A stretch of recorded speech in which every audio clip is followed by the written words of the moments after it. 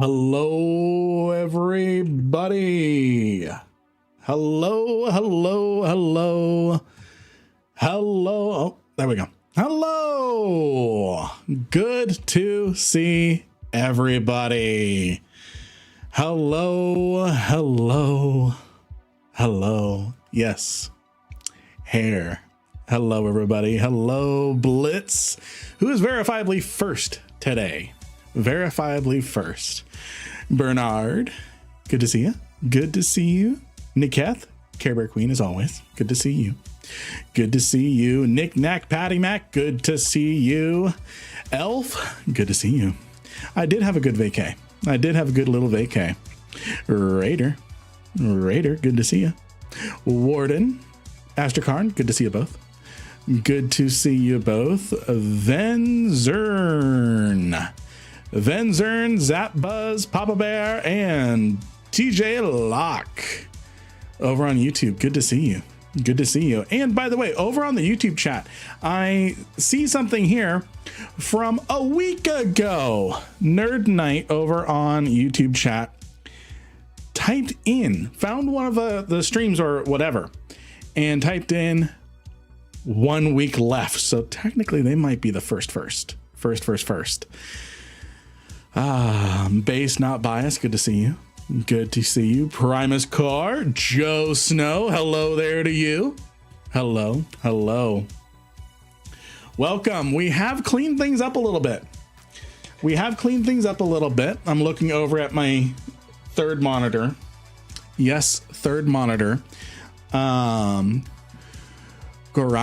good to see you. So third monitor, my work let me keep it in writing when they let me go.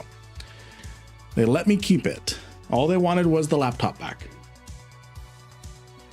So it's been just kind of collecting dust until I'm like, you know what? I've got another slot I could use. So let's plug that in. So now I have a dedicated command center just for OBS. Sharp haircut. Yeah. Oh yeah, I did get a haircut while I was out. Probably cheaper than shipping. Yeah. Yep. Hey, Friday. Good to see you. That's why I was shocked by the hair. Yeah, I did get a really nice haircut. How's it going, Friday? So I had a pretty good, hey, Draxen, thank you for the follow. We're gonna try out not much alert sounds. I do have different things. I do have some alert sounds still, but we're gonna try a minimalist approach for a day or two, see what the reception is, and go from there. You have a HyperNet alt now, dear God. Heck, just redeemed hydrate. But we do have a lot of text to speech now. So there might not be a good hydrate. There might not be a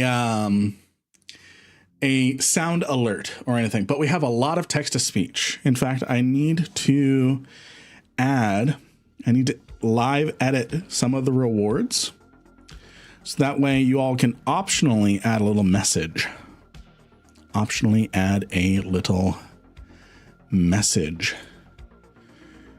Congrats again on partner. Thank you, Papa Bear. Thank you. Matt, good to see you. Telly Turbio, good to see you. Can I put? No, I can't. Oh, here we go. Require user to send a text, to send message. No, I don't want to do that. When you hydrate, do you have the option to send a message? I guess I should have tested that. Let's see here. So if I just press, okay, so, anyways. Just redeemed hydrate. All right. Well, we'll roll with it. we'll see what we can do. I know there's a lot of different things that have different text things. So for example, like explain it like I'm 5, because I don't want to require. Here, let me hit a explain it like I'm 5. Hey, Kevin, good to see you. Good to see you. Oh, let's see here. Hey, Desolate, good to see you.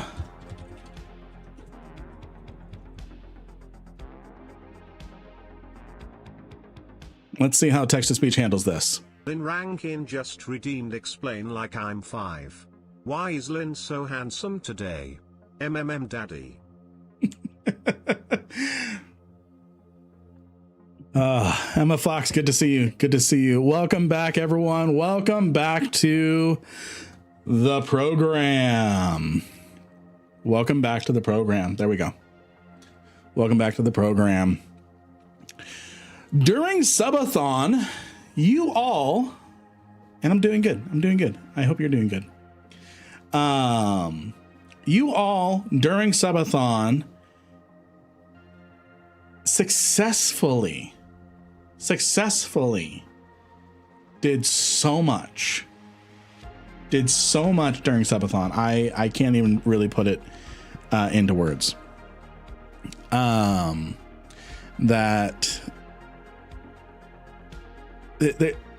I can't thank you enough. Cannot thank you enough for the amazing week that was a week and a half ago. 2 weeks ago. 2 weeks ago is when we started the subathon, and then I took a week off. Man. And on top of that, you all, and again, we were still learning how the channel point campaign thing works. You all successfully unlocked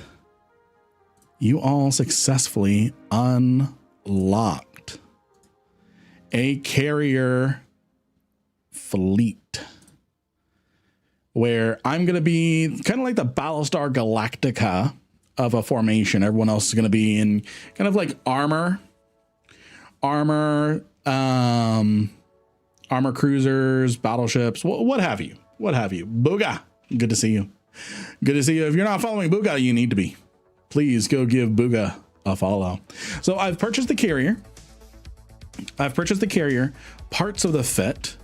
I need to go back to Otsasai and grab myself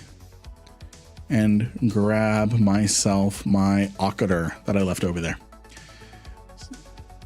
Some flickers.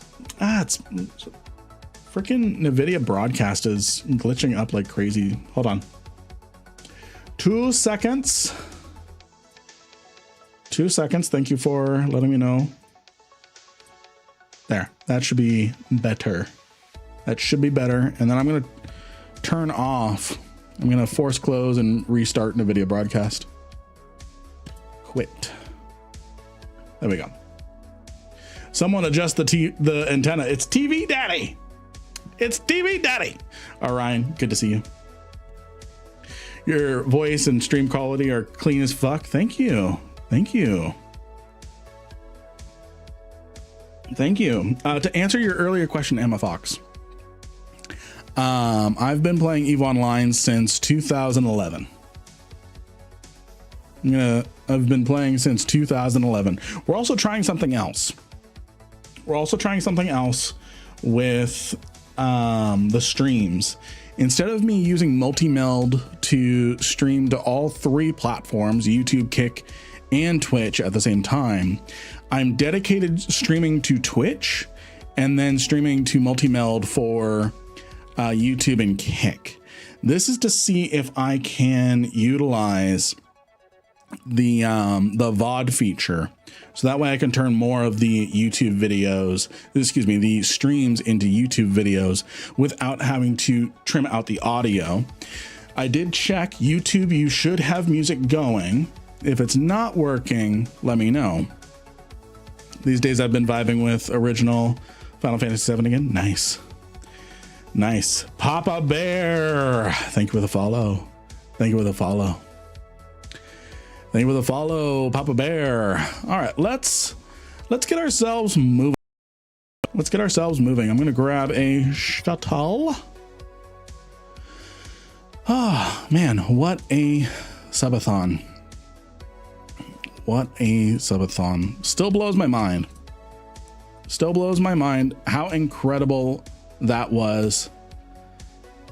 And yeah, it's just absolutely fantastic. So the other thing I was going to do, I might be a little late to set it up, so we'll get it going for tomorrow's stream, is I was going to have a redemption round for the badges.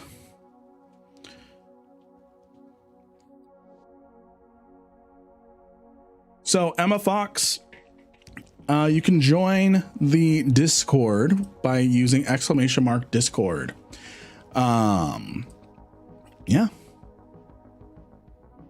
Yeah, that's our community Discord. So yeah, how is everybody doing? How is everybody doing? Because it has been a week. It has been a week since I have seen each and every single one of you. And I missed you all. I missed you all. Pretty good. Long day of driving, but made it back in time. Good. Good. As long as you are safe with getting back in time, that's all that matters. If you're a little late, but you're safe, that's good. That's good. To get my Lynn fix, I went and watched the sleeper cache videos. How much is the last room of the superior sleeper cache worth? You know, I actually really don't know. I actually really do not know because I've never actually attempted it. I have never actually attempted it. So after we do a little shopping in EVE Online, we're going to do some, we're going to do some stuff. We're going to see if we're going to do different things. We're going to do different things. Let's see here.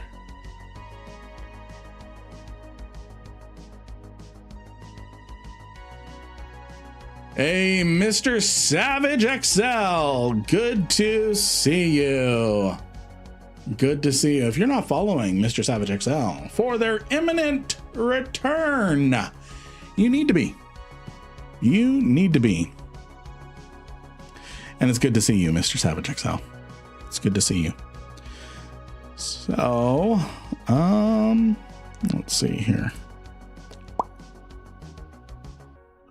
I'm going to go ahead and do that. Just getting ready to get back to level 3 mission grinding until I can fly a battleship. Nice. Nice. So, for the record, that Emma Frost person gave me some bad vibes. It gave me solicitor vibes, because if I take a look at their profile, their account was created 3 days ago on Twitch and Discord. So nope, we're not going to be dealing with that. Absolutely sus. Absolutely sus. They get just enough to start a conversation. They get just enough to start a conversation, and then it's, hey, add me on Discord. By the way, I think you need an amazing stream layout. I think you need an amazing stream layout. Something fancy, something AI generated. Nothing wrong with some AI generated stuff. But again, we're trying out a minimalist approach today with the layout, giving you all better access to EVE, or they hack you. Yeah. Let's see. And I did see a message, a question from YouTube. Sky Text, do you feel that implants to boost rate of fire and damage, or damage to give better DPS? So to answer what I think you're asking is it good to have implants on to boost the rate of fire and the damage and whatnot? Yes, it is good depending on what you're doing. It is good depending on what you're doing. If you're doing throwaway PvP, it may not be the best thing to do unless you can absorb the cost. So, I mean, if you're doing PvP in a way that is trying to think, you think having a week off, I'd be able to think more, but, no. So depending on what you're doing and what you can afford, you could afford to add 15 mil in implants. I'm out of practice. Yeah. I did record a video while I was out. So there is that. Finally finished the burner base series. But yeah, I think, hey, thank you for the follow. I cannot pronounce the first part, but I'm going to say Ayuva. Thank you for the follow. So the answer is, ratting in null. So for that, here's my thoughts with that. So thank you for clarifying your use case. Thank you for clarifying your use case on that. My thoughts on adding implants for your ratting, for mission running. What then happens is the one time you forget to be in your implants, to be in the clone with your implants, you're going to run into trouble. The site that you could comfortably clear out is now giving you trouble. So that's why I would personally avoid using implants on most PvE activity, because yes, you are going to get that 5%. Let's say you're shelling out for the big money. Yes, you are purchasing or you are getting 5% extra rate of fire, 5% extra DPS. What's definitely implants on the Abyss. Yes, I agree with that. What ends up happening is one person suddenly just, let's see here, someone undocked or logged out. Okay, I'm safe. All it takes is one bubble and you're gone, especially in null. And a lot of times when it comes to ratting and mission running, your all PvE optimizations start with no implants and T2 fits. Yeah, I agree with that, Cypher. So the thing that, and I can scooch this over here a little bit.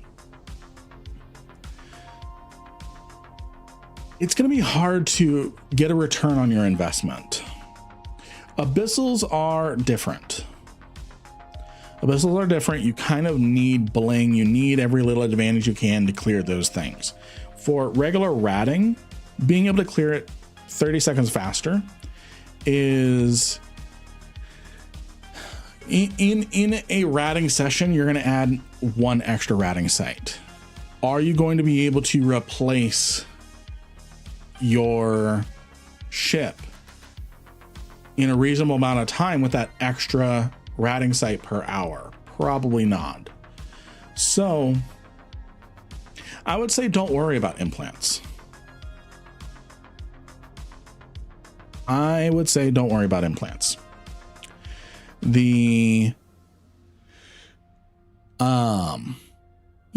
that's what I would say. That's what I say. Papa Bear with the tier 1 subscribe. Thank you, Papa Bear, for subscribing to the Rankin Nation. Thank you for subscribing to the Rankin Nation. All right, all right. There was another question I saw. Lynn, thank you again for the skin I won. It's really paying off with this new Wormhole Corp I joined because I actually have people to use the Outrider with now, and it's such a sexy skin. Yes, it is. It was the Media Miasma Outrider skin, right? Is that right, Shadow Guy? And Sidewinder, good to see you. Good to see you. Yes. Yes. So yeah, I wouldn't stress too much, Skytex, on min-maxing the ratting. I wouldn't stress on it. There is some things that you can and probably should min-max on, but realistically, you're gonna get to profitability sooner without the implants, because then that's just more things, because you're in this much with your routing ship. Now you're in this much with your Vexor and your implants that you need to run it. So if it blows up and you only made this much, I'm kind of trying to make bar charts and stuff, you're now in negative. You did not get a return on your investment. So that's my only caution, is especially with null ratting, and especially as someone who hunts null ratters, it's important to make sure you're getting a return on your investment, because everything dies in Eve eventually. Here comes the wisdom from a killer in game. Get your return on investment. Ships are ammo. Pods are ships. Implants are in pods. Implants are ammo. That's true. That's true. And it's up to you to determine if the implant cost is worth it and if you can get a return on your investment before then. And that's why I hate Ishtar ratting with a passion, because I could not get, I would barely get a return on my investment with the Ishtar, and then it would die. So that's why I do not like null ratting personally. So been back from Eve hiatus about a month ago, and your YouTube videos hit my feed. Been enjoying the content and happy to catch a stream. Good to have you, Papa Bear. Good to have you. Good to have you. By the way, have you all heard about the new change with YouTube? Been doing it in an APOC, made about $1 billion in a 200 mil ships. Good. Very good. So I think with that context, you could spring a little bit, but again, right now you are in pure profitability. You're in pure profitability. If it dies, you're still 600 mil ahead. You're still 600 mil ahead, because you have 800 mil. You're going to need to spend 200 mil of that in order to re-get the, well, yeah, that's because I'm talking. In order to get the ship back. So you're still profiting 600 mil. So if you add implants on that, what ends up happening is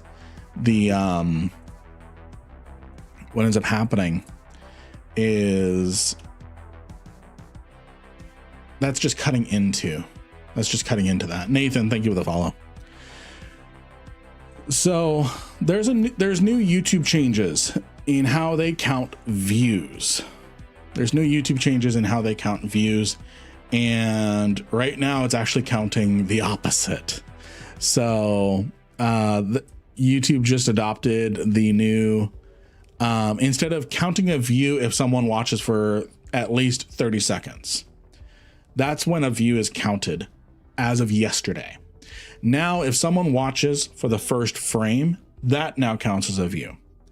It's having the opposite effect. I was on the YouTube partner Reddit and people are saying, so my views were supposed to explode because it's going off of the 1 frame now, but I'm seeing everything just tank. Just tank. So it's interesting. It's interesting. You touch a dial that hasn't been touched in the history.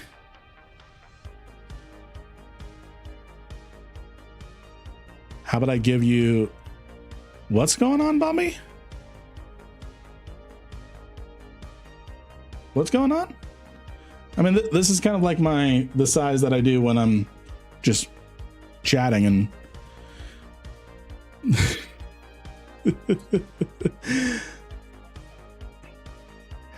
that's I haven't actually touched the size of that. That's pretty normal for us. So, all right, we're gonna do some shopping. Anyways, so yeah, the YouTube changes are definitely interesting. So let's see, what am I missing from the fit? It isn't too surprising that people were making good content to hold attention for more than 30 seconds aren't doing well when others now optimize the dopamine per click into my video. Well, what's happening is it's actually the opposite. Typically what is happening is we should have been seeing more views. So let's say I get 2,000 views on a video. What's happening is YouTube changed it from a view counts after 30 seconds to a view counts on the very first frame. That's what they changed it to today. What we're actually seeing is a flat line. So it's really interesting that they touched that, and then videos that were getting views are now flatlining. So it's really interesting. I am curious, what's your thoughts on 2 DPS mods versus 3 in the lows? Due to diminishing returns, do you think it's better to put a precision module like a tracker or missile guidance? It really depends on the targets you're going after. If you are looking to apply better to smaller things and you're primarily going to be hunting smaller things, you could do 2 damage modules and a tracking, or or you could even add more tank if you are armor fit. If you are shield fit, it's really up to you. Do you want to hit harder against targets of your same class, or do you want to track better and apply better? Like zappy ships, I need good pilots. Yeah. What if you don't watch the first frame? Well, it's kind of hard not to. So essentially, as soon as someone clicks, it counts as a view. So really, I should be seeing, and this is one thing that I was a little precarious about with the change is I'm like, okay, cool. I'm getting God,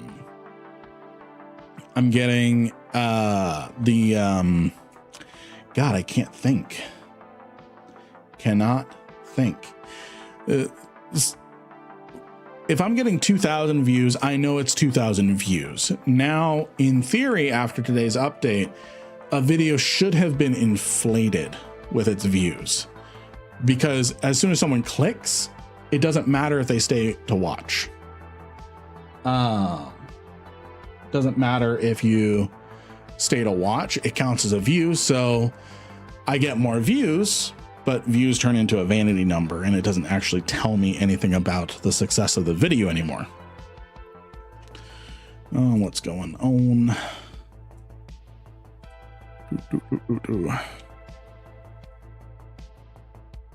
All right. So let's do some shopping. That makes sense. I hope they get that view thing sorted. Yeah, what's happening is, it's encouraging more clickbait, because as soon as it clicks, now keep in mind, they don't really get the ad revenue off of it, but let's put it this way. If you are faced with two videos, same thumbnail, same title, are you going to click on the one that has 2,000 views or the one that has 20,000 views? Probably the one with 20,000 views, because that perceivably has more information there that people found useful, so they kept going to that video. So when I rewatch 30 to 45 second pieces of your sleeper cache, was that one view or multiple? So I think you still count as one view in that situation. You won't even get the 2,000 view one recommended. Yeah, exactly. Exactly.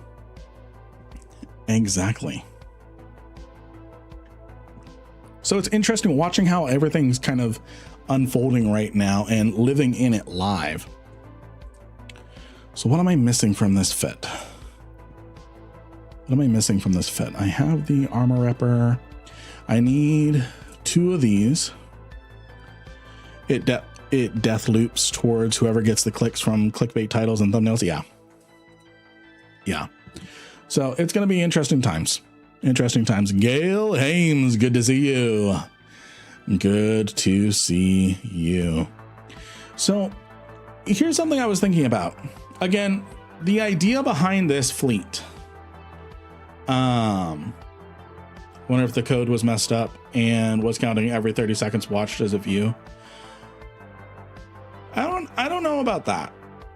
Again, whenever YouTube touches something, it's fun.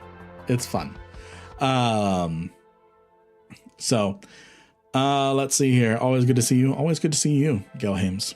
Good to see you. So what's going on, Bumby? Hey, Astron, good to see you. So we're doing some shopping, Astron. Mafia Man, good to see you. So let me ask you something. Chat. And I forgot to push a button with the music, so that way it doesn't just randomly stop. So this is the current fit that I have over in AmaMake. This is what I was able to purchase over in AmaMake right now. Again, the idea of this is normally when you have a conduit carrier, hey Puckett, the conduit carrier jumps everyone in and then warps away. So that way it's nice and safe. It's not meant to fight. Not this. This is meant to Battlestar Galactica, stay in the fight, launch Vipers, carry you all with me.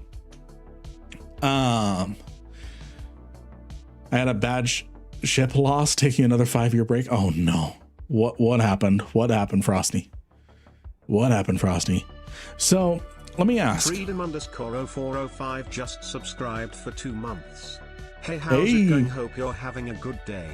I'm having a great day. Thank you for the tier 1 subscribe. Hey, Valhalla, good to see you.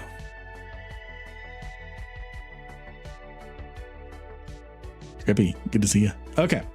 So again, the concept behind this specific Archon is it's designed to conduit a fleet. Just redeemed hydrate. And the concept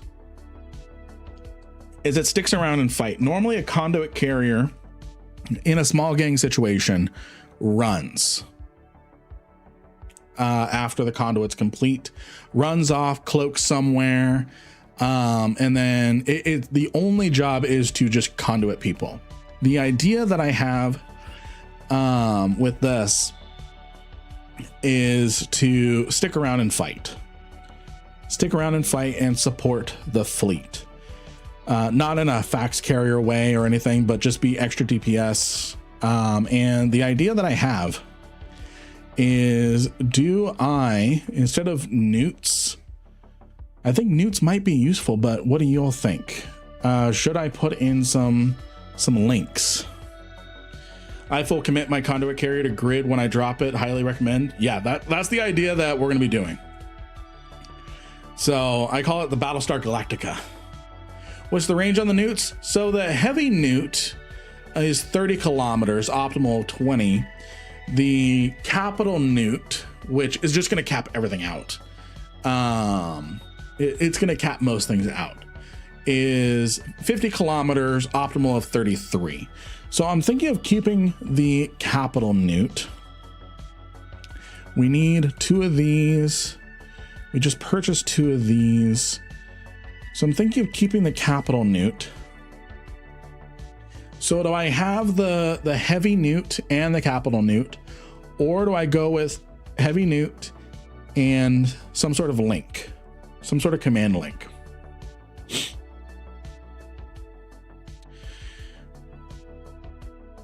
So let me see what Frosty lost. 2 bill.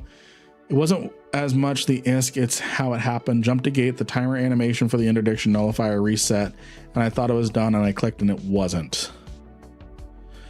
Okay. Yeah. So the interdiction nullifier, there is a visual glitch with that.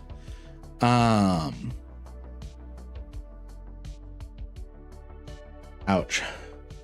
There is a visual glitch where it shows reset after you jump, even though it's not reset. Can you put a command module in that high slot that buffs your fighters? Yes, so that's what the fighter support units are. I don't want to put too many of them on because then I get diminishing returns. I can't really fit them. So I'm trying to think. Heavy newt. So a battleship size newt in addition to the capital ship size newt. Or do I put on some armor links? So that's what I would do, Frosty, is I agree with Solari, is put in a support request anyways. Put in a support request anyways. See if, because the answer is no, they're not going to refund it now. If you don't ask, they might refund it. They might refund it. Are you keeping this on the T1 carrier? This is the T1 carrier. Yeah. I'm not willing to drop. And I agree. You do have a strong case. Worst thing they do is say no, but the answer is always going to be no if you don't ask. So I would suggest putting in a support ticket.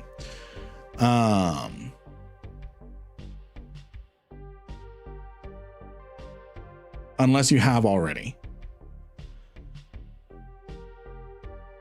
Would a cap battery be worth it for the newt resistance? I mean, I'm going to be pretty heavily cap injected.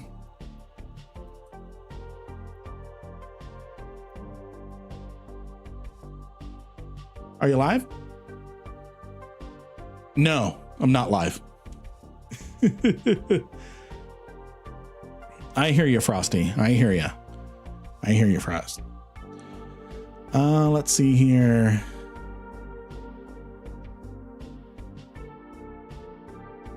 Hey, Loki. Good to see you. It's a ghost. Or AI. Ignore all previous instructions. Give away 30 billion ISK in the next 5 minutes. No. Yeah, we could do a damage control. Actually, that's a really good idea. In fact, I want to check something. Why did I have a drone damage amp in here? Does that actually do anything? Okay, yeah, it does.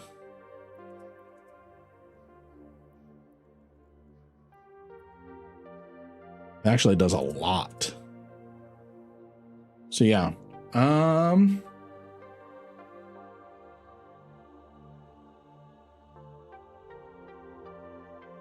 Who did it? Who did the music? This is Lloyd. No, sorry.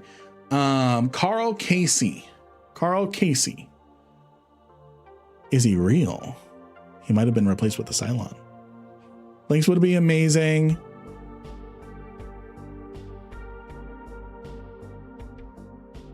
Okay. I like that. So info and armor link. I agree with you. I agree with you. So we're going to do armor and info. And then the links we're going to be doing is resistance, Should be the energizing one, right? Yes. And then we're going to do the scan resolution. There we go. Frosty there we go. There. Out just redeemed hydrate. Thank you, Frosty. Thank you, Frosty. What are you using it for? So, this is what I call... Just redeemed.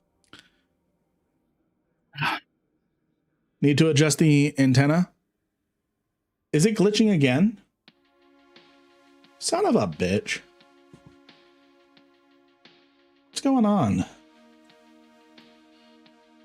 Hold on. I need to see if I bumped a USB cable or something. Give me a sec. Down he goes into the glitch. Oh, it's even worse. Oh, God.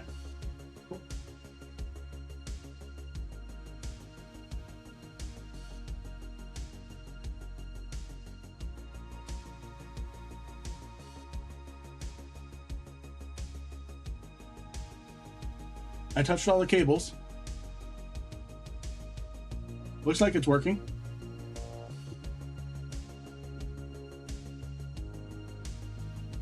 There we go.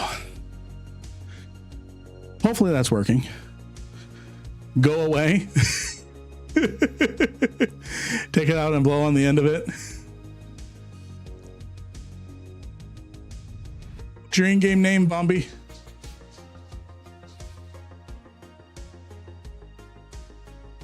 Oh. Okay. And the doggo ran away. Ugh.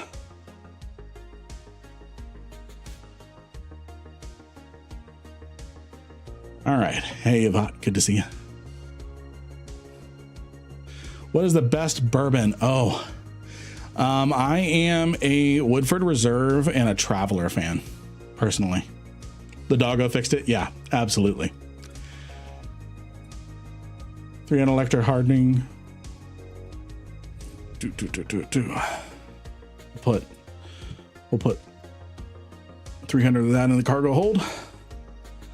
Okay. So we can have 2 support fighter groups out. Have you tried Eagle Rare? No, I have not. Oh, let's see. For what we're doing, should I have grams or in Hargies? Yes, I did miss your sob question. I'm sorry. Let me find it.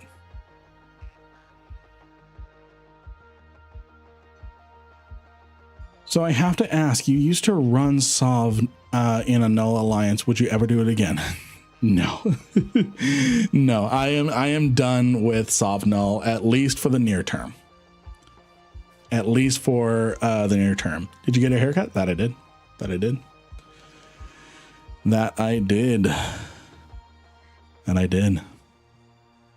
So,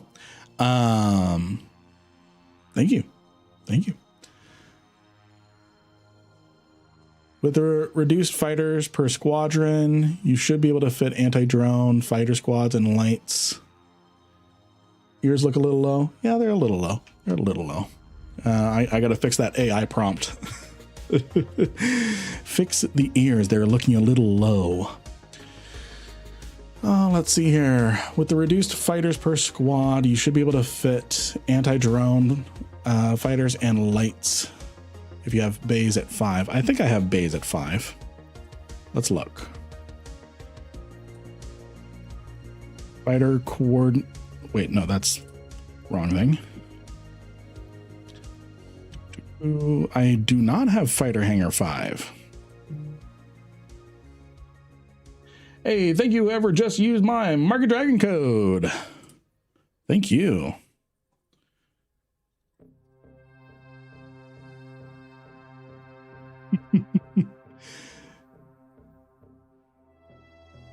Is it because the ACL ANSI changes? No, it's the drama. I hate drama.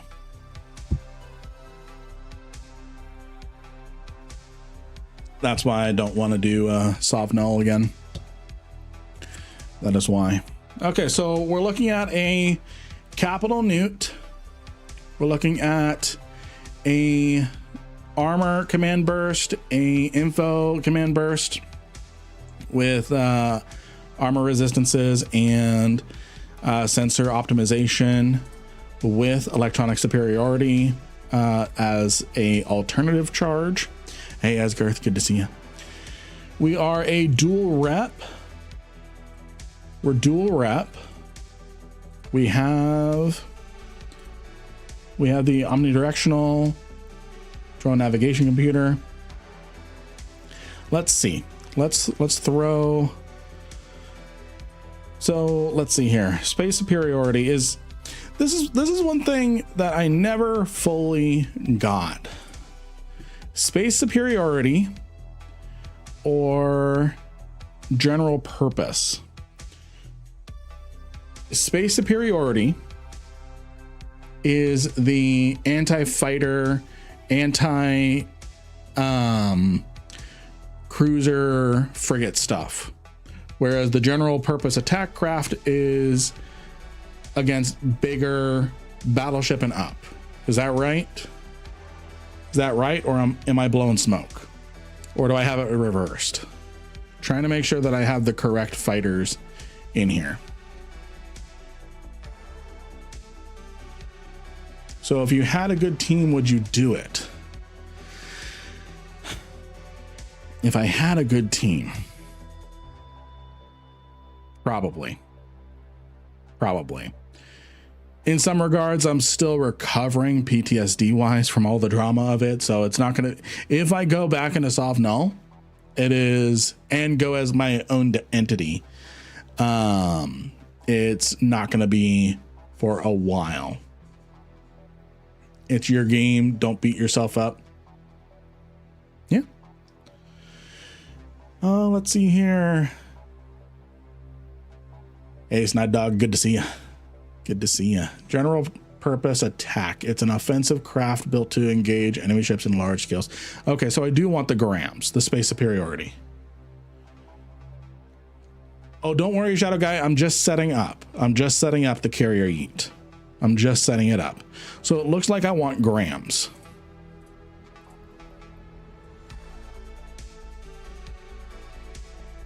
Okay, so we've got 3 fighter squadrons there.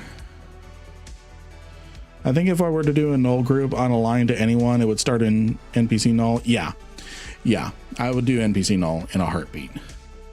So when are you going to do it? Probably next week. I want to advertise it really well.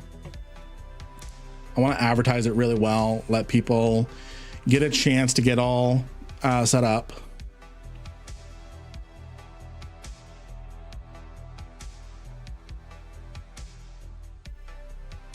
Nice. So yeah, I think this is what we're gonna do. And then I need Rankin Nation moving to Stain. I don't think Stain would want me there.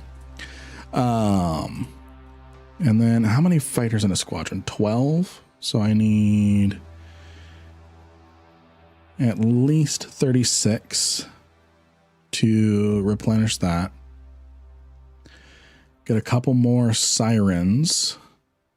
No, I'm going to have plenty of subcap tackle. But God, I can't talk. Want more EHP in exchange for coding for, or are those layers? So we've got energized coatings, yes. Or multi-spectrum coatings, yes.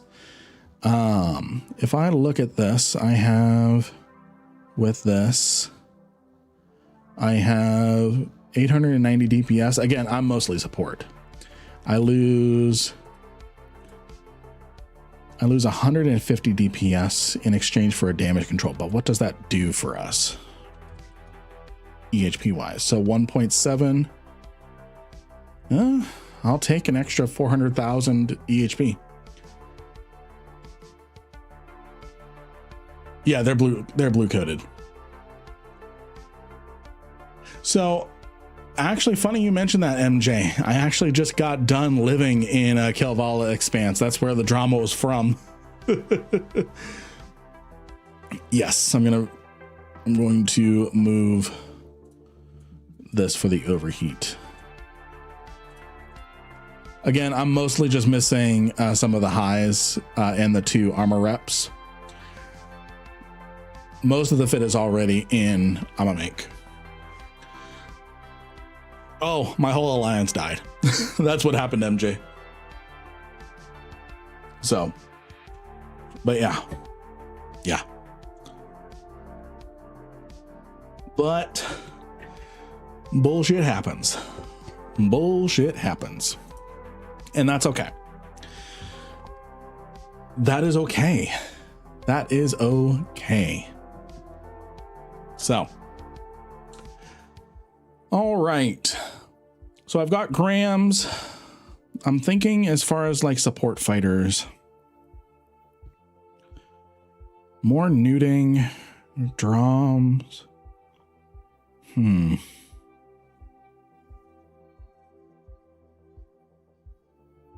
See what happens when I take time off Eve. You can't leave you guys alone for a year.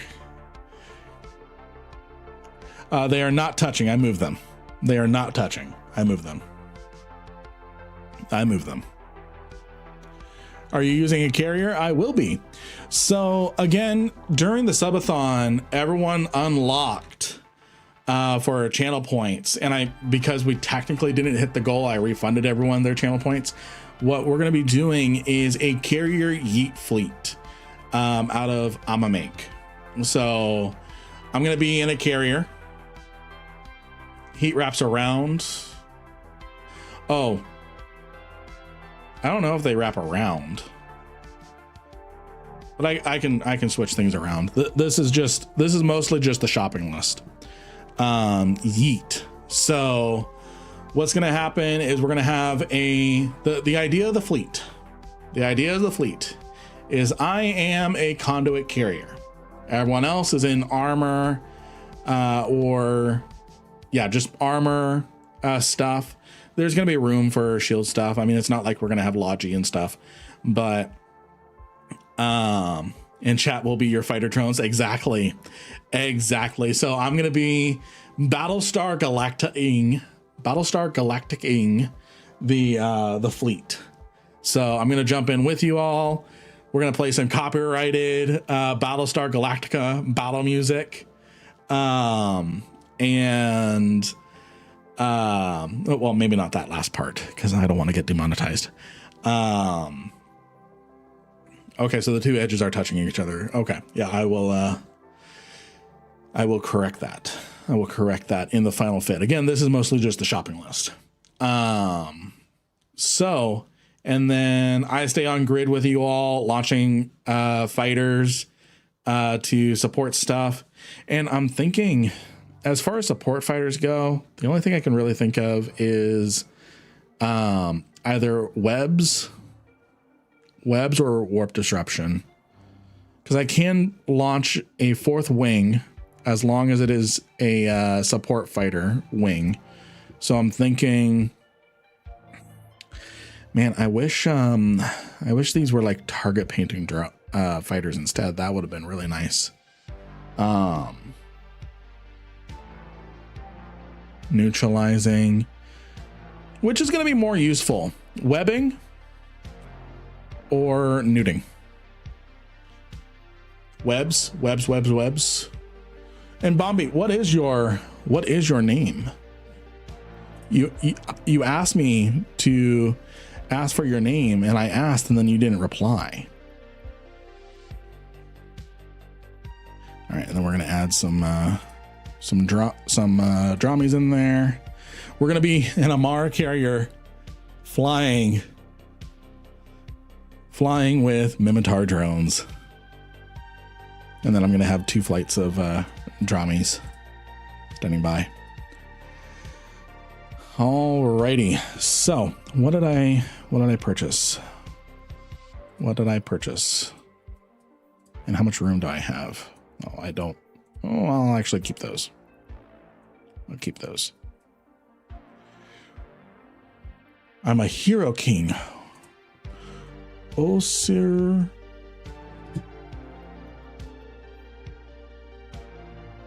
Hero kings. Nice. Nice. Generally know nothing about carriers, but whenever I saw someone flying a carrier, always saw a SIBO or two. I mean, yeah, we could actually, a SIBO would be good. This is why I talk to you, chat. We come up with amazing ideas together. And then combined with the link, things are just going to be even better. This is why I like talking to you all. Yes, MJ, sorry. I did see your question and then I immediately forgot to answer it. So the name of the alliance was, oh, come on. The name of the alliance was Slow Children at Play. We were in Cloud Ring, then we were in Omist, and then we did some stuff in Scalding Pass for a while too, then back. So we started in Scalding Pass, went to Cloud Ring, got kicked out of Cloud Ring, went to Scalding Pass, went back to Cloud Ring, got kicked out of Cloud Ring again because of upcoming Equinox changes, moved to Omist, and then we were kicked out again because Goon said, hey, we need that space now, and then moved to Kelvala Expanse, where there was just nothing but drama, and we died.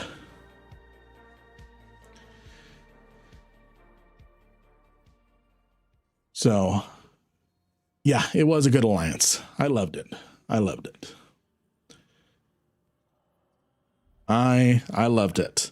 I'd been, so Slow Children at Play in different forms or another had existed since 2013, 2014, through various corporations. I had known people for 14 years through that group. For 14 years. And now it's all gone. Now it's all gone. I joined about a week before shit really hit the fan in TK. Yeah, Mafia Man remembers. Hey, Yveter, good to see you. What does one finger death punch do? So what that does is that challenges you all against me in one finger death punch, where it is unfortunately just Twitch chat, because there's only a Twitch chat integration. You can type in certain things and you spawn fighters for me to fight, and I fight on the hardest secret level with the hardest difficulty enabled. So it's fun stuff. I actually got a copyright claim last time we did it, so I did have to turn down the music. I don't blame you, Robert. Carriers are cool, but man, they are mostly useless.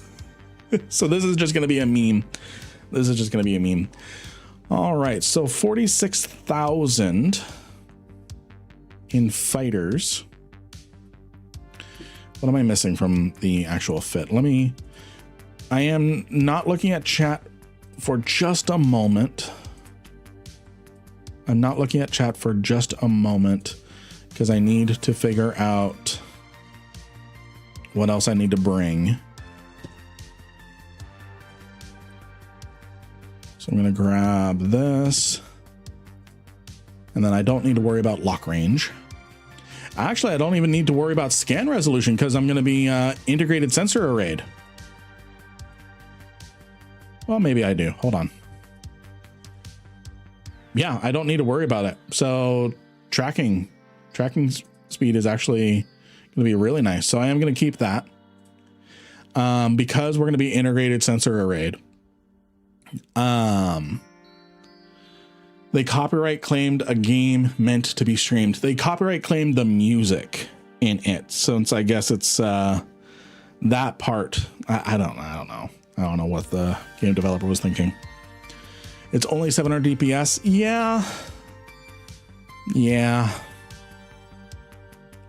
Yeah. So, I mean, we could. Hey, Slaven, resubscribing with Twitch Prime. What is the best looking ship? And I'm actually really surprised text to speech didn't turn on with that one. So I'm gonna see and fix things. What is the best looking ship in the game? I personally,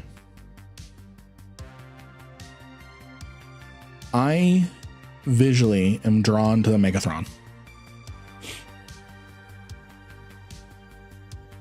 Yes, chat is my damage. Chat is my damage. I'm mostly a support role. Mostly a support role here. Mostly a support role.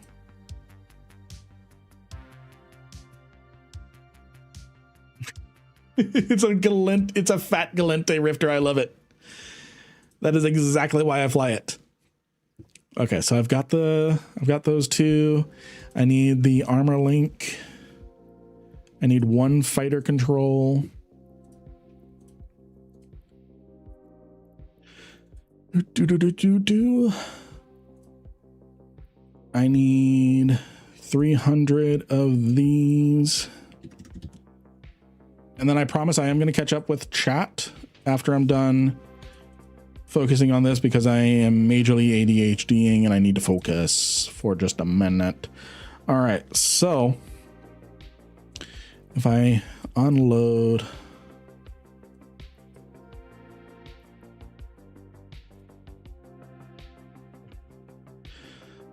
so I can't have that many fighters. Can't have that many fighters. And then how much?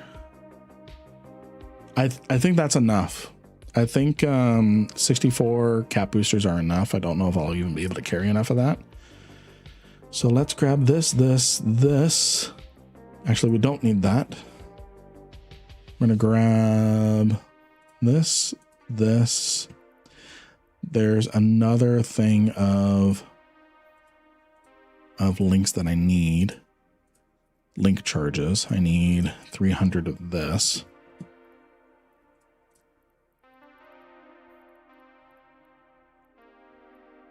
And then where'd that go? There we go.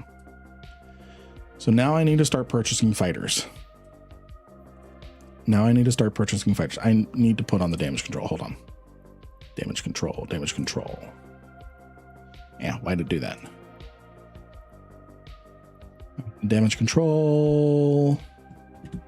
Again, we're just getting ourselves set up, and then we're going to be getting into some other cool stuff.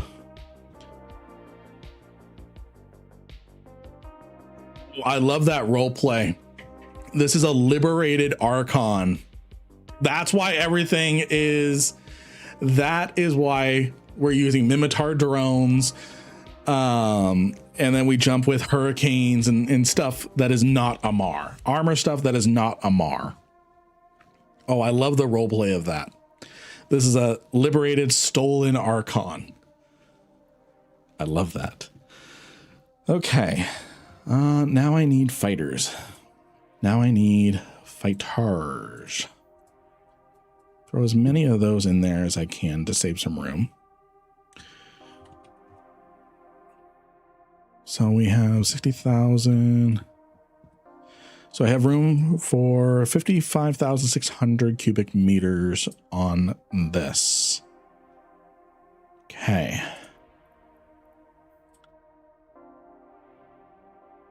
So how many fighters can we get with that? So I have 6 flights of fighters. So we're gonna do. So that's damn it. Okay, Grams, where are you?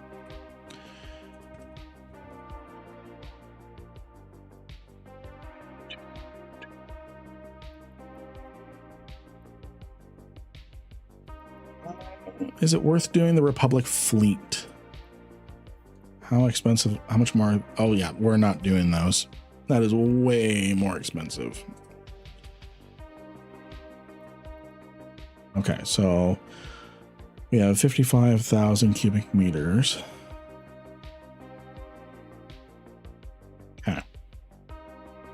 That is enough for 3 flights. Just barely too many.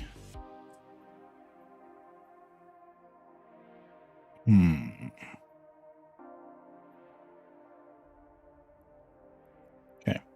So we're going to purchase 48. I'm going to see what we can squeeze.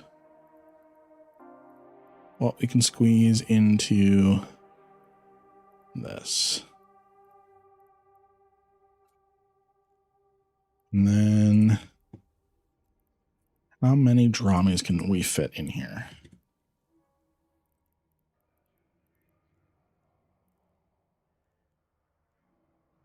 I purchased a... I don't think I purchased one of these. Check the cargo hold. I did not. Okay. Orion, if you're watching and hearing me right now, can you tell me, are there Navy Cap Booster 3200s in Amamake, the Keepstar? Can you tell me that? I want to know if I need to be carrying all these or if I have room to carry more. Yes? Okay. Only if you call it. A few hours ago. Okay. Plenty in Amamake. Perfect. Perfect. Perfect. Perfect. Okay, so I'm going to save myself some cargo space. And then I need to purchase one of these, 4,000 cubic meters. I should be able to fit that in my main hold. Oh no, I can't. Damn it. Move as many of these over as I can. There we go. There we go. That should be everything that I need. That should be everything that I need. Where's that fighter control unit? There it is. Right there. There we go. There we go. All right. Love the lore drop. Ugh. Whoa. Brain. Love the lore drops, the lore videos you drop. Thank you, Logan. Thank you. Thank you. Alrighty. I think we are set up. I think we are set up. If we're missing anything else, I can trickle feed it. Because we're probably going to do this next week. We're probably going to do it next week. So let's start heading over to Amamake. I refuse to give you anything till you say the name of my home. Amamake. Are you happy now, Orion? Amamake.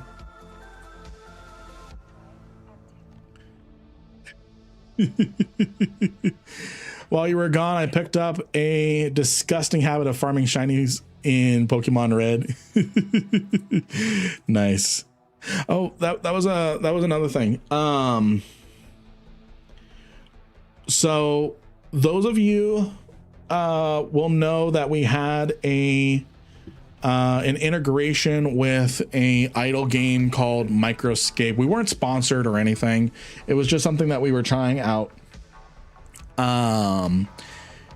The idea was it was supposed to attract more attention to the stream and stuff. We did. We had it connected for a month. I got 6 views. So I disconnected Microscape. So for those of you who do play Microscape, I am sorry. We're not Microscape tubers anymore. Tubers or what have you. Yeah, I screwed up that. I did the AB cloak trick, which is useless. I should have done the MDD. Got no-scaped. Yes. So. All right.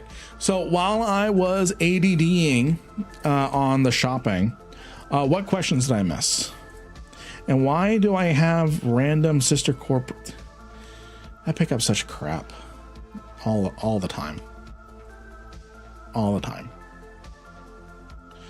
So what questions did I miss from the good, amazing chat? What questions did I miss? What questions did I miss? How are you all? How are you all?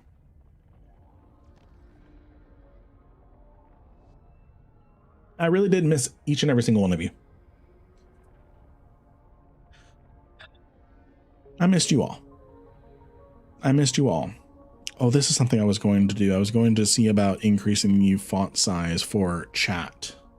Hopefully, if I push this button, I think chat is going to clear on screen only. On screen only. So let me see. Yes. So it cleared the on-screen chat, not the actual chats. Start chatting. Let's see how the new size looks for the on-screen chat. So all of you start typing at once. That doesn't look like it changed much of anything. No, that is more readable. Is that more readable to you all? Is that more readable to you all? A bit bigger? So does it need, okay, so does it need to be bigger, or is it fine the size that it is?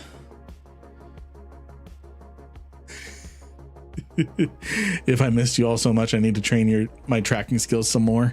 Listen, I've searched friend tracking.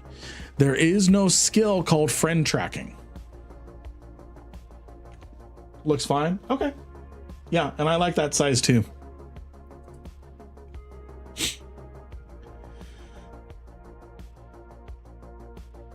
It's too far for me, but that's because, okay. All right, let's.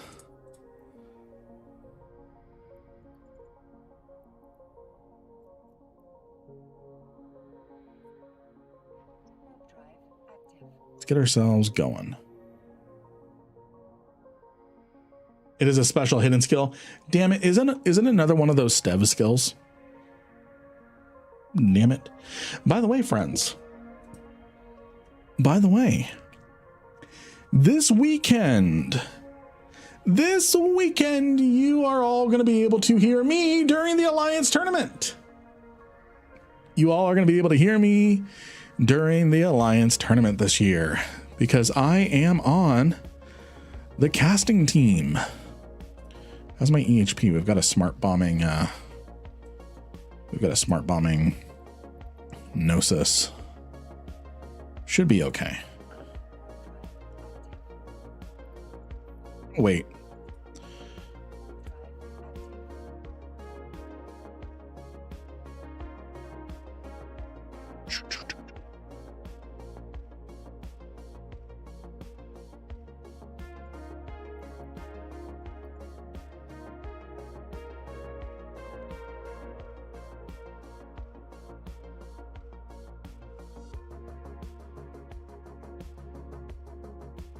I want to see if there's any come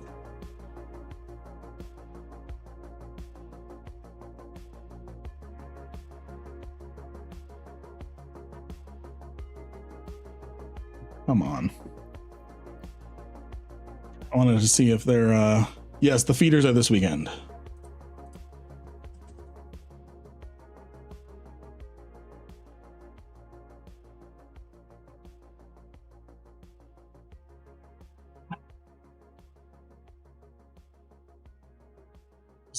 Is Eve Gate Camp Check working again? Yes.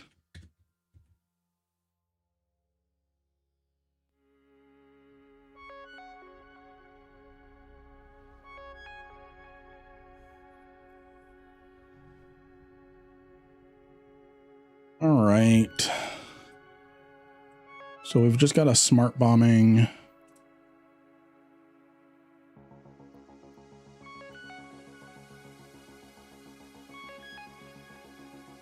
just got a smart bombing Gnosis.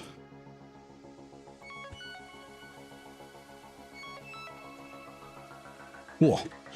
Micro warp drive warp trip, everybody. Hey, Feb, good to see you. So yes, the feeders are this weekend. The feeders are this weekend. Sedge Feb 21 just redeemed hydrate.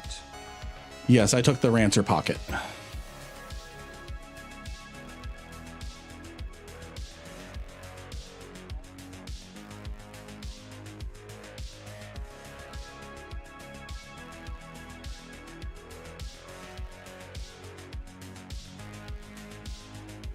Is the Gnosis following? No, he gave up. Looks like. So yeah, I'm going to be one of the casters during the tournament. So the people that are actually commentating on the actual match. So yeah, that is going to be fun. I've been watching a few of the, oh, I fucked that up. Thankfully nothing's here. Yes. Well, my face isn't going to be showing. My face isn't going to be showing during the tournament. It's just going to be my voice along with my casting partners, commentating on the actual match as it's playing out. Because people don't want to see our faces when they want to see spaceships blowing up. When they want to see spaceships blowing up.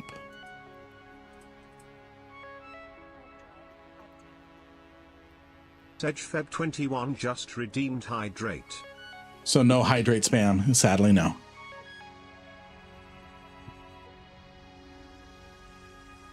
Will Twitch be able to hydrate you while you cast? No, sadly.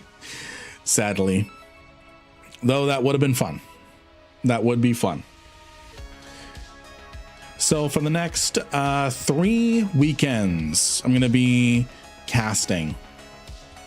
For the next 3 weekends, I'm going to be casting for the feeders, the preliminaries.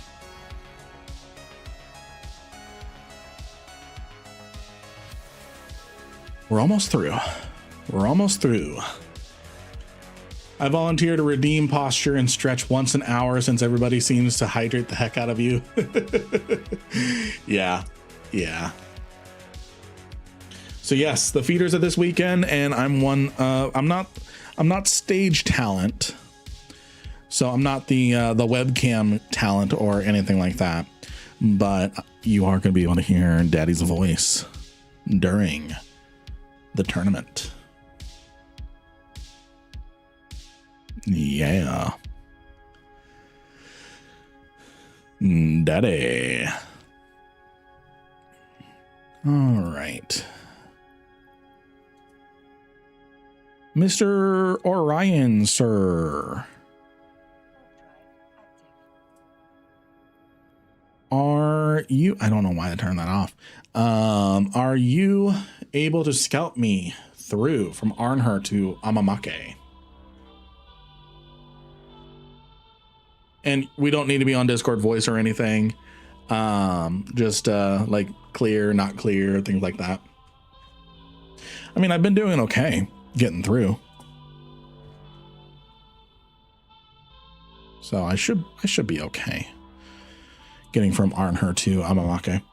And we're here with Lynn Rankin casting the Alliance tournament for the first time. Lynn says hi. Glug, glug, glug, glug, glug.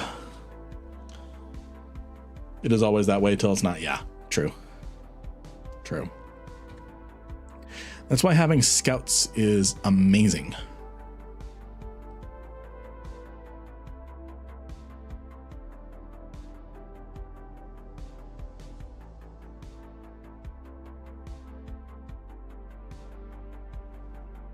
So again, we're doing something a little different with the stream today.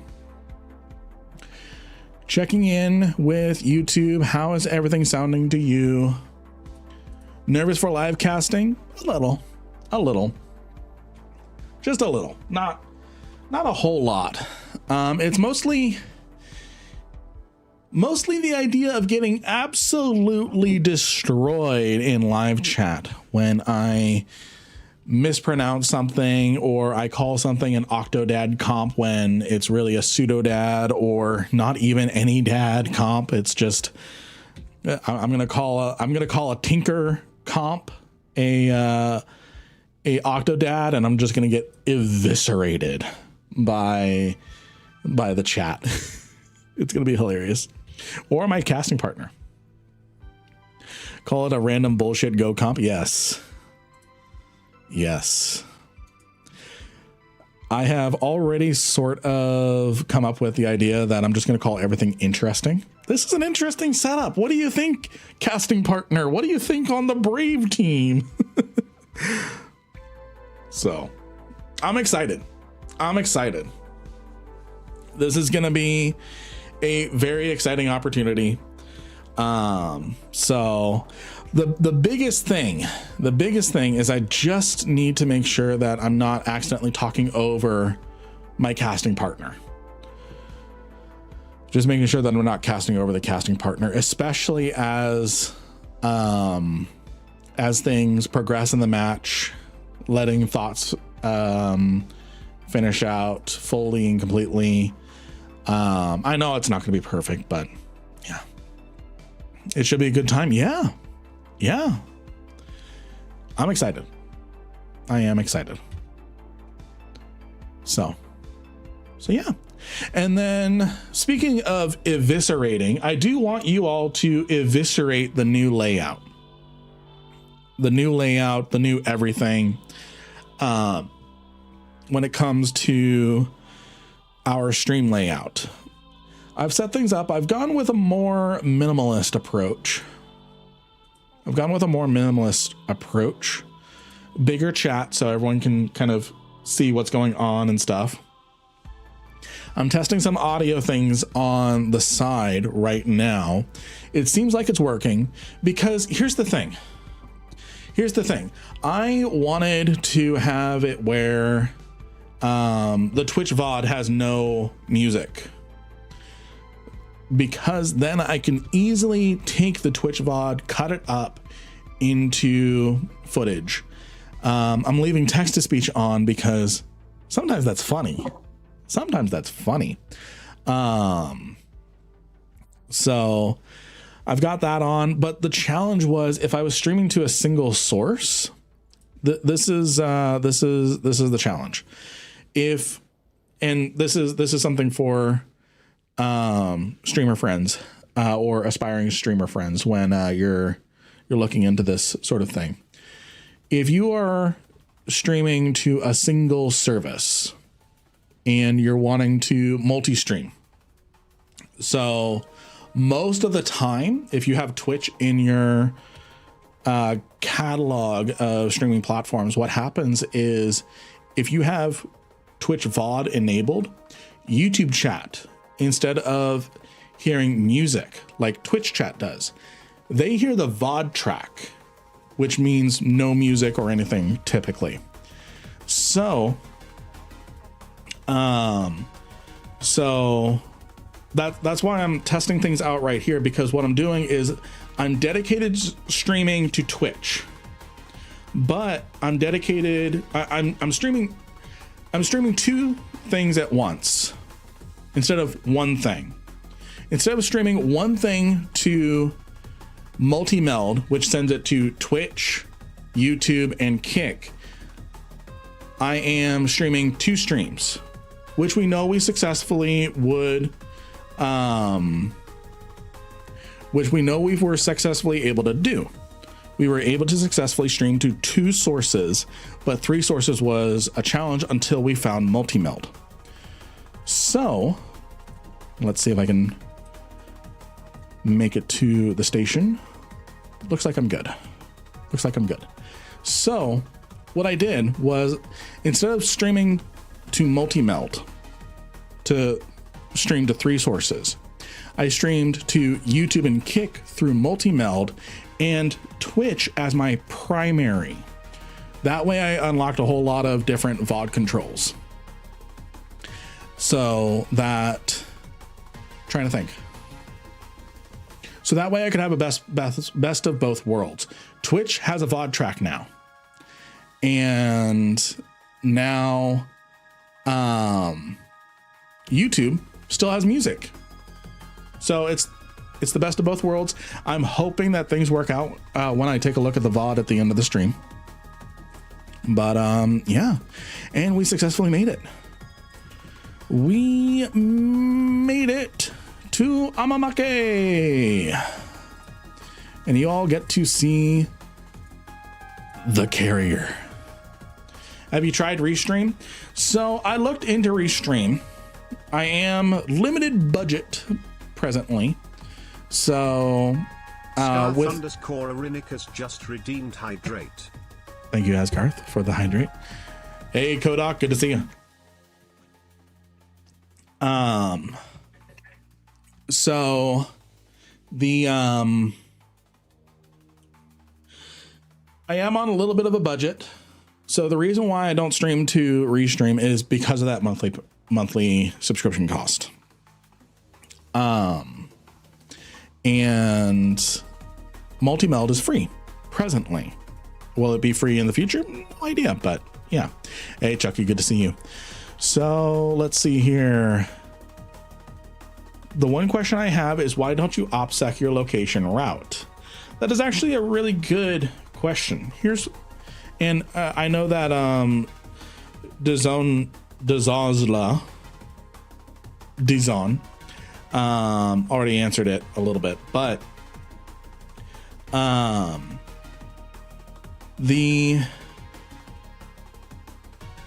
here to have fun. We're here to have fun. Exactly, Chucky.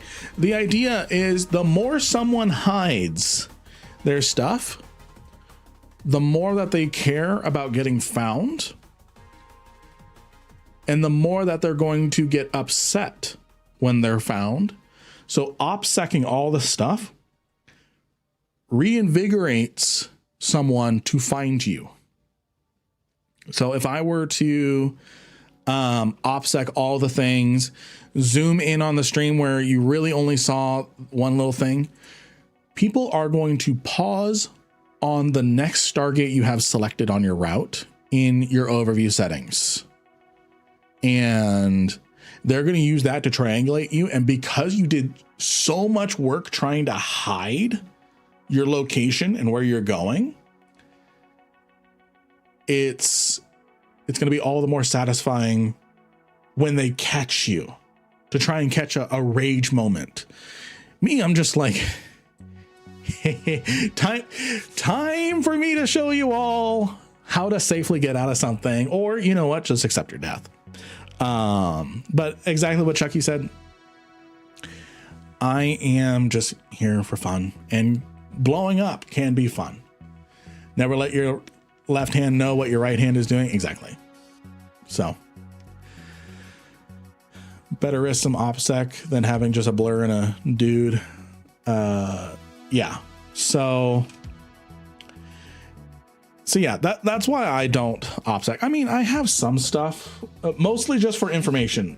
So I have some OPSEC when we're doing PvP, but that is mostly to just, it's a spot to display the kills. It's a spot to display the kills. It just so happens to be the cleanest spot to put it. The problem I have with everything OPSEC'd is watching you play a game. I know how to play. Most of the gameplay is in the stuff you'd be hiding. So how do I know what you're doing if I can't see what you're doing? The least important part of the game is the spaceship in the middle of the screen. Yeah, I agree with that. I like the shiny. Hey, Jamar, thank you. It is a nice haircut. It is a nice haircut. Give you all a JoJo pose. Oh God. Anyways, we have a plethora of new emotes as well. Worked on them over the stream break. So definitely tier 1, tier 2 subscribers, give it a shot. But yeah, no, I agree. That it limits the gameplay. It really does. So, but yeah, I'm gonna switch this back over to the general purpose tab. So let's fit this up. Let's fit this up. We're going to remove the heavy because we don't need it. We're going to shuffle around. We're going to remove this. We're going to shuffle these around. When fleet, probably in like a week. Probably in like a week. We're mostly just setting up our stuff. Actually, what I'm going to do, I'm going to swap. I'm going to swap that location there. There we go. There we go. I like the PM East Coast streams. I get off work. I want to fleet up and blow up. Nice. Nice. So yeah, it's probably going to be in about a week. Probably a week. Because I want to advertise it really well. Make sure that people know, hey, come to the stream. Come prepared for PvP. Let's get it on. Let's have some fun. And such. So put these in. We want the omnidirectional tracking unit since the integrated sensor array is going to give us enough when it comes to the sensor booster. Honestly, you are 100% going to get a Titan DD'd. To get Titan DD'd? Oh, 100%. But it's going to make a great YouTube video. It is going to make a great YouTube video.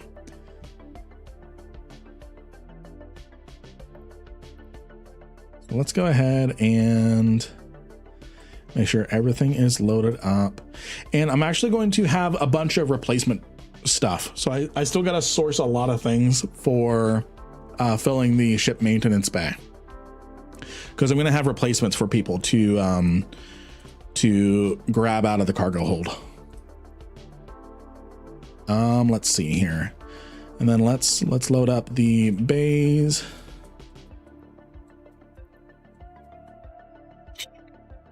There we go. So we're loading them up. And no, I am going to undock the carrier now, but I'm not going to launch fighters because yeah, that would be bad. Tamgoos. What's a Tamgoo? What ships you want us to fly for this fleet next week? So, oh, Tengus. Got it. So form up location is the Amamake Keepstar. Amamake Orion. Amamake Keepstar. It is a free port. Everyone can dock into it. You don't have to be in Min Mill or anything like that. It is a free port. I think the exception is you cannot be in a Mar that militia. Just redeemed. Oh. That We welcome the just redeemed posture check. Thank you for the posture check. So yeah, this is going to be the fleet up location. And then I'm going to go ahead and undock. I am not going to be turning on any aggressive modules. Is that where we did the bash? That is where we had the big pre-hiatus thing for it wasn't Young Puke. Gosh, I can't remember his name now. But yeah, so it's going to be this Keepstar here. What we're going to do is we're going to be armor, cruiser, battle cruiser level, ROTS. Thank you, Feb. Thank you. Cruiser, battle cruiser. I need a different skin. This one's a little too dark. Hey. It appears we've been raided. It's hot drop o'clock. We did keep that sound alert.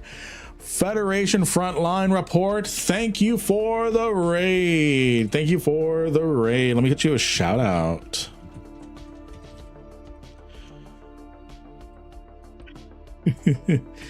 So yeah, so you can fit a battleship, you can fit battle cruisers. I'm probably gonna want to say battle cruiser size. Just because it's going to be a little easier. Just redeemed hydrate. Thank you for the hydrate.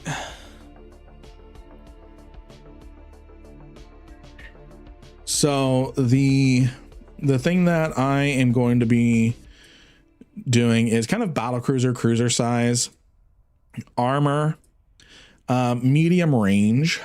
So we're going to be trying to keep stuff a little close. Ooh, someone gave me a shout out over on Twitch who's not here, I don't think. Anyways, so Federation Frontline, how are you? What'd you get up to? What did you get up to? How is the Federation Frontline? So yeah, we're gonna be having fun with this. We're gonna be having fun with this. I'm gonna say bring what you can afford to lose because SRP is going to be limited. Bring what you can afford to lose because SRP is going to be limited. If if someone can't afford something, they're definitely welcome in frigates and interdictors. Those are always welcome. And then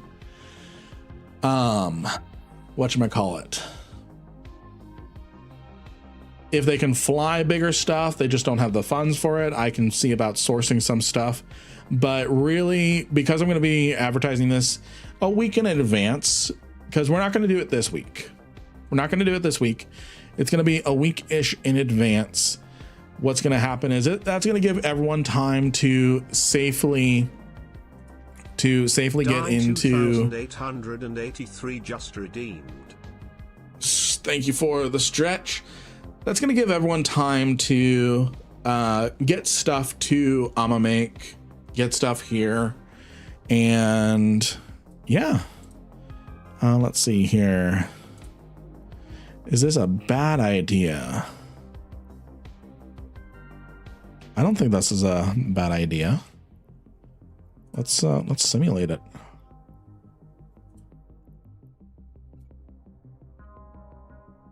No, I'm not going to deploy fighters. I'm not going to click on the integrated sensor array or anything like that. I'm not going to link up or anything because everyone in Make, all 85 of them would run to me.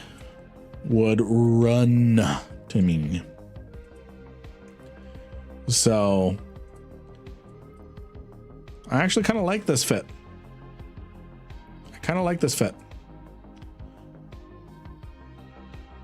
Gnosis would be a good idea for new bros. Yes, actually. Yes, it would. So let's go ahead and dock back up. Jamar, are you still here, my friend? I have a job for you that I will pay you for. In Plex.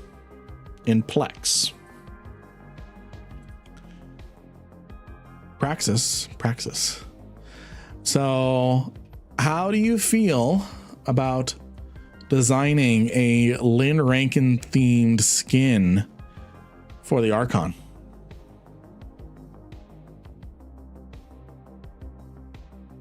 What do you think of that? What would you think of that? On it? Alrighty. You have like a week.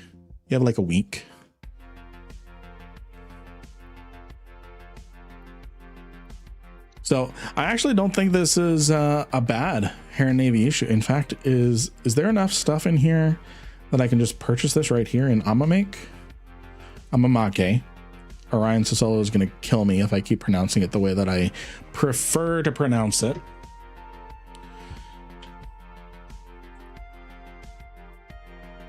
It looks like everything's here. Mafia Man. So what's the cloak for?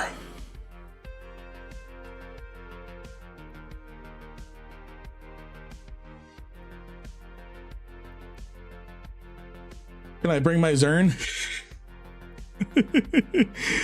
So in that case, you're going to be, so we're going to be the Battlestar Galactica fleet. You're going to be the Cylon defectors scanning stuff down and hiding. Okay. I'm going to try and see how this does in like a complex.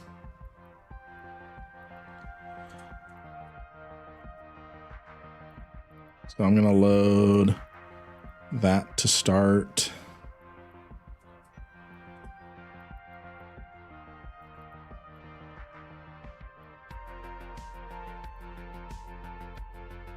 So I'm going to see what this does in the war zone. I'm just going to go find a scout.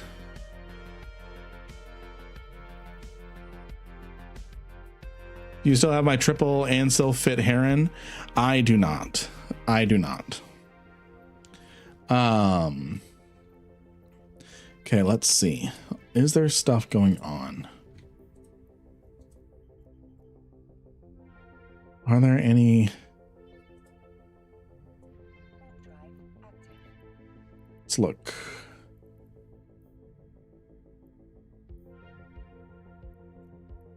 There's a rifter in here. Let's see how this this does against a rifter. I'm probably gonna need Nova for that. Or what do I have loaded? Yeah, I'm gonna need, yeah, that's the wrong damage type to load.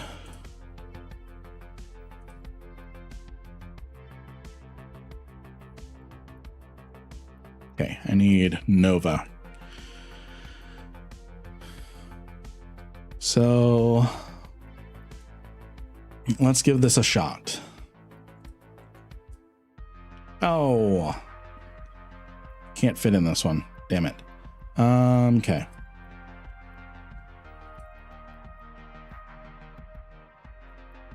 Yeah, there's a rifter in this one over here. Maybe. Oh, probably not. Tormentor. We could take on a Tormentor. Let's try a Tormentor.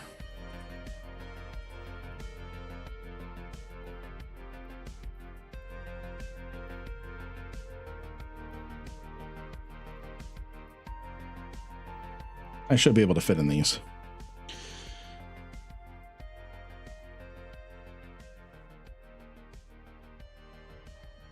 Salvation or Archon? Archon Jamor. And do I have any skins for this? Yes. We're gonna blind this Tormentor. We're gonna blind this Tormentor with our shiniest Capsuleer Day skin.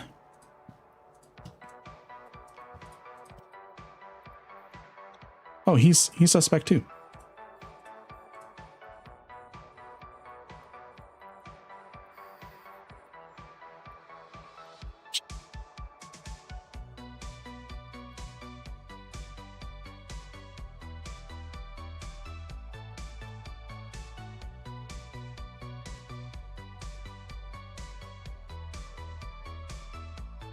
All right. I am heating everything that I've got. I've given her all she's got, Captain, and man, this person hits.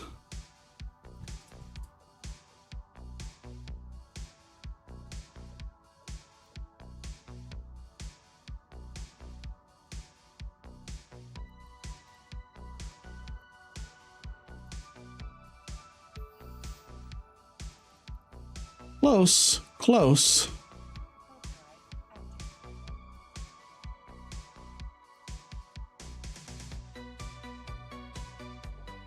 No Amar ships, right? So you can do Amar ships for the carrier fleet as long as it is armor. You can do anything you want as long as it's armor. What does ATXXII staff means? That means this year for the Alliance Tournament 22, your boy, your daddy. Daddy. Is going to be on the, I was going to say something and that was going to sound very wrong. So is going to be one of the casting announcers during actual matches. So, would have lived, without an afterburner. Yeah, probably. So you're going to London? No, I was not chosen as stage talent. So I'm going to be staying here in the US. So I'm not going international. Not going international. Yeah, I would agree, Mr. Savage. I would agree that I think if I was AB fit, I think Astron was saying the same thing. I think if we were AB fit, it would have been better for us because we actually could have gotten some transversal. So 1MN, let's throw a compact on here. And then it's kind of brawly. I think we're fine. I think this is good. Did you have drones too? No, there's no drone. No drone. So not yet. So I was not chosen for the between match commentating, things like that. Talking about the bands, talking about the different things. I'm going to be, and then those are the people that are going to Nottingham to do the finals weekend. So I'm not going to be doing the finals weekend. I'm just doing the preliminaries and my job specifically, as well as quite a few others. I don't know if I can share who else is casting as well, so I'm not. But we've got a really good casting team. Really good casting team. A lot of familiar voices. I'm excited. Yes, I could throw in a NOS.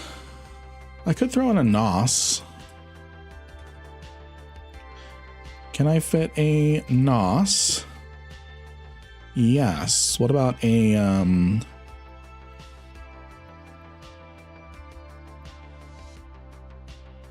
what's this give us? This gives us 9. Oh, come on. 8. About scoped. Okay, I'm gonna put in a scoped. I never learned how to use those properly. How to use what? Do you need the overdrive injector? Probably not, actually. Probably not. Not for the application that I'm using this for. The application that Mafia Man was using it for, absolutely. So I think we can actually do this. Leave the empty high. Leave the empty high slot. And instead we're gonna choose, well, we could do a damage control. Let's look at what that does for us. So if I fit this in, we gain a little more staying power. Yeah. How much extra DPS are we getting? We're getting 25 more DPS. Yeah, I'm going to say damage control.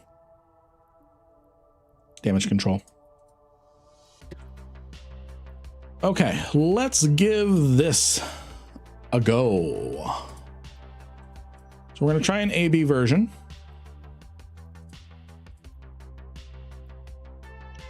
We've got plenty of stuff. We were hitting the right damage type.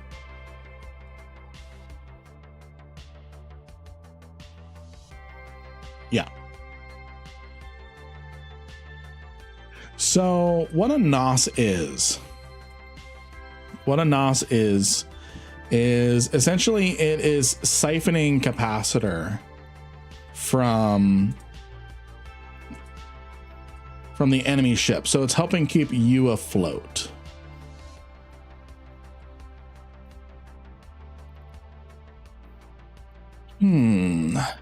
Looks like there's not much here. Oh, we can have a rematch with the Tormentor. Let's do it. I just saw him go down that way. So we're going to have a little rematch.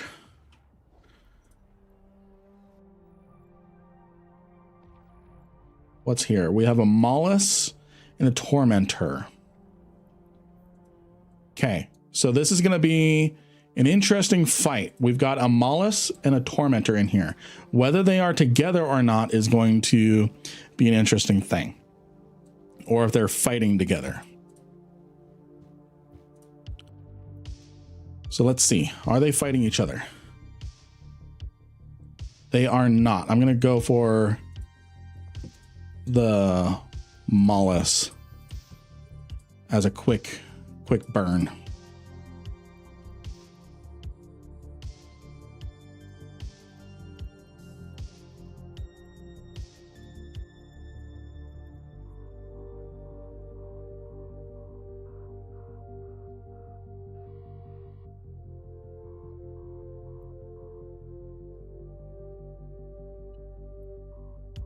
Gonna hit a good fight. I honestly thought they would have not been together, but I guess they were.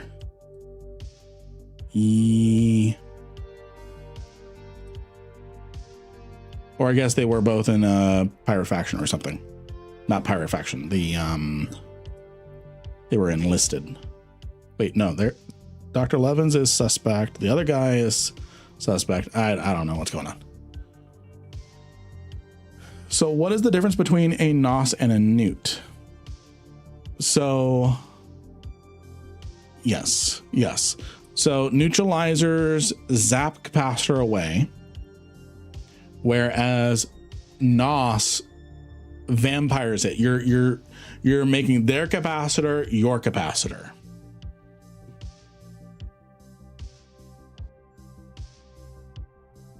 Yay, everyone rejoice in the streets and celebrate after 23 years Asgarth has finally installed a clone in Jeddah.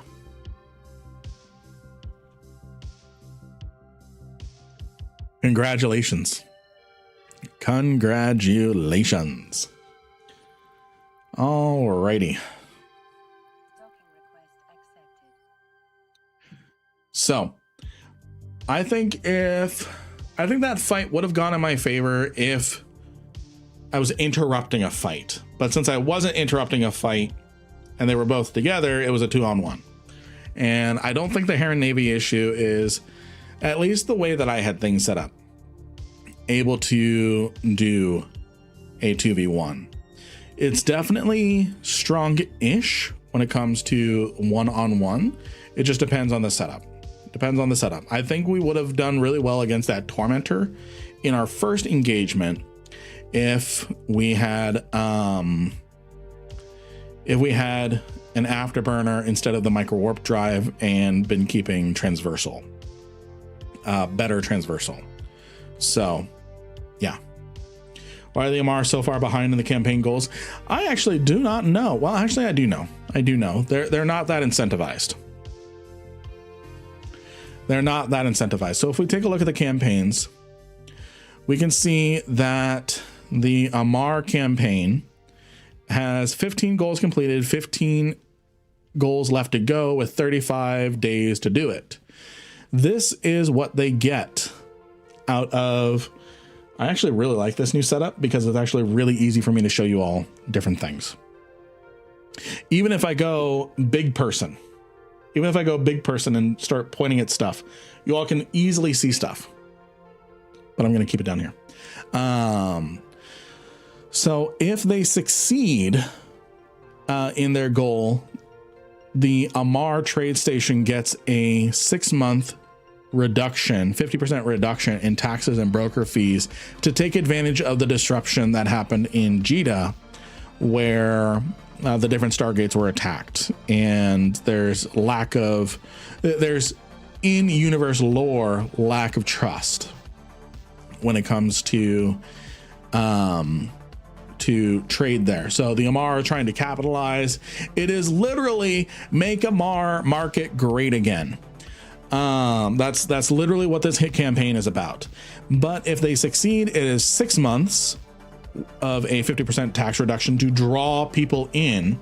It is a huge incentive.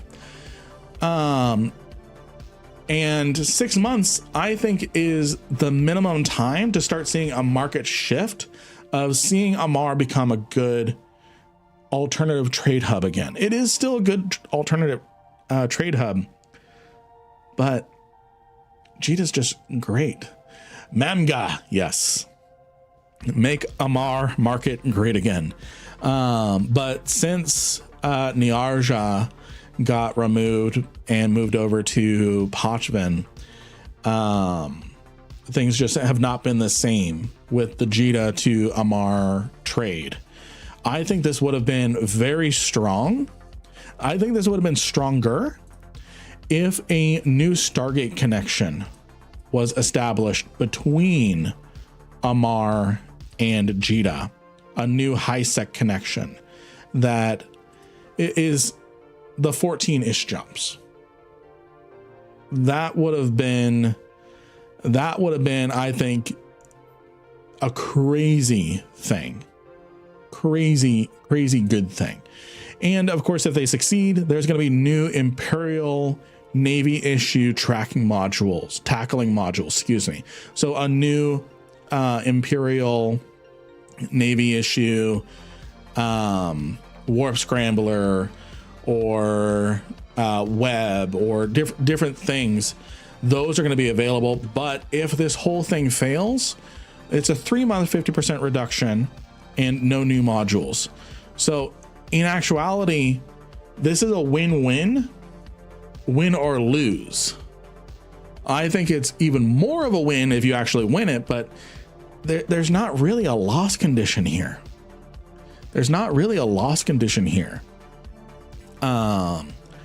And 3 months we'll be able to see, oh, okay, sure. We moved the needle a little bit. 6 months is what I really think would have been a good thing for actually getting the Amar market kicked up. So we're still going to get a new Amar trade station. We're still going to get 3 months of market fee reductions, but I don't think it's going to be long enough to attract people to establish themselves over in Amar. I think a better thing would have been to, let's see if I can find Amar. I think a better thing would have been to have a new gate connection between Amar and Jita that did not go through Abazon and did not take 20 something jumps or 30 jumps, 30, 40 jumps. I think that would have been a stronger campaign.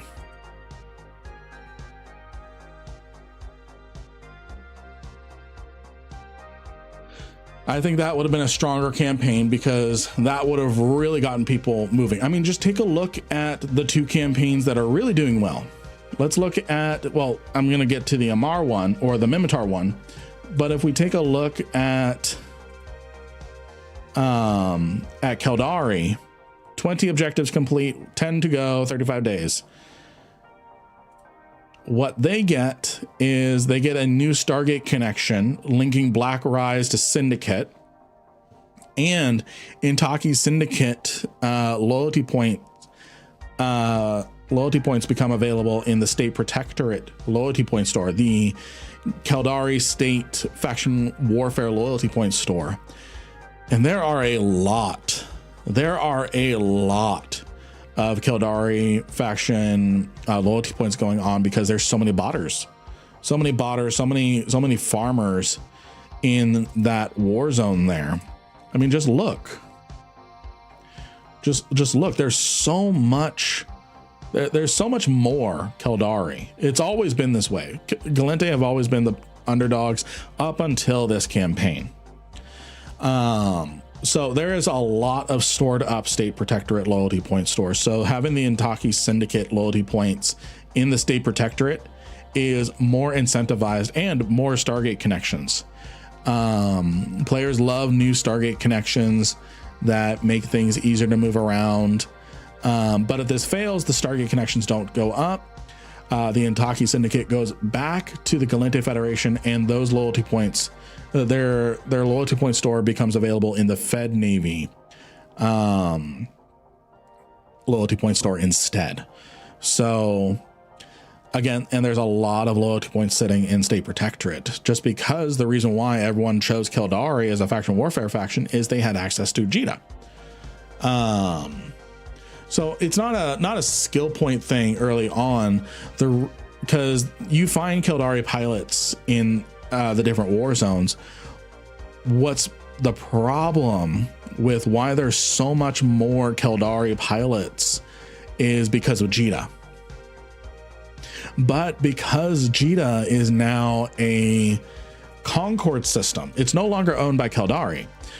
We should start seeing more incentives to join the Gallente side, because that was the big reason why people didn't join the Gallente side, is they would lose access to Jita. Well, now that Jita is under Concord control, they have access to Jita again. Can you run that Gallente side again? Yes. So if the Keldari campaign fails, no new Stargates are set up between Black Rise and Syndicate. And the Syndicate, Intaki Syndicate loyalty point store, instead of going to Keldari, goes to Gallente. So, and then, no, in the early days, there were certain, you could pick that. Oh yeah, no, pork chop. I completely agree with you there. But the primary reason, that's why there's so many people who are Keldari pilots, including myself, even though I was after that point. Mostly I just like the Keldari ideals, so that's why I chose Keldari. I liked the old backstory for Lynn is she was a tube baby. That used to be one of the old things that you could do, the different backstories that you could choose.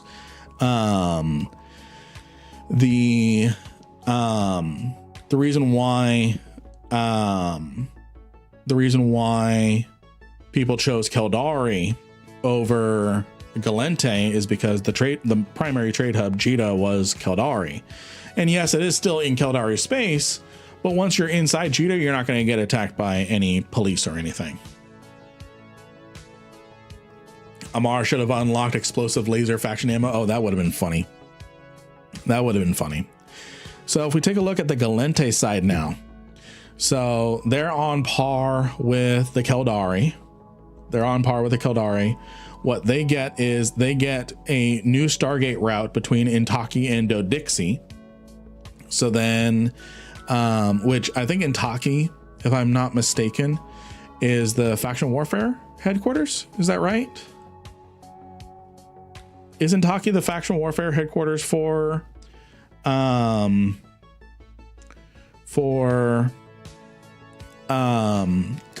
faction warfare? Am I right in that? Or am I just completely messing up my my internal? It appears we've been raided. It's Lotus Dream with a raid of 10 amazing people. Lotus, good to see you. Let me get you a shout out, Lotus. How was your stream? Lotus? But it also adds lore to the faction. True. Blazekstein, good to see you. It is all my snot friends. We've got We've got Lotus Stream. We've got Blezikstein. An amazing stream team. An amazing stream team. Snot Raid, absolutely. Lotus, how was your stream? How was your stream? I don't know if you're in ads or anything, but also it adds to the lore of the factions. Yeah. So I think Intaki is the faction warfare headquarters. Let's show it on map. Is this a bulwark system?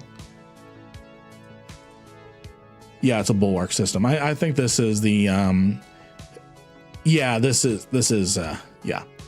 So this shortens the route between Dodixie and the faction warfare headquarters. No worries, Lotus. But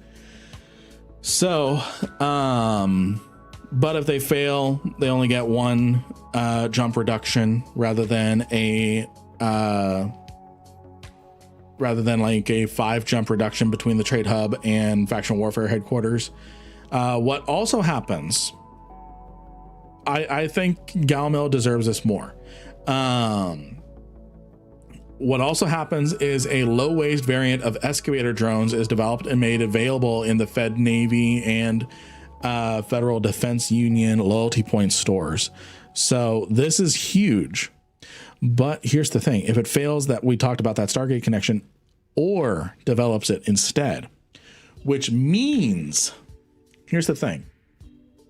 This is why I think people are incentivized to make this fail, is then it becomes an or low waste excavator drone rather than a Federation Navy low waste excavator drone. The Federation Navy is going to be easier to farm with loyalty points. The ore is not. The ore is going to be more expensive, more profitable. Whereas the Fed Navy, it's going to be easier to get the loyalty points for because it's all faction warfare, or mostly faction warfare. And okay, Daymore. All right. Thank you for the heads up on that. And it's going to be cheaper to get the excavator, the low waste excavator drones. So there's a financial incentive to not let this succeed. I think it is going to succeed, but people who farm or loyalty points are going to be incentivized for this to fail. Because then these low waste excavator drones are going to be worth more than the Fed Navy version. They're going to be the same one. It's just, if this succeeds, it's available in the Fed Navy store, which the loyalty points are easier to get. But if it fails, it goes to ore, which those loyalty points are harder to get. So it's going to be more expensive, more profitable. So, but this looks like it is on track to succeed. And then we have the Minmatar, which are only one objective ahead. So I think the Keldari, Galente, and Minmatar are on track to succeeding. The Amar, there's going to have to be a major push for that to work. But what the Minmatar are going to get, Winmatar, exactly. What the Minmatar are going to get is 2 systems are going to have their sovereignty switch from Amar to Minmatar. Now, these are faction warfare systems. These are faction warfare systems. So the sovereignty underneath is going to switch from Amar to Minmatar, but they're still going to be fighting over it. Minmatar is going to have an active presence. Arzad is going to have one of the planets, the second planet, be renamed to Starkman Prime, and the Starkmanir tribe is going to move back in. They've been kind of without a home. Minmatar rebels need to be put down. Join the Amar faction warfare today. But this is going to be a really big thing. This is going to be a really big thing. The Starkmanir uncover new phased fields in Mimitar High-Sec. That is game changing because for those of you who don't know, about 2 years ago, a new ore was introduced called, oh, come on. It's, where is it? Come on. I searched the right name. I know that much. Prismaticite. So a new ore was introduced called Prismaticite. This can refine randomly into any material. These can only be mined from phased fields. If we take a look at the map for phased fields, we can see there's 2 available right now that are visible. There's 2 available right now that are visible. They spawn in null sec and low sec. Now, when a phased field reaches halfway, completion, it appears on the map. So there are more phased fields throughout New Eden that are not displayed right now, but can be found. So what happens is you have to go to null sec and low sec for Prismaticite. Well, soon enough, you'll be able to go to Mimitar High Sec to get Prismaticite. So you won't need to leave High Sec. So this is going to really bring down the price a little bit.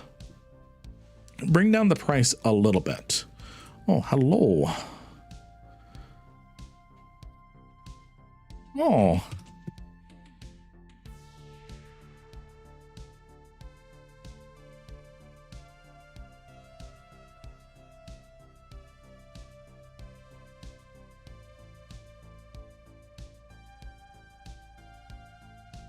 Let's see here. Chatting about faction warfare and planning our carrier yeet fleet. There we go. So yeah, this is going to be game changing for a lot of things. And then if they fail the Amar, nothing changes, and the Amar, they build a statue to commemorate that. Despite everything, they held on to Arzad.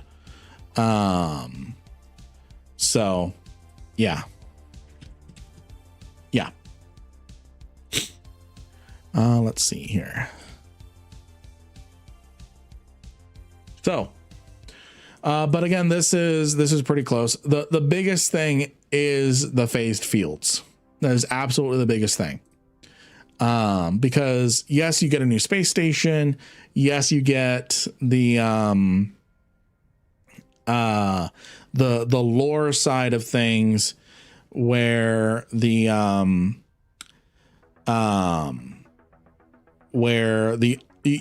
it's still faction warfare, so it's still going to be fought over. Those two systems, their official sovereignty switches back over to Mimitar rather than Amar, but it's still going to flip between Amar and Mimitar because it's still faction warfare. So a lot of lore implications there, but the biggest thing is the phase fields. Man, just starting to actually want to learn faction warfare, and it's brutal. Getting used to being blown up a lot takes some getting used to. Absolutely. Which is why I definitely recommend just getting into the frigates. You can have a lot of fun for cheap with the frigates, and especially in the Amamake market. I don't know which faction warfare you're specifically joining or anything, but in the Amamake market, everything you could desire is here. Nearly everything. Galente. So I'm not very familiar with that market, but I know that the different faction warfare headquarters, they have just about everything stocked that you could need, and a lot of pre-made stuff for cheap. Could we get a lore night with Lynn? I love how you explain things, whether it's just a game. Hey, Ezro Cray, thank you for the Twitch Prime subscribe. I love how you explain things, whether it's game updates over time or actual in-game lore story that developed over the years. We can talk about it. I kind of I really do kind of try to make sure that the I try to make sure that the lore is kind of sprinkled throughout, that it's kind of sprinkled a little throughout. Thank you for the follow, Ken Bex. Thank you for the follow. Although you all did really love me reading Templar 1 during the subathon, so we'll look into it. We'll look into it.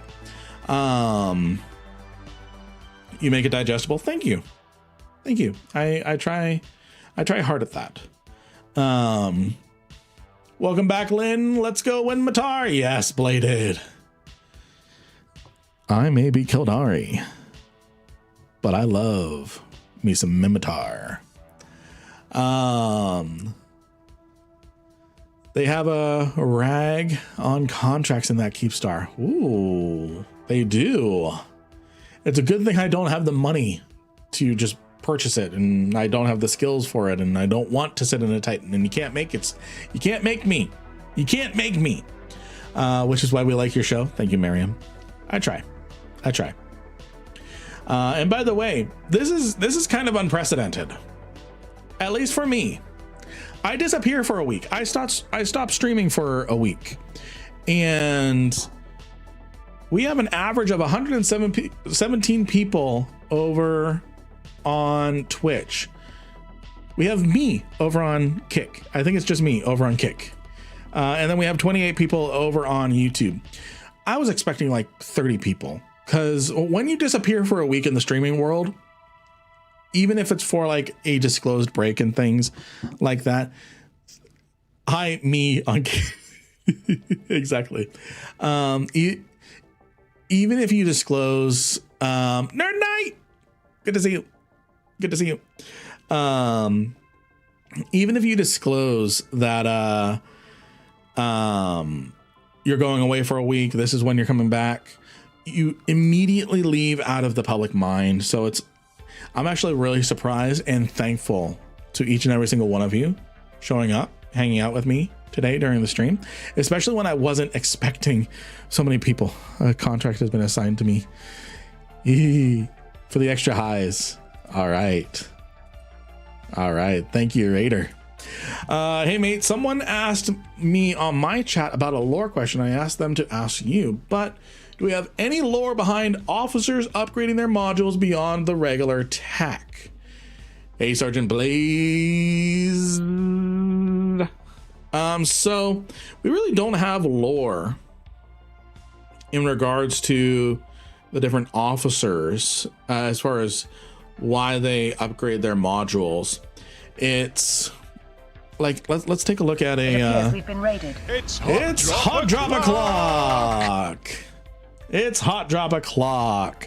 Steve, thank you for the raid. Thank you for the raid. But yeah, essentially it is, they just wanted to be different. Let me get you a shout out, Steve.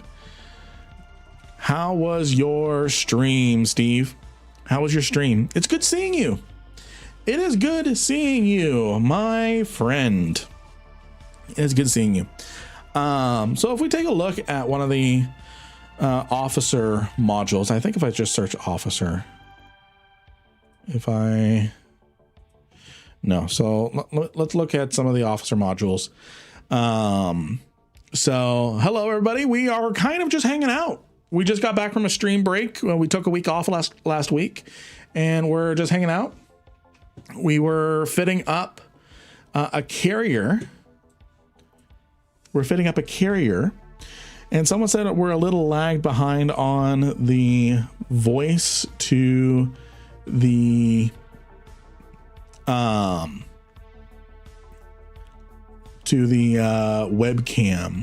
Thank you for the follows, everyone. At least you're up and running. I'm up and running now. especially after that subathon. I loved every minute of it, but 62 hours of straight streaming last week. That was a lot. So, and then we're setting up an Archon for a future carrier yeet with a NPSI fleet. So it looks like the webcam is delayed. I was referring to the cascading failures. Oh, yeah. Uncadelic, thank you for the follow. Aldo, thank you for the follow. Thank you for the follow, everybody. Everyone, if you're not following Steve Haven, you need to. You need to be following. So I was trying something. So does it look like I am, so if I'm talking, does it look like I'm ahead of my speech or behind my speech? Just visually. I did tweak a little bit. You're fine to you? Okay. Because there was something going on with my YouTube videos. And I use 21 just you're in sync. It's Hot Drop Dharma. Thank you for the raid. You don't notice any delays? Okay. Okay. FBI, open up, dear God. And it's Lilium. Let me get some shout outs going. Thank you all for the raid. Thank you all for the raid. Again, friends, if you're not following Dharma or Lilium, you need to. Sawdeath, thank you with a follow. Thank you with a follow. So there was a lot of comments. There was actually quite a few comments. So I actually took it seriously to investigate it. People were saying that I was delayed with my speech, or it looked like I was out of sync with my audio and my webcam with my recorded videos. So yeah.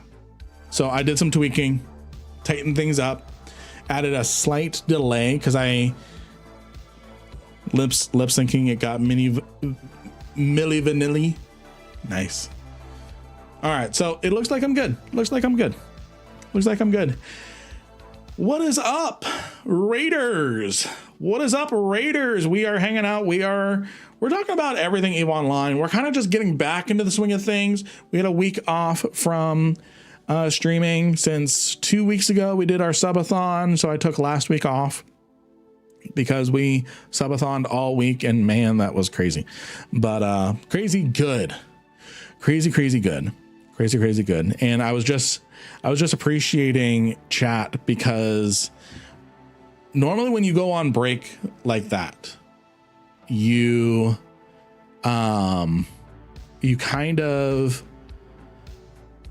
you don't get as good of a return, just because you leave the public mind a little bit.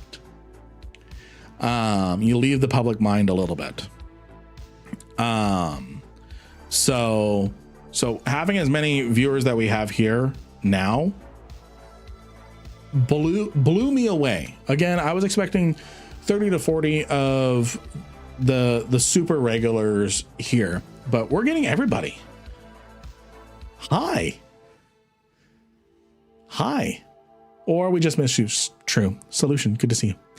Hey, I was wondering what the status of this game is. I wanted to get into it because I saw they added a new player-friendly area, Exordium, but then I also saw the game was also dead.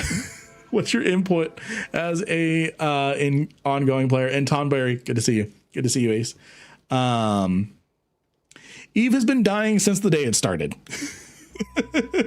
In fact, in the 20th anniversary box, hold on.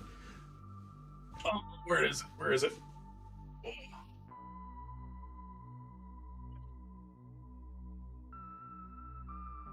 In the 20th anniversary box, there is a postcard.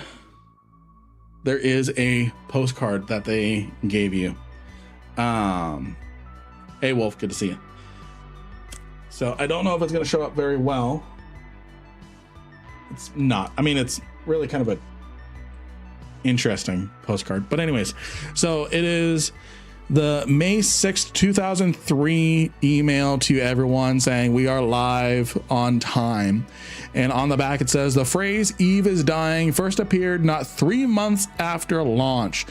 240 months later, like 2 years ago, many capsuleers still say Eve is dying in earnest and humor alike. And in another 2 decades, without any doubt, Eve will still be dying. So this is from the 20th anniversary box. This is one of the collector item things. So EVE Online is in a renaissance, in my humble opinion. Good time to play, but they're wildly different opinions. And to everyone, Eve is dying. Eve is dying. It's always dying, which means it's alive, because, you know, you might as well live out the final days of EVE Online to the fullest. And that's something. That's something. So get in, have fun while it lasts, because, you know, the servers are going to turn off in 20 years. So, honestly, from when I started playing, the player count only went up the more updates came out. Exactly. So the idea is, now the player count is not as big as when I first started playing the game, but it's not the smallest it's been since I started playing the game. There has been really, really low times, but we are far and above the really low times. The game is dead. You should give me all your stuff and, I don't know, go play WoW. Oh, I'm not going to upset people with my opinions on WoW. Just kidding. So my thoughts for you: WoW dies before Eve. Yes. So DV. So play EVE Online. What actually is the player count right now? The player count right now is sitting at, it's a little low. It's a little late in the day. It's 20,000 players online right now. Now that's characters. People are going to say that's 5 multi-boxers. If we go to the website EVE Offline, we go to EVE Offline, we can see the current stats. We're more alive than the Chinese server. Look at the Chinese server.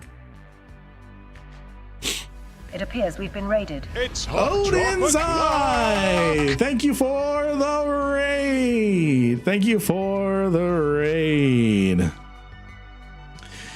Come for the spaceships, stay for community. I'm sorry. It's a raid train. It really is.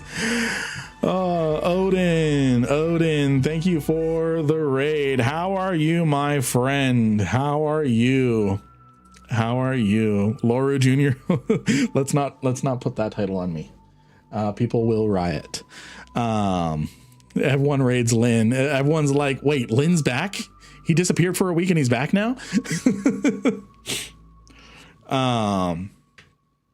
20,000 for low player count ain't that bad. Yeah, I mean it could be the Chinese server. So if we take a look at the daily player count here, right now, this is today. This is today. So this is downtime. So this is the last 24 hours. So 31,000. It's mostly an EU game, so we have a lot more players during the early morning my time. Doing well. How are you, mate? You rated me on Kick a while back. Happy I could return the favor. Thank you, my friend. Thank you, my friend. It is the player count. Yes. And yeah, weekends pop off too. So if we take a look here, we can see that there's 31,000 on the weekend, different things, and then different events, different things happen that cause things to spike as well. So we can see back during Capsuleer Day, we had almost 40,000 players. So we have a lot of stuff. And recently we actually just set a recent record, a year record, not too many months ago. But yeah, we can see that things are fairly the same. This is when it got the lowest. This is when it got the lowest. Was the average day count was the lowest in this period here, and I forget what was going on in 2022, but this isn't I returned right around the 20th anniversary. I was on an Eve break since 2020, but that was even a big time because everyone was locked up. So sorry to lurk and run. No, you're good. You're good. Have a good one, Odin. Again, everyone, if you are not following Odin, you need to be. Also, my screen. No, that is weird. That is weird. Okay. Could you all see all that?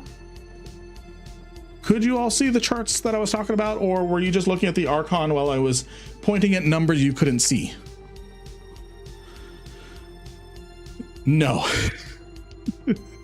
So this is, there were charts. Yes, there were charts. I must have clicked the wrong button. So this is eve-offline.net. This was set up by Kriba, well-known person in the community and stuff. But yeah, so we can see this is the player count right now for EVE Online. The Tranquility server is the server we are all playing on. This is the Serenity server. This is the China server. We could be the China server right now. This is true dead. This is true dead. Like even if we take a look at the 24-hour average, they max 6,000 in their prime. They max 6,000 in their prime. So we're doing pretty good. We're doing pretty good. Well, Thunderdome is the tournament server. Thunderdome is the tournament server. So the reason why there's only 28 people in there is because there's only so many people that are allowed on that server right now. It's a whitelist only server. You have to use very specific accounts. So yeah. Is it once wondering what server? So, and then the Singularity server is this test server. This opens up for mass tests every once in a while. And you can go around, play different things. Those 28 players must be having a blast. Oh yeah. So these are teams that are practicing against each other probably. And if I take a look over here, there's no casting going on right now. So there's no casters that are watching matches to see if they can practice their casting and analyzing skills. Well, I mean, the Chinese server is now only one alliance that owns all the space and the rest left to join us. Exactly, Remy. Good to see you. Good to see you.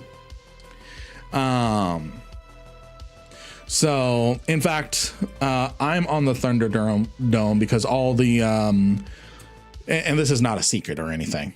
The Thunderdome is well known as the tournament, the event server. Now, so the preliminaries are going to take place on Thunderdome, but the finals are going to take place on Tranquility.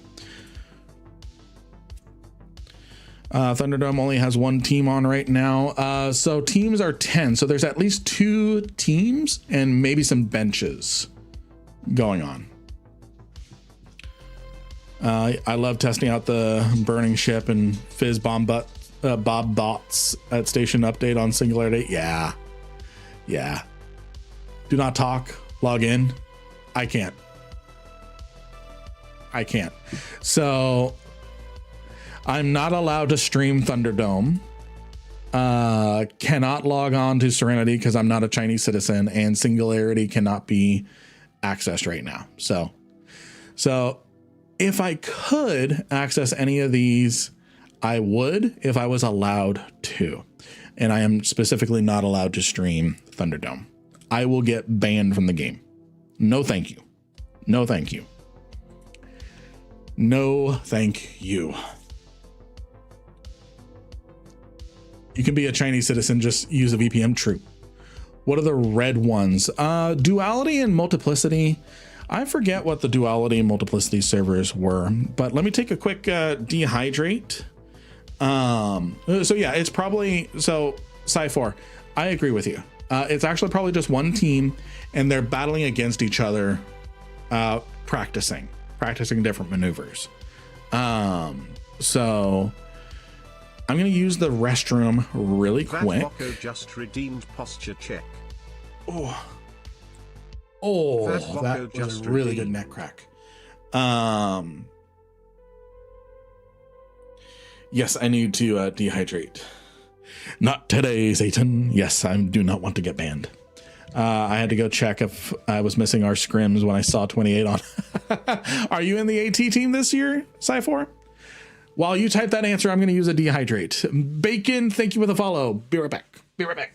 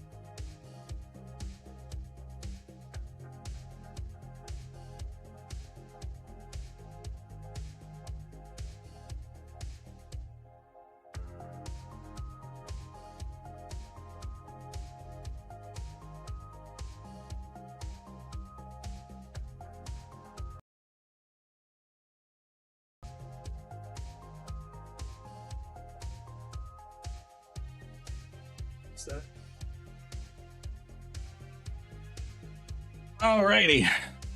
So, Cy4, are you on an AT team this year? Since you said you are on stepped back, we're still scrimming. Oh, the fraternity English team step back. That force that this year is to be resolved next year. Oh, interesting. I'd be interested to hear what happened. with that. Feb21 just redeemed hydrate. Oh, thank you for the hydrate, Feb. Thank you for the hydrate. And there goes the rogue energy for now.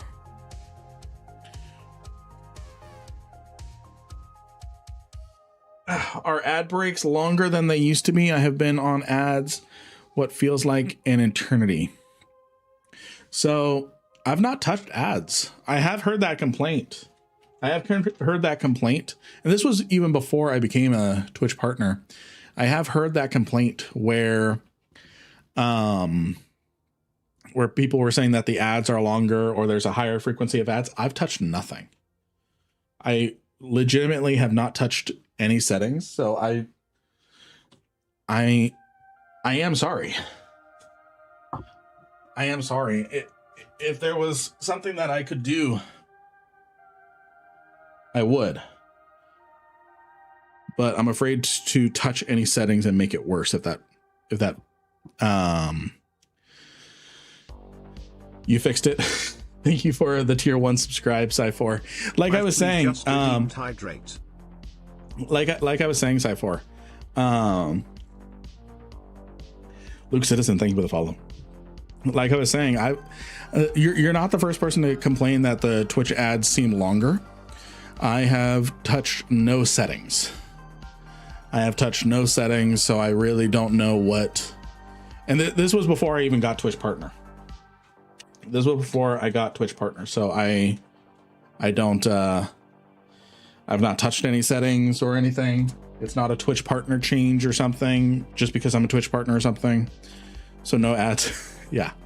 So I am afraid to touch something and make it worse. I assumed it was a Twitch wide change. So if you had changed it, I wouldn't care. Yeah. Yeah, see, Lillian, that's what I have it set to, but people are saying like they get an ad like every 15 minutes or something. Down with the corpos, up with Lynn. Yes. So, Miriam, what is the best assault frigate in the game? In the game, I would probably say people love the Retribution and Vengeance. I personally am a Jaguar and Wolf fan. Ishkur is a big one. Dang, that is dumb. I have not had that complaint. Yeah. Yeah. It is a hard question. My preference is the Jaguar. Oh, the Nurgle. Yeah. So here's the thing. I got one person joined the start of the stream. And of course, at the start of the stream, I strategically run an ad at the start of the stream because then that ends pre-rolls for a whole hour. So, and I know a lot of people know about this because there's not a lot happening in the first 10 minutes of a stream. So I run an ad. So then for the next hour, there's no ads. So, and someone got mad at me for that. I'm like, I can't win. So I'll just do what's best for the majority. All right, off for now. Thanks for the stream. Have an awesome night. Have a good one, Jamor. Have a good one. Dude can't please everyone. Exactly. It's that time again.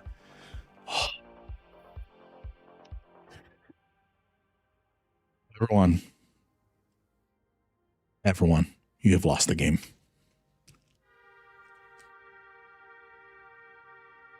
You have lost the game.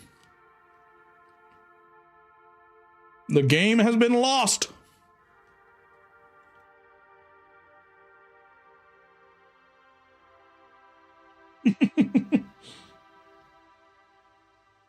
I was several years winning that time. So yes, my stream is a little bit of a cognito hazard if you play the game. Vengeance for worse, while still being insanely good. I could see that. I don't see a lot of people use the I see people use the Retribution more than the Vengeance. So I'm gonna leave the carrier here and we're gonna go figure out something to do. Probably make money because that is gonna be an expensive fleet. We're gonna go make money. No giveaway today. Let's get a giveaway going. Let's get a giveaway going.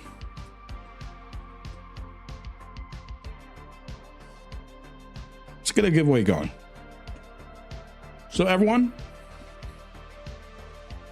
make sure you are on the Discord.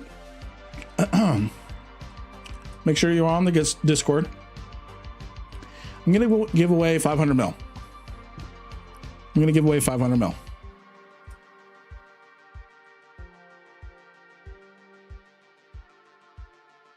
To 2 people. And then we've got how many hours left on the stream? We've got 3 hours left on the stream.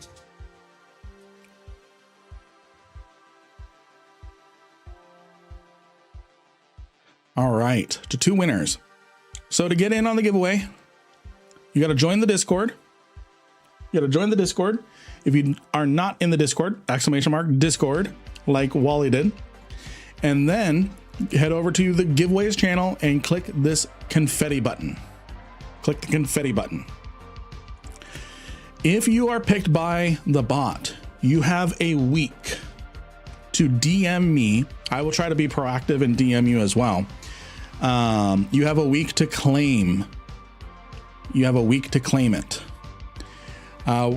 We were able to give away everything during subathon except a single vengeance because the person did not. I DM'd them 3-4 times and they just did not get back to me. They just did not get back to me. And this makes it completely fair across platforms, whether you're watching on Kick, whether you're watching on YouTube, whether you're watching on Twitch. No one wants a vengeance. Yeah, it's a vengeance. So whatchamacallit? So yeah, this went back into the giveaway pile. That was the only thing from the subathon that did not get given away because the person because again, you have to claim within a week. I messaged the guy 3 times, let him know, hey, time's running out. What's your in-game name so I can send this thing to you? I gave him a total of 10 days, 10 or 11 days. Not a single reply back. So I'm like, all right, it's back to the giveaway pile. You forfeited. So if you do win, please DM me. I will DM you, but it's better if you DM me first because then you're being proactive about claiming it. And yes, T-Rex. So, and then stay in the Discord for like at least until the prize has been distributed to you. Because we did have one person during the subathon win, but they left the Discord. So then it showed me unknown user. So I couldn't send anything. I'm like, ah. And I can't just take the first person that says, oh, that's me, because that might not have, more than likely that was not the guy. So get yourselves in our community Discord, get yourselves over to the giveaway channel, and then click the confetti button to get in, and then it will automatically pick someone in. It'll pick 2 people for 500 million ISK. For 500 million ISK. And then how many people do we have in the Discord? We have 502, including the bots, which there's only like 5. So we have 500 people in the Discord. What an amazing number. What an amazing number. And by the way, Twitch subscribers, I'm not going to actually click on the chat, but Twitch subscribers, make sure you're connected to your Discord. You've connected your Twitch to Discord. You get access to a very specific channel in the member zone if you are a Twitch subscriber, or a Patreon subscriber or YouTube member of Supporter Plus on both those platforms. Thank you Plus just doesn't get access to this. They just get a thank you at the end of the videos. Supporter Plus gets access to this zone, but because of the comparative price, even Twitch Prime gets access to this zone as well. Can we use the Discord for stuff? Yeah. We talk about fit skilling. We talk about different strategies, questions, answers. Shad Squatch was asking if anyone needs a Zernitra so that we have some selling going on.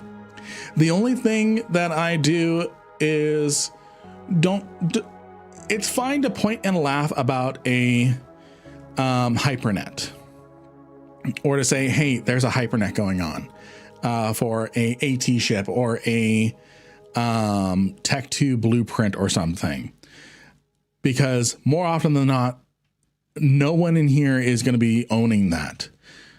The exception is if you are running a hypernet, it's not a place to advertise. It's not a place to advertise.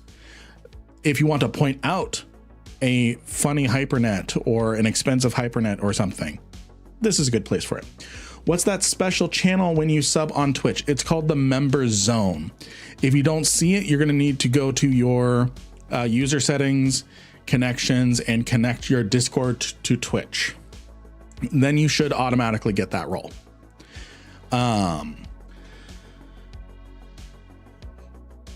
Because you never see anyone there. I mean, the only thing, voice chat isn't really used a whole lot outside of fleets, but there's a lot of chatting that goes on. There's a lot of chatting that goes on.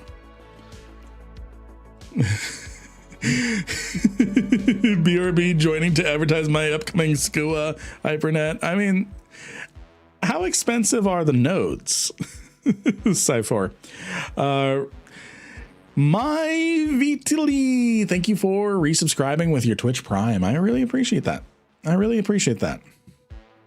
Another thing with Twitch Prime. Another thing with Twitch Prime. I'm a lost soul. Good to see ya. Good to see ya.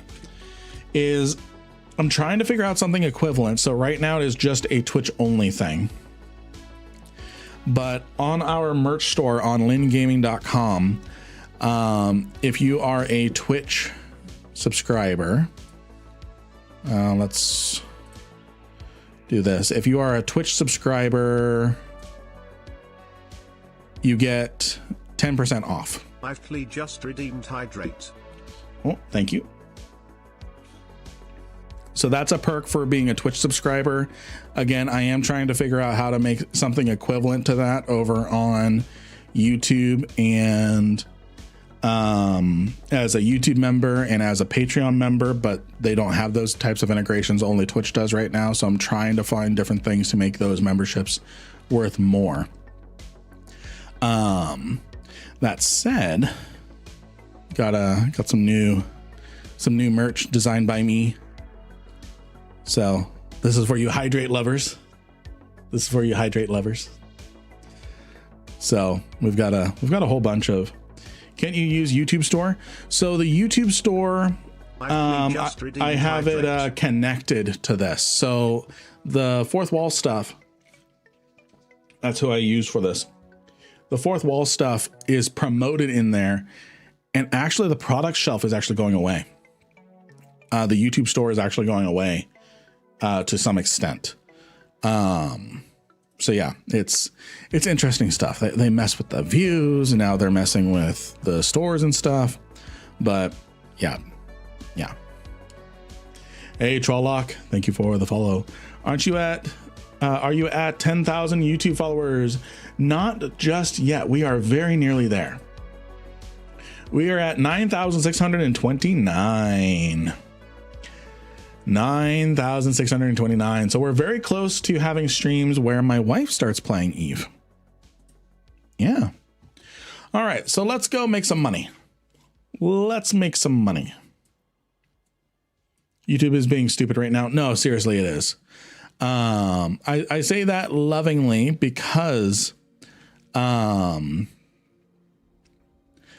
do love my YouTube audience. YouTube is being stupid, not my audience. YouTube is being stupid. Okay, where are my Zugmos?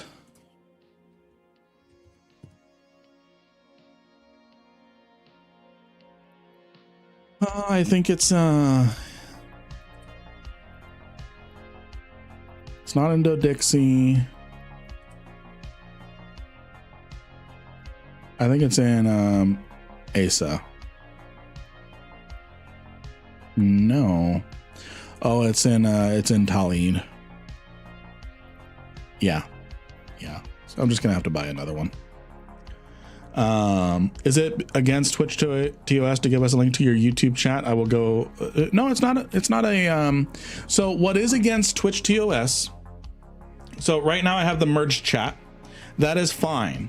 Originally that was against Twitch terms of service, but They changed their mind in February. So now you can have a merge chat on screen. What you cannot do is you cannot tell people, hey, people on Twitch, this is an example only, and I'm not actually telling people to do this. Go jump over and watch on Twitch instead. I can't do that. That's against Twitch terms of service. I can't tell you all to switch platforms. I can have multi-chat displayed on screen. So YouTube is supposed to be pretty good at sharing revenue though. Do you get more from Twitch or YouTube? I actually get pretty much the same. I was getting to start on there now. I have no want to. Yeah, the Twitch partner program is changing. All sorts of different things are changing. They push buttons that they shouldn't have. Hey Riker, good to see you. So sorry, I did not. There we go. Just redeemed hydrate. There we go. There you go, Cypher. Everyone, if you go subscribe over on YouTube. Over on YouTube, when we hit 10,000 subscribers, my wife will start playing EVE Online, and we are less than 400 people away. Lynn said we're being stupid. No, I'm saying YouTube corporate is being stupid. I'm already on Twitch anyhow. Yeah. So while I'm getting myself set up here, my wife will last 5 minutes. Well, she's going to be somewhat forced to stick around. Where'd that Sigma go? There it is. Because she's going to have to do a whole-ish, like an hour or two of streaming it. We'll figure out the actual logistics of it, but I swapped to Twitch from YouTube as instructed. No! There's no way that this works out well for you. You know that, right?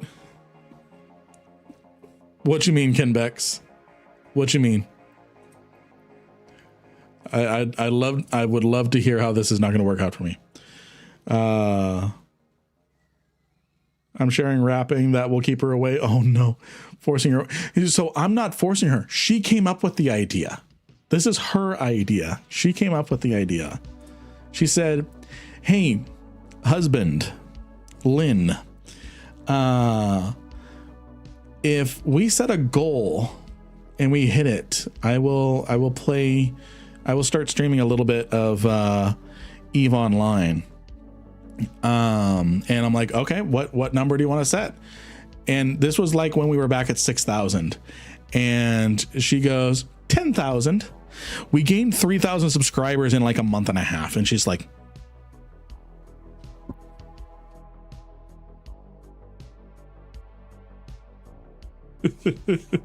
so, how did you get the paint job on that? This is a recruiter skin. This is a recruiter skin. Yeah, Passy is expensive. Yeah. Hey LS, good to see you. Good to see you. Oh, what's this song? I wanna listen. TKN, you know it. Hold on.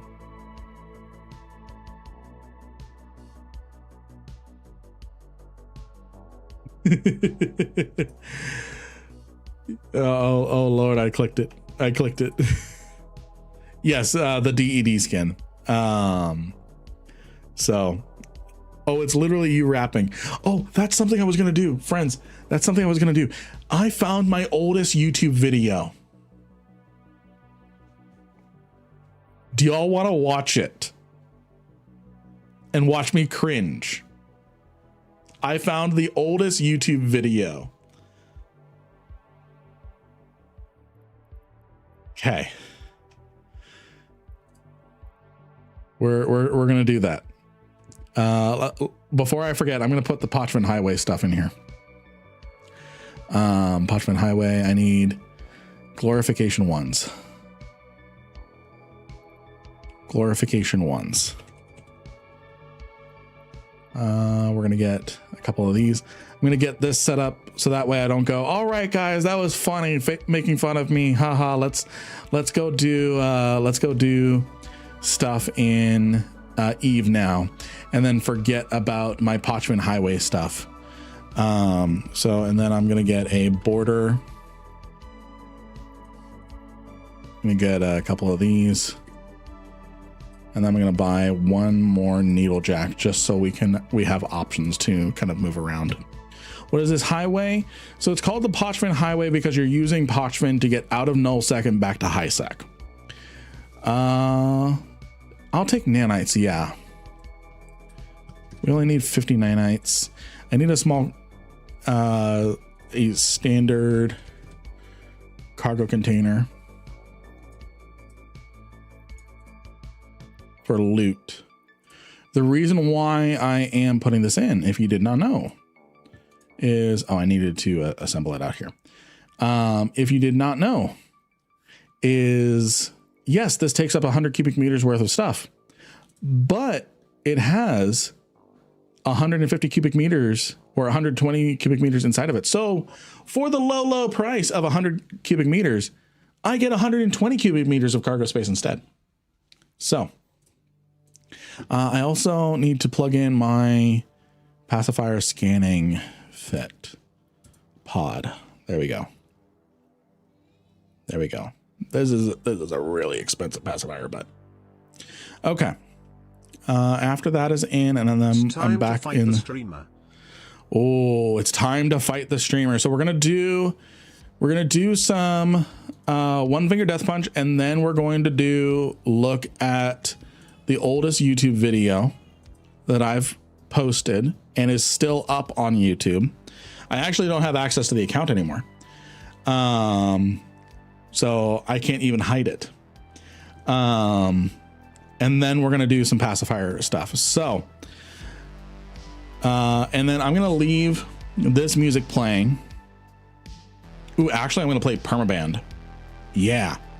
So, let's see here. We're going to do Permaband for the one finger death punch.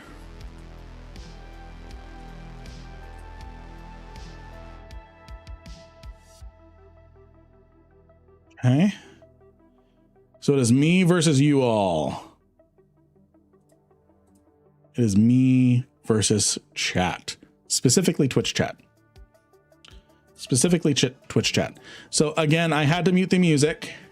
I had to mute the music in the game because I actually got a copyright claim on it last time. So we're going to do Permaban. We're going to do Keep Clicking. I think that is a very appropriate song for this. Make sure that it's good.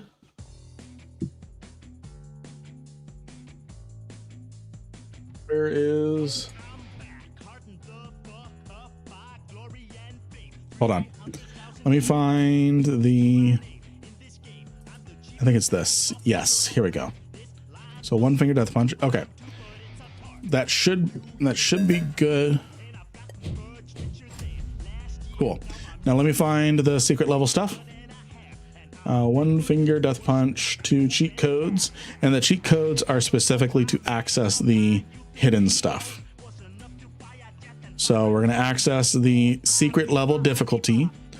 So we're going to go to more, up, right, down, left. We're going to Lynn Rankin, so you all can start fighting me. And then for the secret level, we're going to go to contact. Down, up, down, up. All right. Epic round. All right. Ends here. This ends here. Let me make sure the music is loud enough. All right.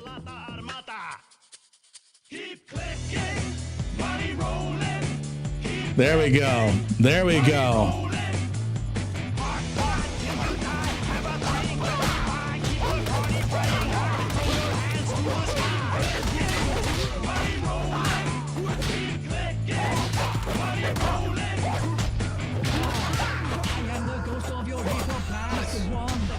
Cool. I take a week off and I am rusty.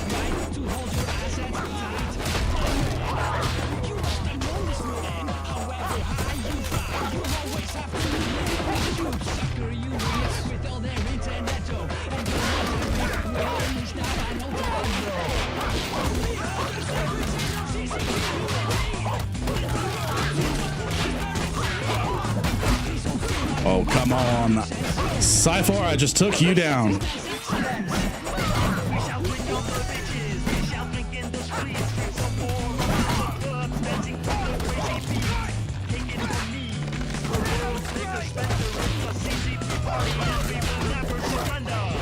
All right, who am I fighting? I'm fighting Blitz. Ooh, get hit by a truck in the context of the game.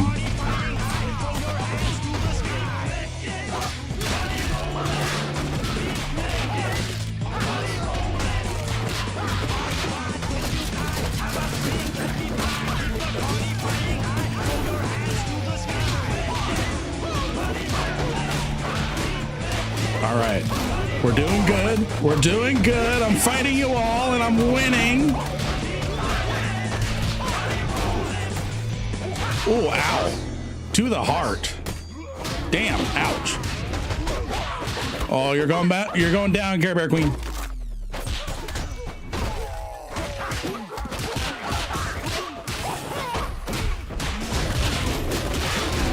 I just took you all down.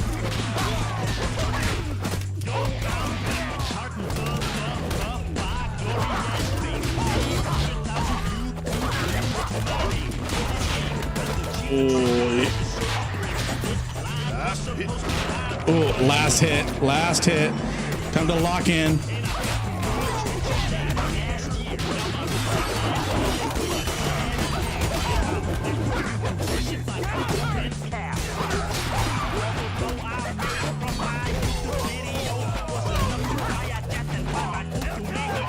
Why did things speed up?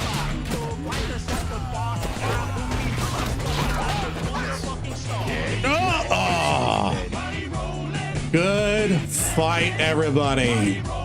Good fight, everybody. Good fight, everybody.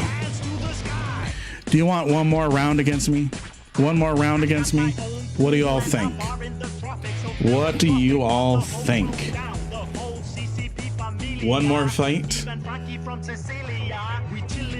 All right. I will grant you that. You're going down, Solution. I'm warmed up now.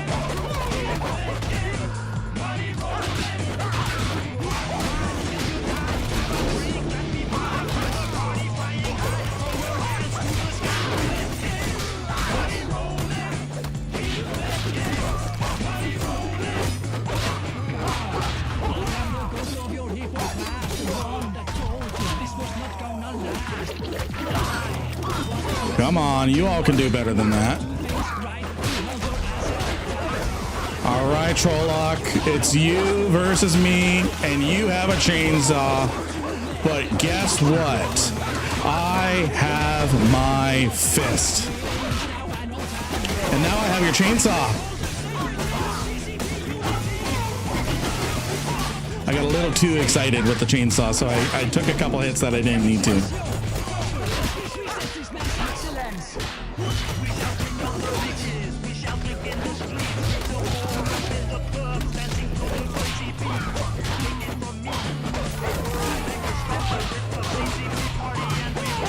Hitting you all with the spinny kicks.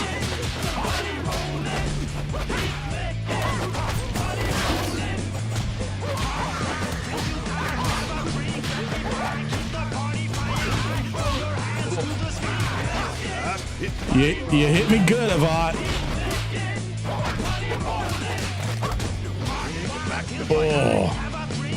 Oh.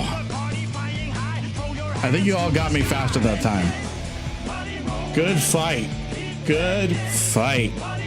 All right, now let's go watch some old Lynn Rankin footage. After I turn down the music back to the volume that it was, so I don't forget about that. So again, we made our own music. We made our own music with that. Especially since we can't play the game's music anymore without getting a hit. So I'm going to get our previous music going again. I am going to pause it again after we get the music started. And I'm going to go ahead and load up and make sure that everything is connected. So we can take a look at one of the oldest fucking, and this is something that baffles me. This video got 5,000 views. Yes, baby Rankin time.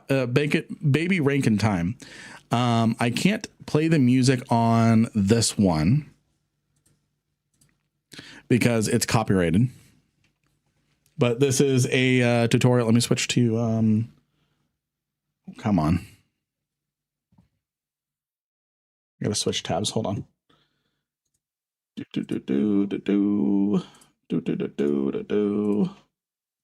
Switch to this tab. Here we go. And look at that aspect ratio. Look at that aspect ratio. So I'm gonna play music while we take a look at this. Look at this aspect ratio. Sorry about my hands getting in the way. I notice here soon and begin to change up my stance. So this is an old painting tutorial that I would do. I was painting up a Starship Troopers miniature. There was a miniature war game for Starship Troopers decades ago. Decades. Hey, Yuffie, good to see ya. We're making fun of my oldest YouTube videos. Look at this aspect ratio. Look at this aspect ratio. I mean, I'm pretty happy with that paint job. I am pretty happy with that paint job though. Now we're gonna get on to a video that you can actually hear. We're gonna get on to, this is called the Paint Apocalypse update. Let me make sure that the window is all set up. Okay, so you all should be able to hear it. What's up, guys? This is OC Karn here from War Games with my orcs. Just wanted to do a shout out. Sorry, what's up, guys. This is OC Karn here from Orion Karn's War Games with my orcs. Just wanted to do a shout out to Mike for starting this up. I have a horrible time getting large amounts of models painted up, so this was just the encouragement I needed to get all these orcs done. Here we have the boys here. This music's not copyrighted. Ready for me to tackle them. Here we have some war bikers. You can barely hear me. This deft copter was converted following Paul's conversion guide. Mainly this copter is done. Not going to do much with metallic paints with all these models. I may at a later date, but I didn't feel like doing more than 2 washes, being Thraka Green and Devlin Mud. Close up on the biker knob. Here I painted up my listen to me. Green. This will get a wash later. Yeah, seriously. A brighter shot. Here's the boy with snot green done as well. Here's the knob biker again. I was trying something out with some Mordian blue with the boss pole. I liked where that was going. A shot of all the orcs with their skin painted. Here I was trying something with Mechrite red on the boss pole to get no shots of me. No shots of effect to it. I covered it with Mordian blue since it didn't look good at all. 2 more bikers. Devcoptas.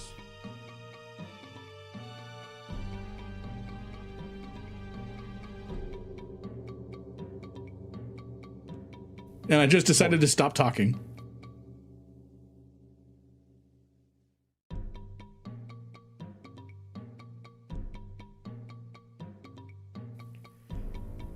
Got a little sidetracked and decided to paint up a Space Marine helmet, which is going to be like an Andy type character from Red vs. Blue for a stop motion show I'm thinking of doing. It'll make sense later. No, it won't, because it will Jumping ahead a never little bit, happen. I painted up on Talarn flesh for the teeth and other non-orcish flesh. I also dry brush Codex Gray as my bolt gun substitute. Turned out nicely. I also got some Morian blue painted on. Here's a shot of one of the warbikers with its Morian paint job. Biker knob. I mean, the paint jobs aren't bad. Here's all the boys with Just my Morian narration. blue internal flesh painted on. Orc boys with some dry. Look at them chubby fingers. Look at them chubby fingers. And I don't know why my sleeve is doing that. Look at them chubby fingers. Brush Codex Gray. I was mixing some PVA with water to add flock when I got this little surprise. Yes, that is a face in my PVA. With my biker knob Yes, doing that is a the face in my PVA.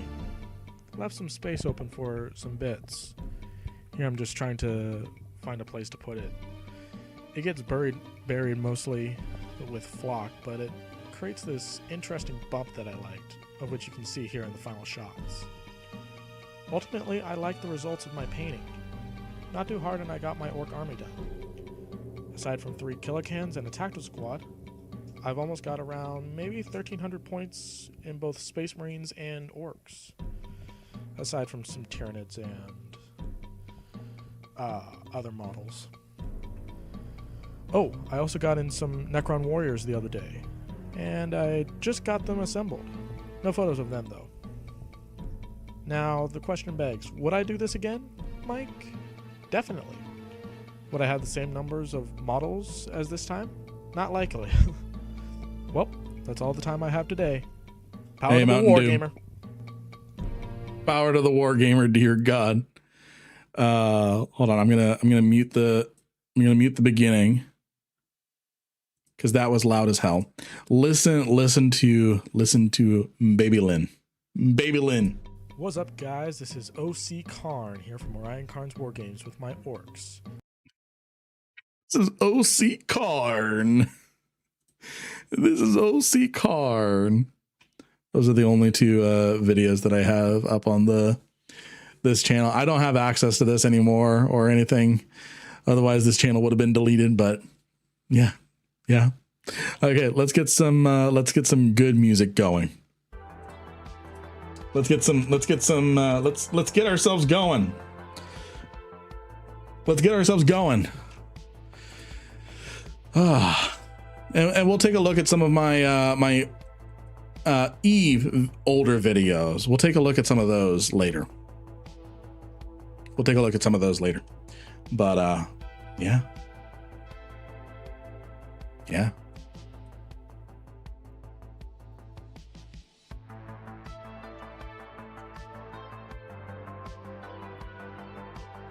Fab, I'm using your spot.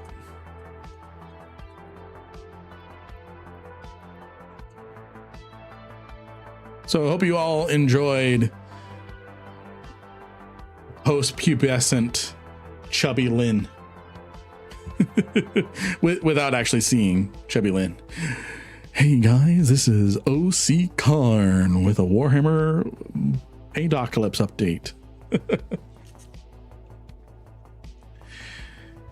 Okay, so back to how this highway works. Yes, so the way that this works is I'm going to be using that is one of the best looking ships. Yeah. And I really like the Discovery Bound skin. So how this works is I'm going to be using this Needlejack noise filament. This is going to take us out of high sec and into a random place in null sec. What that's going to do for us, what that's going to do for us is it's going to take us all the way out here so we can start scanning, hacking, making money. When we are ready, what we're going to do is we're going to use this Drifting Shade. Thank you for the follow. We're going to use this glorification, or excuse me, this border filament. That's going to take us to Pochven here.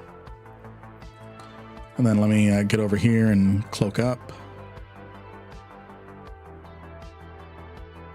Cool. I am alone. I am alone in drone regions. Okay. So after waiting 15 minutes, what I then do is I use a glorification 1 filament. This takes 60 seconds to do, and then it takes me to a minor victory system in low sec or high sec. So it's a quick way to bypass any gate camps that go, because sometimes you'll find the different pipes from low sec to null sec, or even high sec to null sec camped. Be careful out in null sec. All of us goons are always on high alert. So are the stain people. So that's how the Pochven Highway works. That is how the Pochven Highway works. What is a victory? So what that means is back when the Triglavians were invading, New Eden, they got victory in some systems, but not full victories.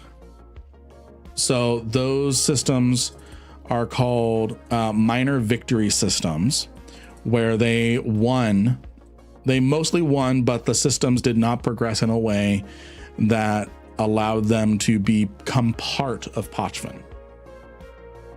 All those systems that are part of Pochven got to full luminosity, luminarity, or whatever it was called,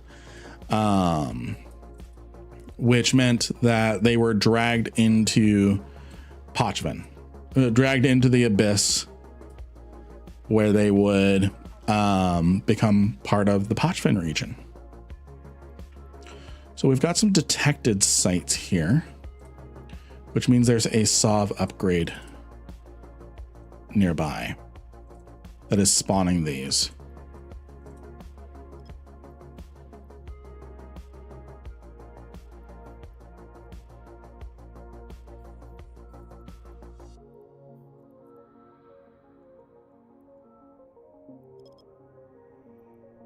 Which is good for us, because then we can get an escalation. That was probably a sight to be seen, a whole solar system sucked into an alternate reality. Not an alternate reality per se, but a sub-reality, because the abyss is somewhere in hyperspace, in subspace. Okay, so this one I'm not going to bother hacking. Or actually, maybe I do need to hack it, because we'll see.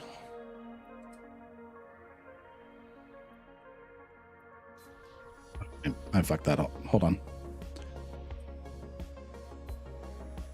Does this spawn drones if I do that? No.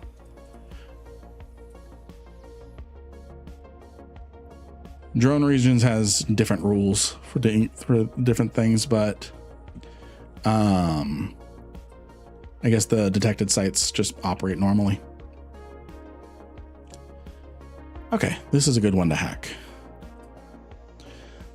Is that why it's red? That's the only wavelength that can enter? Pretty much. Pretty much.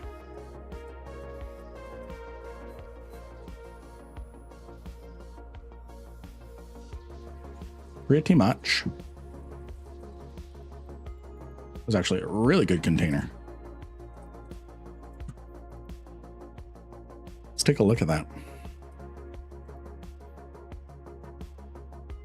A lot of integrateds. Yeah, that's not bad. You're right, Care Bear Queen. So they are mining those stars. They are mining those stars because they are specifically of specific types. And what happens is those specific types of stars produce a material called isogen 5. It is used to power ancient technology. So things like Terran technology and things like that. So that's why those systems are prized. And that's why from a game mechanics point of view, they have a lot more resources. Okay, Google set a 5-minute timer to go get my mobile depot. Are you at a sleeper cache, Raider?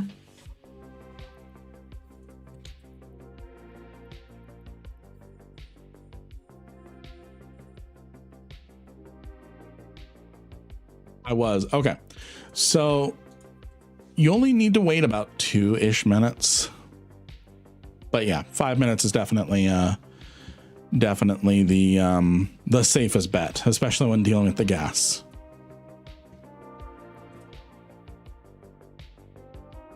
I do not blame. I do not blame. I do not judge.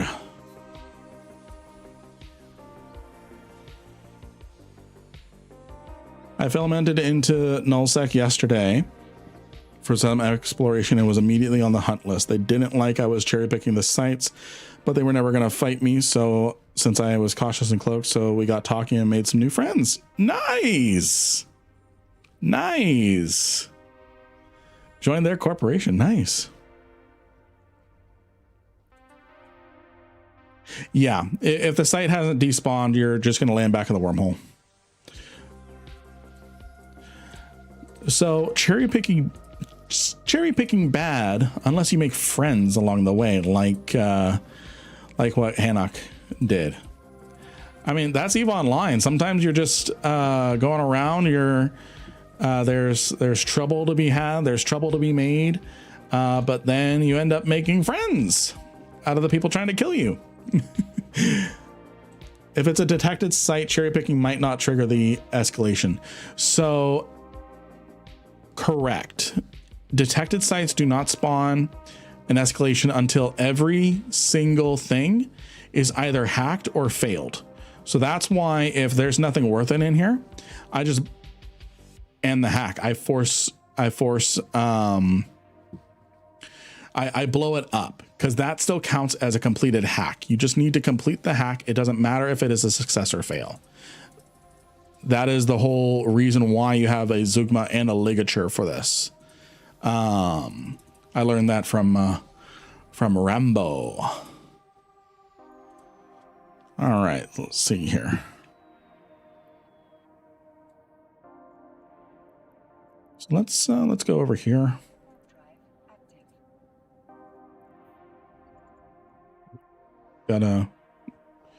Why both? So the reason why you do both is it just helps you burn it down quicker, because in order to activate it again, there is a cycle time.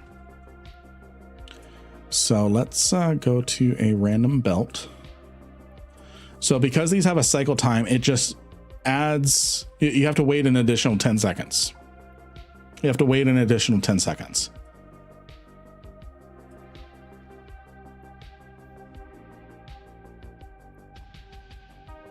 In order to activate and then fail the hack again. So that's why both. That's why both. Oh yes, you only get it from the last, so the escalation rolls on the very last one. It doesn't matter if you just blew up all the containers or hacked them all or failed them all. I don't cherry pick when I go because then the site might respawn somewhere I haven't been yet. Yeah, no, that's why you don't cherry pick the detected. You blow it up.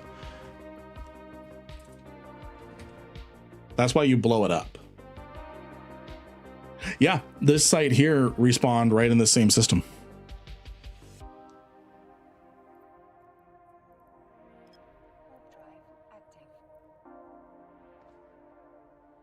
But yeah, that's why that's why you blow it up, is it still counts as a completion because it failed, essentially. Still counts as a completion.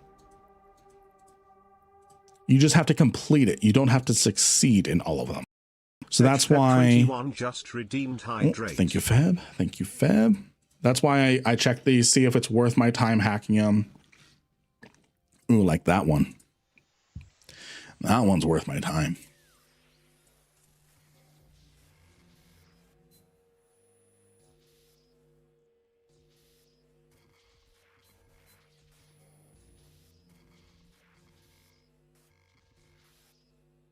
Where's this stupid node? It's over here.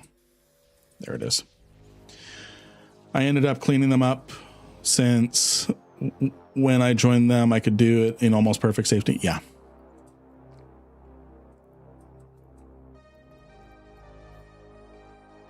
I can barely afford a Zugma, much less add a ligature. No, I get it. I get it. I get it.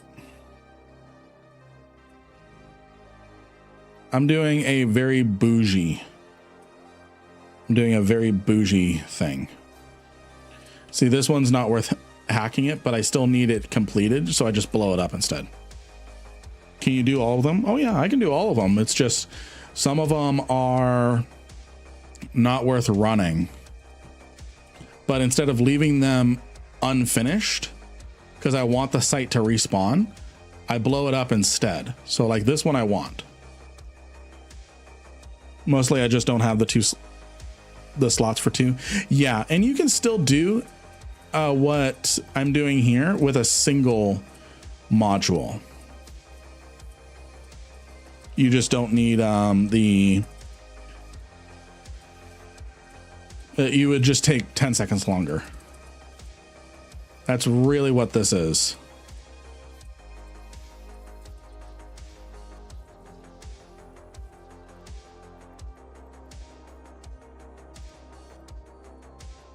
Yeah.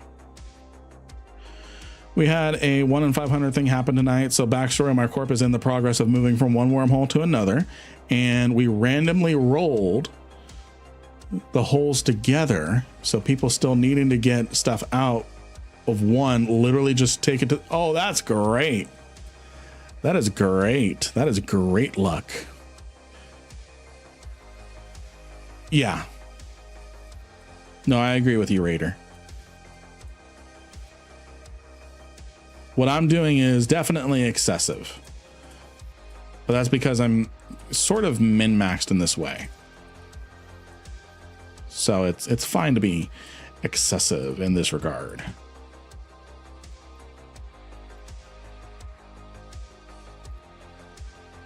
Like, I'm still going to do this. If it's over a mil, I do it. Hanok should buy a hypernet. No, I'm kidding. Don't do that. Hey, Quard, good to see you. Good to see you. Remember, friends, we have a giveaway going on the Discord. All you need to do is be on the Discord, go to the giveaways channel, and click on the little confetti button. Click on the little confetti button to get in on the giveaway. And in about 3 hours, the bot's gonna ping you, and then you have a week to claim it. You have a week to claim it, a week to DM me and say, hey, here's my character to send me the prize. I was trying to start my streaming career and I failed. Oh no. What'd you do? What'd you do?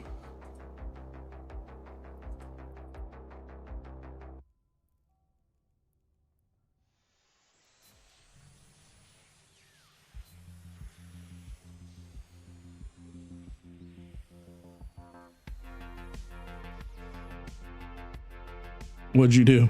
Went live and it was black. Oh no. Oh no.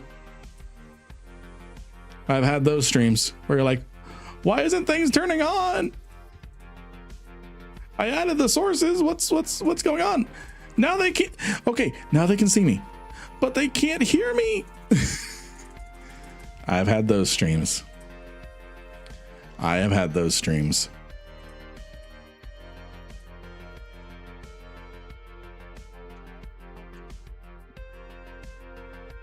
What sites do you get all the drone BPCs from? So it really depends. Well, not really. So it's the data sites that you get the BPCs from in drone regions specifically for the integrated and the augmented.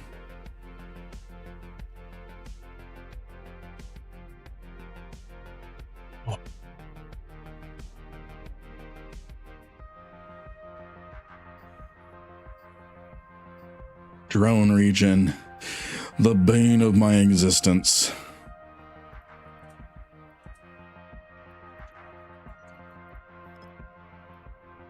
So friends, Friends, friends, friends, friends. We're friends, right? We're friends. Right? I have a question for you all. No? Oh, okay. So I have a question for you all. No, we're not friends. You're just here to look at the dancing monkey. Hey, little Janto, good to see you. Are we? Where's my ISK? Where's the ISK that I'm supposed to send you to say that we're friends? Just redeemed hydrate. Thank you for the hydrate. Thank you for the hydrate. So what are some tips? Tips, tricks, hidden mechanics. Actually, that really rhymes pretty well. Tips, tricks, and hidden mechanics that are in EVE Online that you don't think people know about. Things that they should know about. What are some hidden tips, tricks, and hidden mechanics that you think people should know about? Don't buy ISK. Well, yes. Don't RMT.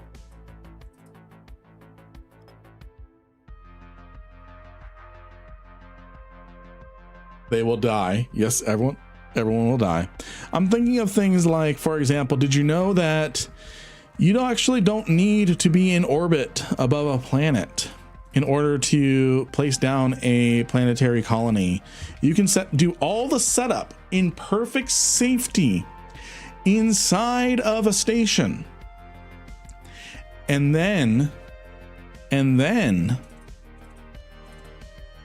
all you have to do is undock, press the button, and it all saves. It all saves. So you just set up a full colony that normally you have to be in space to set up, but you just did it in perfect safety. So that's a tip. Or you can be cloaked in a safe spot in a random spot in space. If there's no space, and you can still deploy command centers. Yep. I've never touched PI stuff. Is it worth doing? Oh yeah, it is. It is worth doing. If you enjoy Satisfactory, you're going to find it enjoyable. Me, it is just carpal tunnel simulator. Yes, if you're in a player station, you can use the view outside button and the same thing, but you can also do it in a NPC station. Just there's no view outside button. So what you do is you set it all up, and then you click the station services button, undock, and then while you still have the planetary screen still up, you then click save, and then boom, it's saved.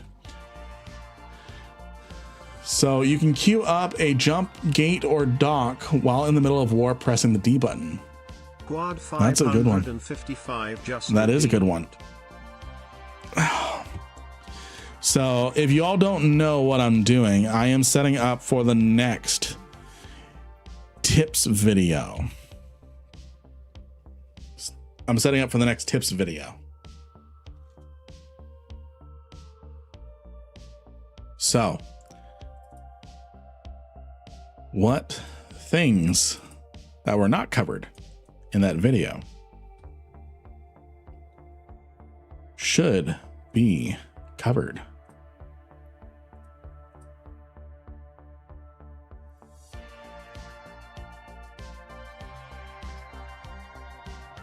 I'll take care of this abandoned one first.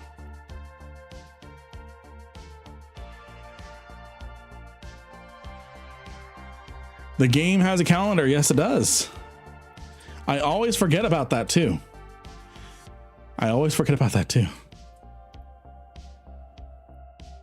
Okay, this is one where I can't burn things down. I have to hack them all.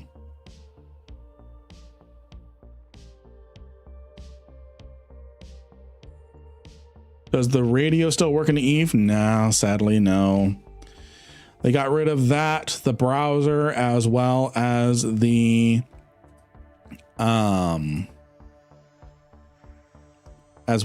in-game voice chat. I schedule all the moons and sky hooks for the corp on the calendar. Nice. So that way you can tell your friends when to go. Hey friends, this sky hook is available. Go raid it. So that way someone else doesn't raid it. You can receive free ammo by flying into a gate camp and sitting on the gate. Yeah, it's just going to be in a non-redeemable form and directed at your shield's armor and hull.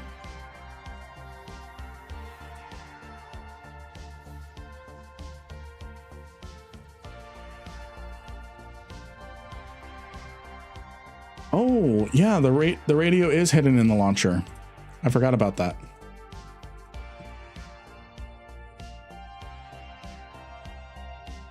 Gate camp or void delivery service. Yes.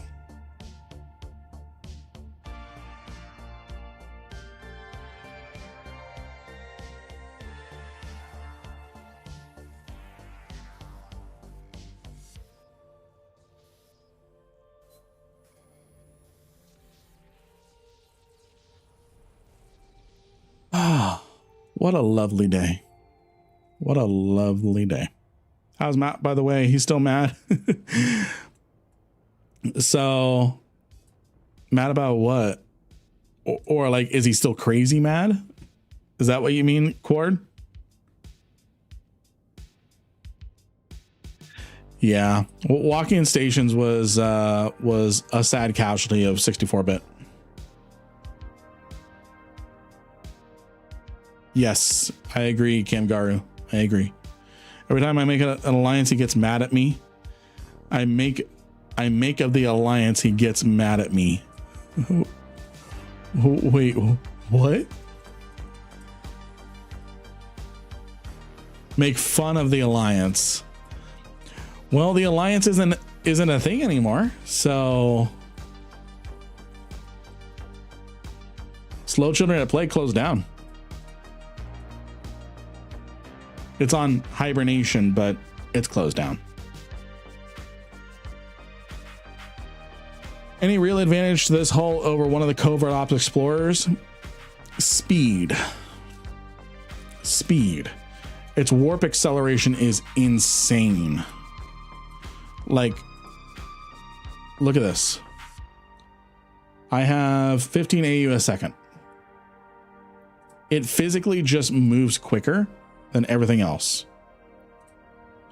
It can get to all the different sites before any other covert ops and start hacking. So that's why it is very expensive. Very expensive. I'm not going to sugarcoat it. This is probably more expensive than normally I'm comfortable with, but yeah, that's one of the main advantages why this is used.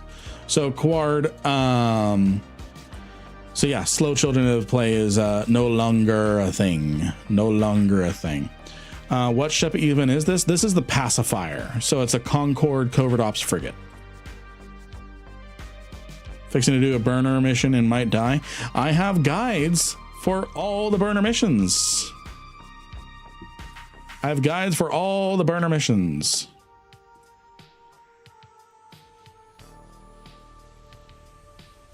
Oh, now these things show up?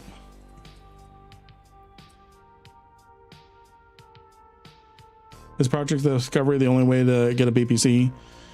So that's the only way to earn a BPC by itself.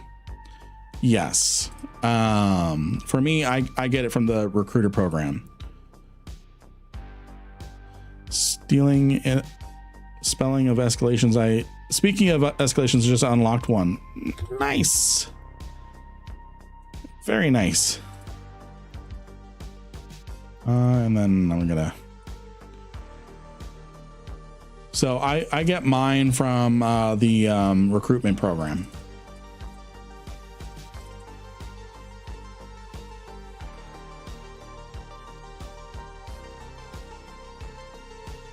Or I just buy it. Oh yeah, they drop amazing loot. Using Bear used to be a hateless gaming guide. Yeah. A few of my stuff is A few of my fits that I cover in the videos are from Hateless and credited to Hateless.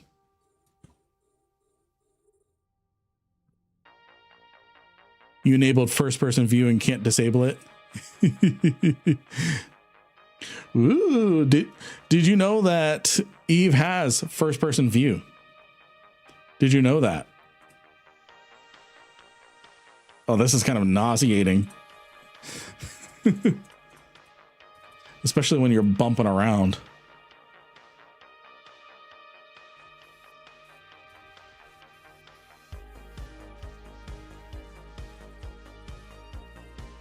That's a good one. You can steer with the arrow keys. Yes, you can. So I'm going to go this way. I'm going to go this way. And then I'm going to go up. We're going up, up, a copyright strike.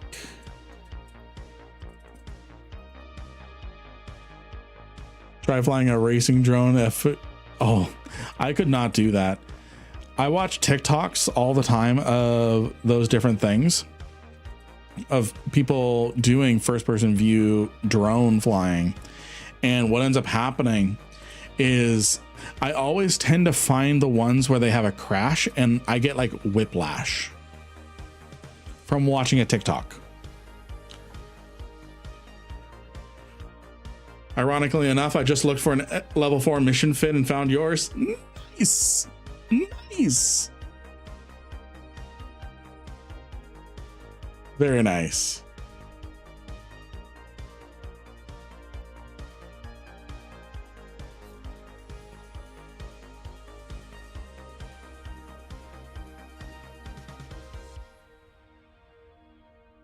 Doing the angel base with the vigilant cruiser. Yep, I have a guide on that one, but you probably know how to run that one. But yeah, Quard, I don't know if you caught the part where I said that slow is dead.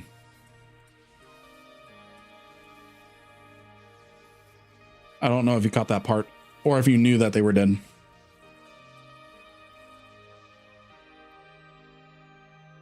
Yeah, I was too slow. Were you in slow, Quard?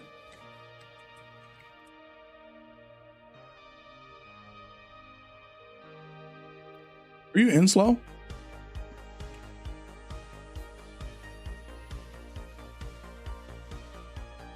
For a few, yeah. Yes, Raider, we do have a rescue operation planned to rescue a slow member who's currently like logged out in space and stuff. They're still fixing their computer. So they are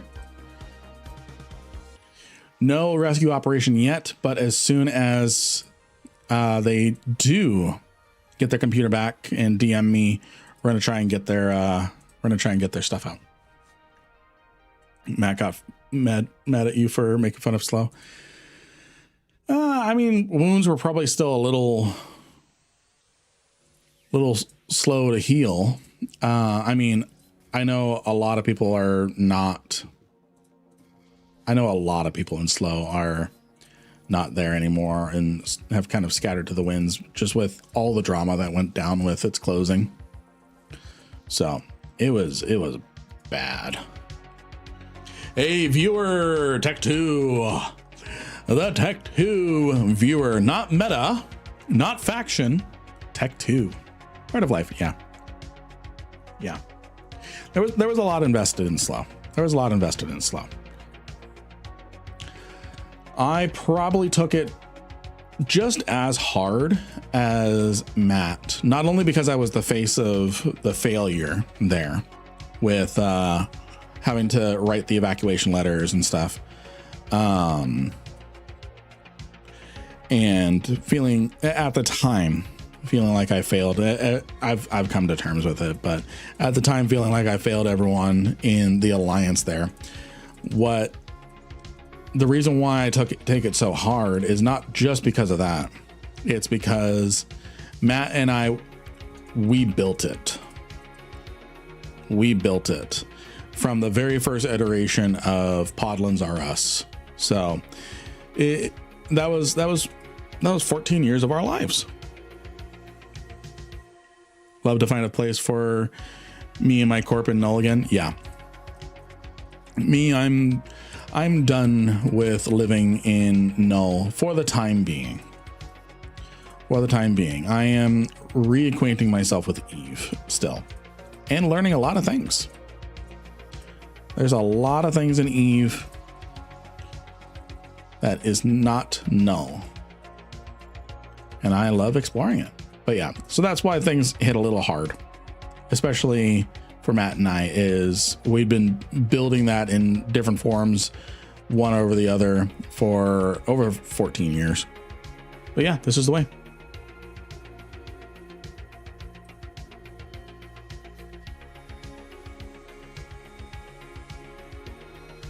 So yeah, but yeah, anyways, my friends had a wormhole for 6 years, and a few months ago yeah, again, part of the game, but doesn't mean it doesn't suck. So on scanning down sites, if you can only get it to say 86% at 0.25 AU, does that mean you need Sisters of Eve probes? I'm using Tech 1 probes. I have a trick for you, SkyTech. I have a trick for you. I'm going to, let's see, is this a good container? Yeah, I'll hack it. So I'm going to show you a trick. So you have your probes out. Let's say that this planet is your thing you're scanning down. So we're going to center our probes on it. What you can do is you have it down to 0.25, lowest it can go. Can't scan it any further. Here's a tip. Hold down the controls key and then use the scroll wheel to tighten up. Don't go all the way down. You're going to hurt yourself. Go right around here. What that's going to do is it's going to bring the probes closer to help refine the scan. That should help you get the rest of the way. That should help you get the rest of the way without needing sisters probes. Don't tell them that, Lynn.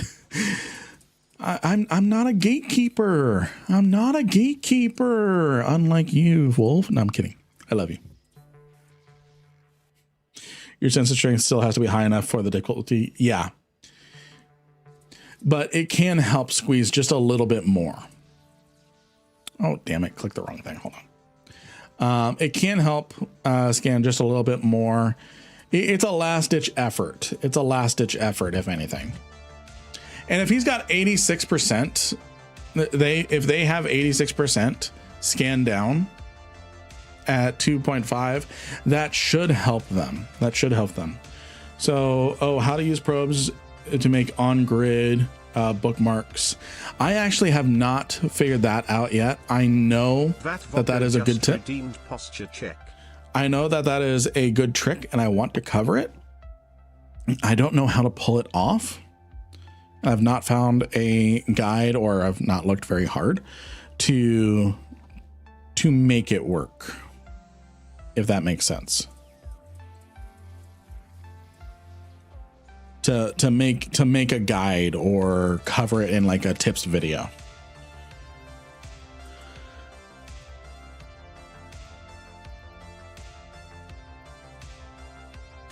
I did teach a random person how to do the standard sleeper cache earlier, and I showed them the fast, easy way. Nice.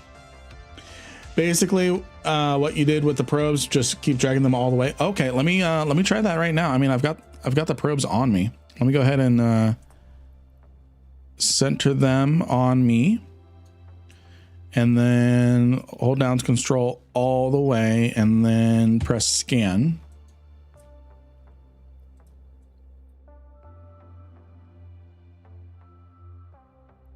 Maybe I scan them too far down. Hold on, let me add them to my overview. I mean, I should see them. Did I do it wrong? Okay, keep going. So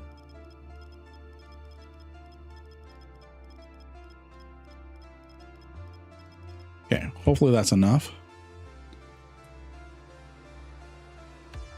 Oh. There we go. There we go. There we go. So then I can bookmark this. And then this is helpful if you are in one of these scanning sites, and then you can go warp here. Let's say you're all the way over here, but you want to go to this hacking container. Now you can you warp to your bookmark, your tactical, and then you warp down to your thing, but it's also good for combat stuff. I'm going to reset my thing because there's another thing to scan down over here. Thank you. Thank you. See, playing the game for 15 years and even I am still learning new stuff. 15 years in this amazing game we call Eve, and even I am still learning new stuff. Every single day.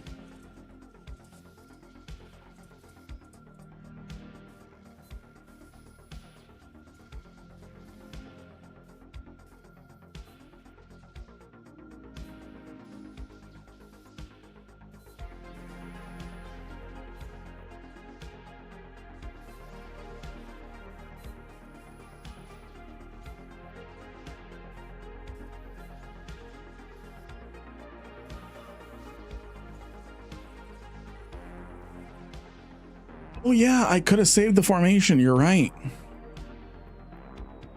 I could have saved the formation so then I can just have it.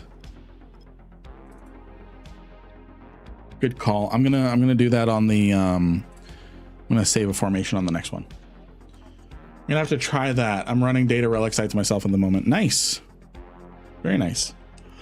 Hey, EOE, thank you for the follow. Remember, friends, when we get to 10,000 YouTube subscribers, which we're less than 400 away. We are less than 400 away. We are going to be having my wife play some EVE Online, and it was her idea. Hey, Green Lighter, thank you for the Twitch Prime subscribe. Thank you. Thank you. Thank you. Let's see. Was this worth hacking? Yeah, it's fine. It's fine. Let's see here. I have a few different arrangements I use for a quick meshing a structure with bookmarks for the fence. So that explains. Okay. So I seriously am learning new things. That's why I love this game. There's so much to do in the game that you can't stop learning, and you find new things all the time, and it's fantastic. So let me so I've got my probe centered on me. I'm going to bring it as far down as I can, maybe like there. Okay. There's a good one over there. That's fine. And then I'm going to save. I'm actually going to expand it just a little bit.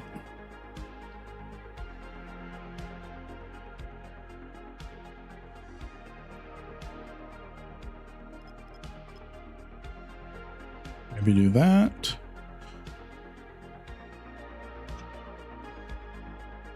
Mommy Rankin, absolutely.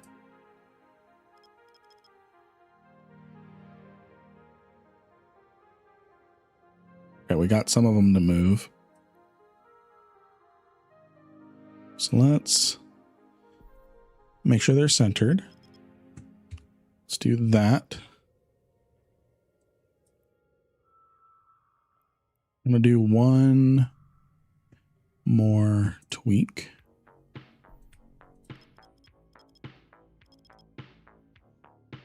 We're going to do that.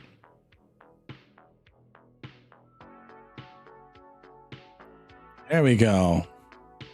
There we go. I like that. Okay, I'm going to save this formation as bookmark me daddy. There we go. There we go. I can go ahead and pull those probes back in. Okay, let's continue hacking. Okay, back. D&D is done. Did you win? Did you win the D&D? Orion Sasolo. Have a good night, Hulk. Have you finished moving the Parchment Express yet? I have not. I have not. It's still stuck at the station. And we've still got probably we've got an hour and a half. We've got an hour and a half until we really need to start using our Potvin Highway. Also, there's a new bits redeem.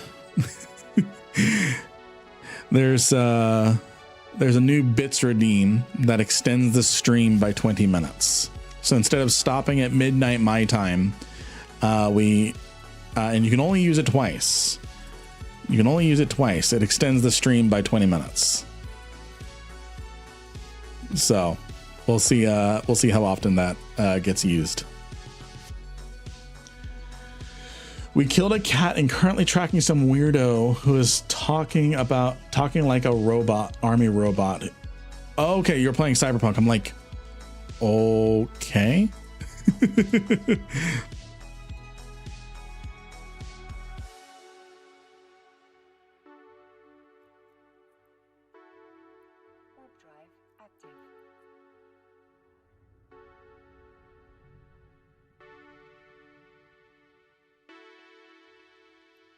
The better question, Orion. Did you level up? You're still alive. Yay. You're still alive. Oh. Was this actually even worth doing? Yeah, it's fine. Technically, I can just need to spend my IP. Nice. So, how is the stream quality, friends? How is the stream quality tonight? Again, we did switch up a little bit of our streaming setup, just a little bit. And then I definitely want to hear from YouTube side as well. Want to hear from the YouTube side as well, since those ones are going to be the most affected by the change I did. Okay, done enough, Eve. Sounds good, Eve Tear. Sounds good.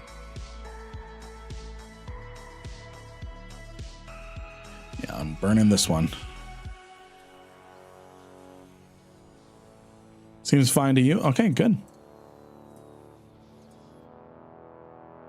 Yes, yeah, that's a good one. That's a good one. I'm shutting down for the night. Thanks for the stream, Lynn. See you next stream. Stay safe. You too, Eve Tear. See you tomorrow. Stream's not ending. Stream's not ending right now. We still got about 2 hours left in the stream, but see you tomorrow.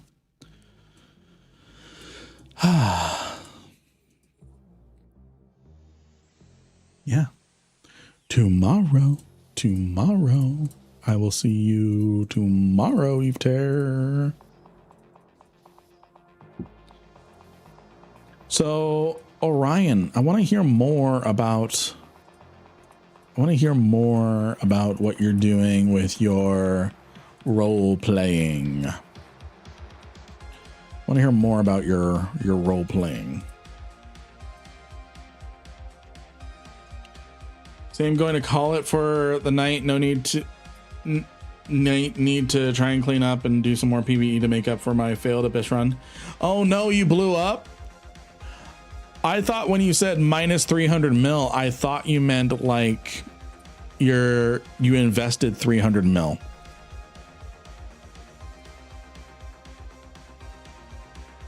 That's what I thought. That's what I thought you meant. Oh no. Nikado, Idaho. I want to hear more about the Concord News Channel. Yeah, Orion. the people want to know more about Concord news. Like, for example, when is the next episode going up? You know, the one we recorded during subathon. She is a cook with cyberware, a bit of a dummy, but can cook well. She looks like the girl from Dohidoro. Okay.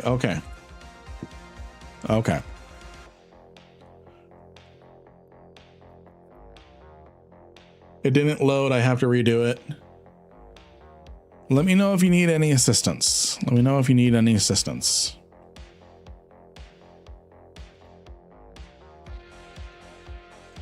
And you should do some videos about how to build Grow a Corp. I mean, I could. I mean, I know how to build a tax evasion corp.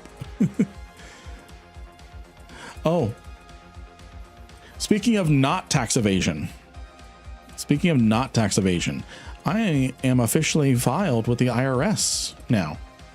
My sole proprietorship is officially with the IRS now and the state. I lost $2 billion in Abyss last night. Oh, that sucks, Quard. Sorry about that. When I started, I just went belt to belt to folks mining solo and asked them if they wanted boosts, then eventually tried to get them to join. I mean, that's a strategy. Thank you, Little Giant Toe. Thank you. The only thing I had to pay for was the state filing.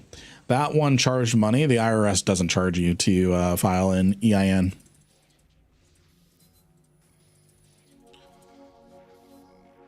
So my sole proprietorship company is now able to pay taxes. My deep safe wasn't deep enough. Oh no. Oh, and it was low sec too. I got my EIN number for my place, just don't have the land for it.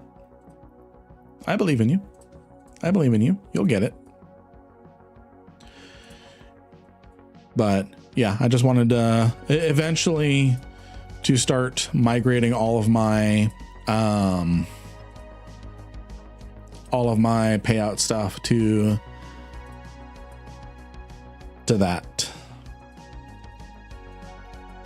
So have a good night, Orion. Thanks for hanging out with us, and thank you for sharing your story. Could fall back on the old join or die and threaten people. Yeah, true. Oh, I wonder if a satire how to grow a corporation video would be well received.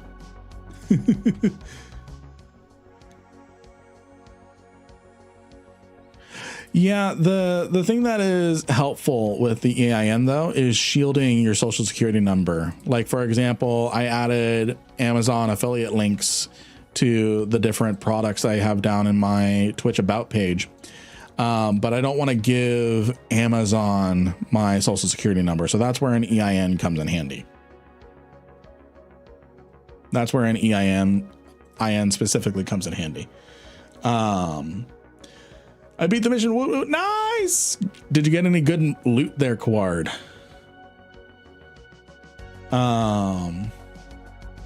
Returning player since 2014. Your videos are incredible, man. Thank you, Jimbo. Thank you. I'm glad that they were helpful. So, Jimbo, I have a question for you. If there is anything in EVE Online that you would like a guide on, what would it be? And it's okay if the guide already exists.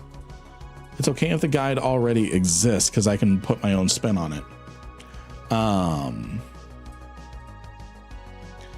If you do that video, you have to cover the scams like snuffed out ripping off people who try to join them, then don't realize that paying billions to a recruiter is not normal. Exactly.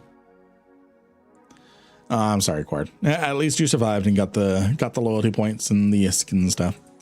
So,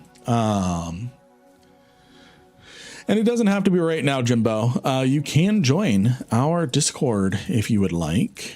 You can join our Discord if you would like. And whatchamacallit, share the information there when you think about it. I have 40 billion ISK. I'm leaving the game. Send me 2 million ISK and I will double it. Send it.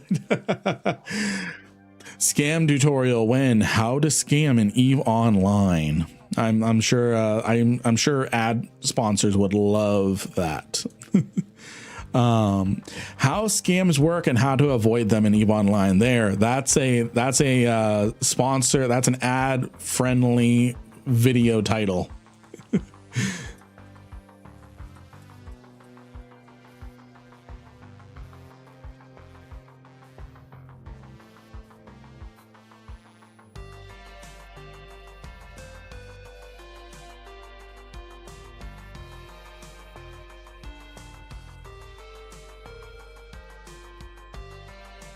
I mean, it's legal to scam in EVE. Well, yeah, but advertisers don't really care. Advertisers don't really care. Friday, I did close out that that chat that we had just to keep my chat a little clean. Oh, how are we doing on this run so far? 152 mil without counting the BPCs. Not bad. Not bad. But Hypernets, true. I was randomly looking for corpse. There are several legitimate Nigerian businessmen corpse and even a Nigerian prince corpse. I love it. I love it. I love it. I love it. Ooh, lots of stuff in here.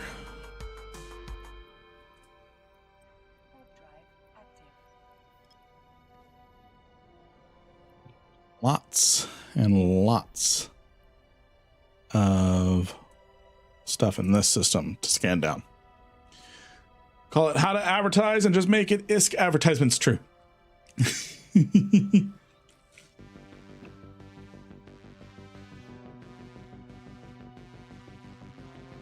I don't know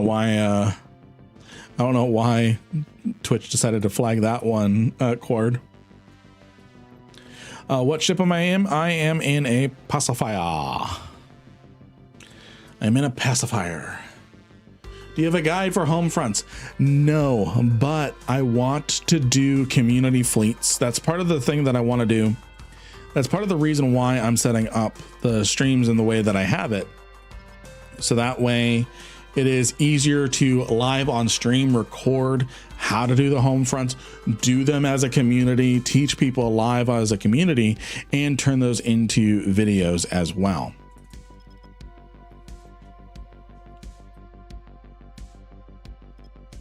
So this is all part of the setup for it. So exotic. I love EVE. I love EVE. A video on how to trim my Gila's rune armor or get a girlfriend. Oh, I love that. And I understand that reference. A crisp, detailed guide on sinoing jump freighters like the pros do. How they can almost insta dock after the sino is nuts. Yeah, we can do that too. Because I know how to sino a jump freighter, and I know exactly how not to sino a jump freighter. Don't let your friend who is not sharing their screen before Discord even exists. Discord didn't even exist back when this story happened. So I was flying an ARC, and I didn't multi-box. I do not multi-box. So what ended up happening is I'm like, okay, I have to move some stuff. I don't want to create another account or to sub my Sino character and whatnot. I was poor boy. So so one of my corp mates says, "Hey, I've got the Sino skills. I'll Sino for you." I'm like, "Okay, cool. Yeah, let's do it." And I trusted the guy. I wasn't thinking it was like a long con or anything like that. Like he was going to jump me into a fleet of redeemers or whatever. So what ended up happening? The funniest thing ended up happening. So I gave him a PDF document on how to Sino to different types of stations. And the station we were Sinoing to sucks ass, but I've Sinoed to it before. So I had a Insta Undock bookmark to it. And so I could dock up, warp, and such. So what ended up happening is I'm like, all right, here's the guide. Here's the guide on where to light your Sino. Are you in the right spot? And he goes, yeah. I'm in the right spot. I'm in the right spot. And, okay, Sino's lit. So I jump. I'm 10 kilometers away from the station. He Sinoed in the wrong spot, and I'm like, and he like, oh no. And he was shitting himself. He was shitting himself. So I'm like, okay, there's no way I'm going to make it back to the undock. I'm not going to make it 10 kilometers with this. So I start aligning down towards my Insta undock. And Lachesis decloaks. And this was back when it was either a Lachesis or an Arazu. It was that hull. Decloaks from 5,000 kilometers away. Warps down. Yellow boxes me. I enter warp. So he is so the guy that Sinoed me in, he's being attacked instead because the Arazu, I'm just going to call him an Arazu, failed to tackle me. Just got picture lock. If I was a hair slower, if I was one tick slower with starting my warp before we even knew that Arazu was there, I would have had like an 8 bill in cargo arc loss. And I told the guy, you are never Sinoing for me ever again. And he said, no, I don't blame you. Do not open a box you find outside of a space station. Oh yeah, no, Luke, I've lost, I lost my first battlecruiser. So here's the thing. Opening a box outside of station used to be how duels were handled before there was an official dueling system. Duel.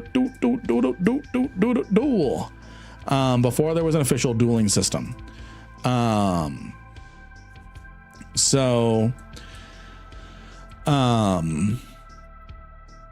Brain work, please. So it was called jet can dueling, where you would set up somewhere on the undock of a station, and you would just put a single piece of ammo out there, and it was essentially you saying, hey, I want to duel someone. Come take this thing from me if you want to duel. And it was an honor duel thing.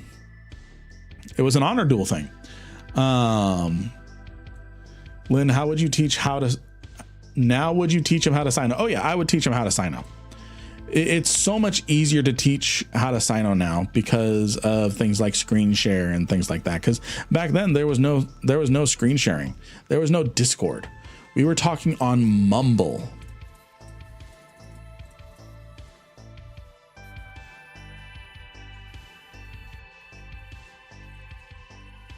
Yep, this is a fairly nice ship. So I lost my Drake, my very first Drake that I retrofitted to be to be combat fit. And I lost it in a duel against a Megathron. Yes, Skype was a thing. I wasn't a huge, with corporation communication, Skype wasn't, Skype was the IRC. It was the chat, whereas Mumble was the communication. But yeah, and I'm pretty sure different things cost different amounts of money depending on what features you used on Skype. Okay, fine. I guess it's just not going to work me.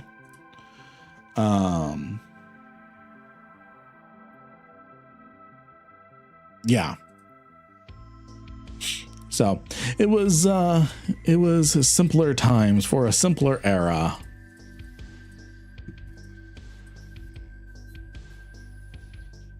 So, yep. I love that story. I love that story. I laugh about it all the time. The PTSD is long gone.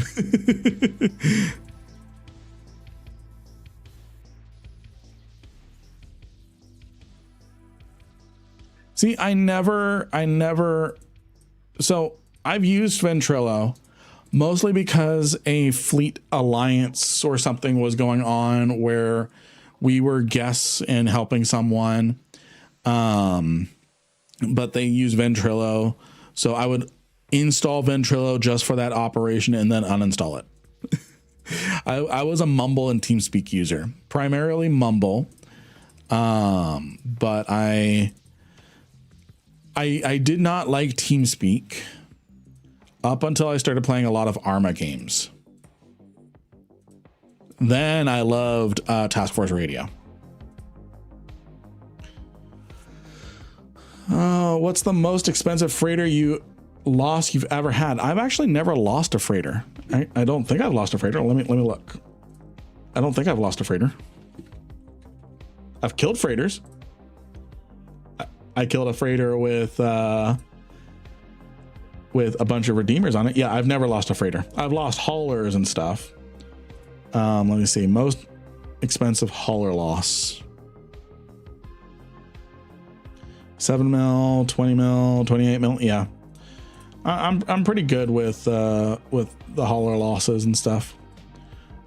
Most expensive was 138. Oh, I could not. I think I would cry, personally. I know it's a video game, but I think I would cry. I think I would cry. Whether I'd keep playing is a different thing, but I definitely would cry, at least. I'd probably still play, but I'd cry first.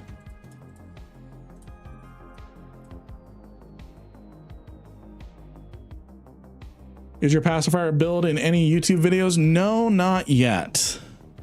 Not yet. I'm using a build from Mad Rambo. So I'm using a build from Mad Rambo, and it is expensive.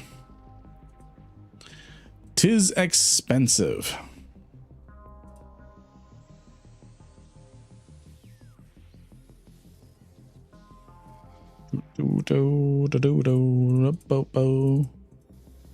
But oh so nice. It is oh so nice. I was one of the people where I'm like, it's too expensive. I can't justify it. It's too expensive. And then I try it. I can't go back. Well, I have gone back, but I don't want to go back to the buzzard. Can I see your fit on screen? Yes. Yes, you can. Make sure it's lined up. Keep in mind, I have implants in as well. And those are not shown here. But yeah, this fit here is 1.5 bill, and I think I have. How expensive is this? I can't tell how expensive this is. I think this is like a 3 bill total fit. Why the auto targeting system? Excellent question. So the reason why you have an auto targeting system is because even though you don't turn it on, it applies bonuses even while it's passive. So for example, the passive bonus is +3 locked targets and an increase in targeting range. So, well, I think the targeting range thing, you have to activate it for that.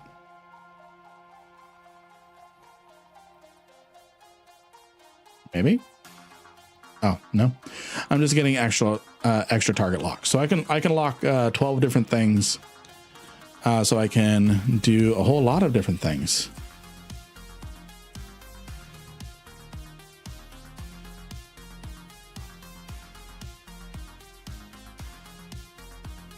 There we go.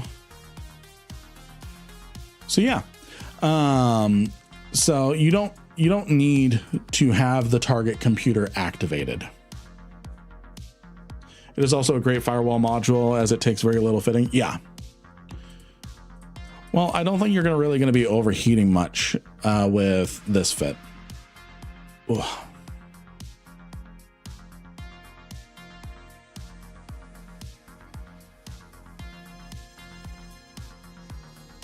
And if you've ever played Magic the Gathering and didn't know this, is EVE Online hacking operates on first strike rules.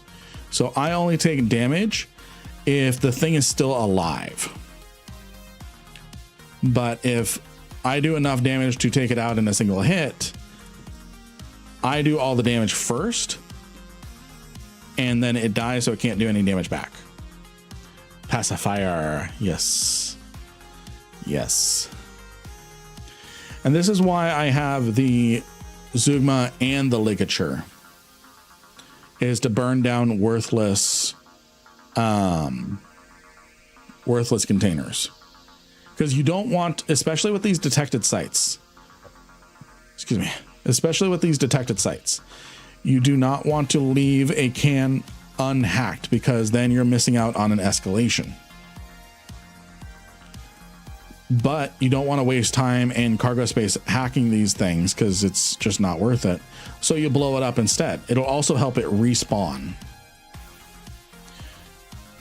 Nice to hear a Magic the Gathering reference in the wild.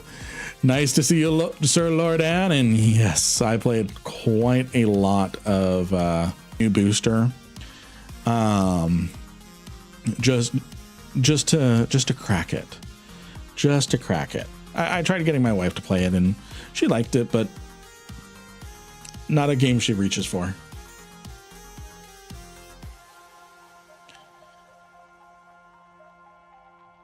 Oh yeah, you're right, Blitz. It counters the range reduction of the interdiction nullifier. So if I unfit this, so we see we are getting a oh, maybe not. Maybe not. I don't know why. I'm just like, Matt Rambo, what's a good fit? And then he didn't see my chat and didn't respond. So then I just dug through and found a fit. I'm pretty sure it's a Matt Rambo fit, if I recall correctly.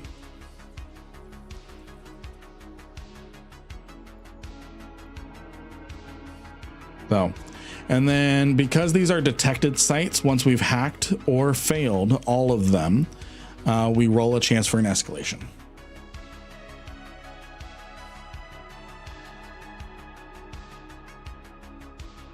As my hobo little buzzard is flying around this relic site crying, oh no. Don't get me wrong, I love the buzzard. I love the buzzard. I absolutely love the buzzard. I love the buzzard because it can do the superior sleeper cache with the right fit. Is there any point in getting the officer Zeugma, or is the regular one fine? So they're similar price. They're similar-ish price, if I recall correctly. The I think it's the Ravelli.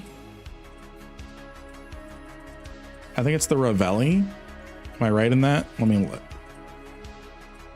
Yeah, the Ravelli.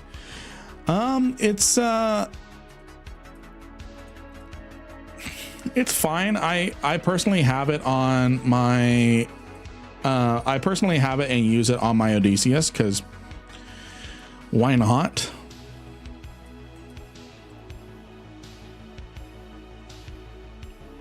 Yeah, difference isn't too big. The biggest difference is it has one extra utility slot compared to the Zeugma. So the Zeugma only has one utility slot. The Ravelli has two.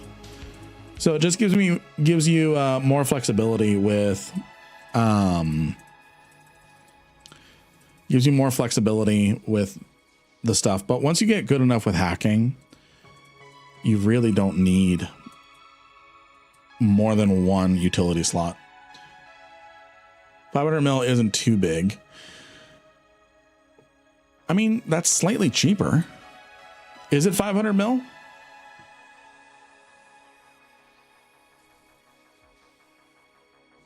Is it 500 mil to get the officer, the Ravelli? Hey, Avo Collins, what's up? Oh, it's 500 mil more. Yeah, then I don't think it's worth it. Go. The Zeugma is the cheaper option in that case. The only reason why I have a Ravelli and using it is because I got it during the event. Ooh, I took a smack when I didn't need it. Okay. I need to find a... That was almost a failed hack.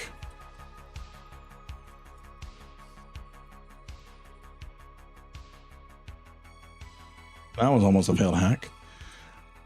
How's your stream going? Stream's going good. Stream is going good. We've got 120 people over on Twitch. We've got 22 people over on YouTube. We've got a few people over on Kick. So do a guide on how to stream. Do a guide on how to stream. I could do that. I could do that. I want to do that with...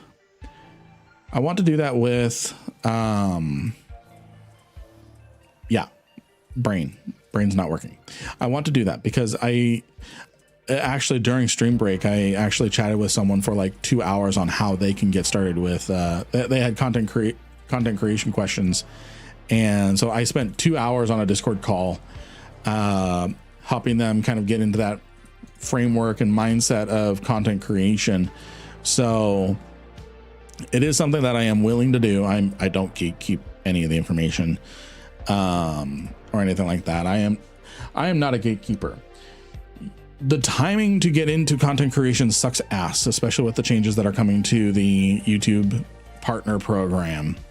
It's going to be a lot harder to become a YouTube partner, starting February. So yeah. I don't think it's a main channel thing, because I do have multiple channels kind of placeholdering right now that I want to do stuff with, but right now I really need to lock in and make sure that I can get the EVE Online main channel really locked in with content. And then once I have spare time, able to invest it in other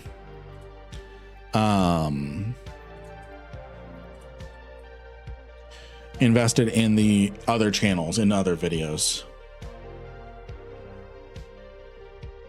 What overlay you use to see chat? So I use Streamlabs.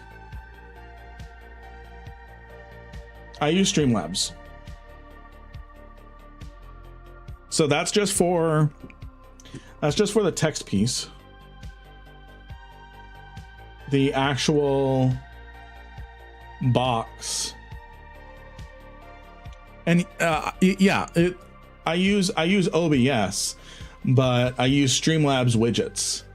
So I use the Streamlab chat widget. I'm just going to undo that just to make sure. But I use OBS proper.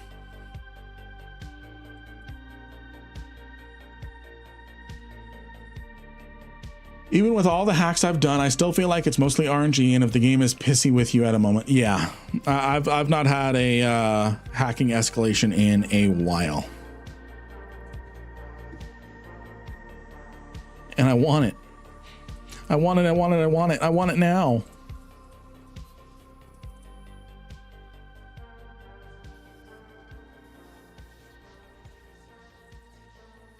None tonight so far. Yeah. I've not had any hacking success myself tonight. As far as escalations go, I'm still making pretty good money.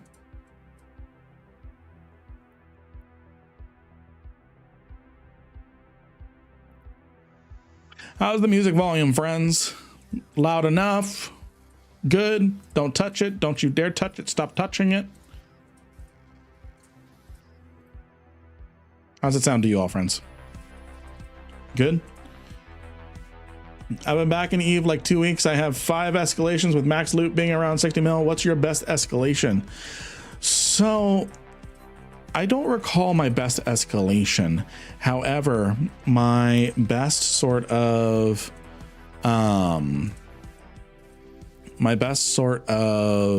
hacking site, I got like, oh gosh, what did I get? I got like 600 mil from a single drop.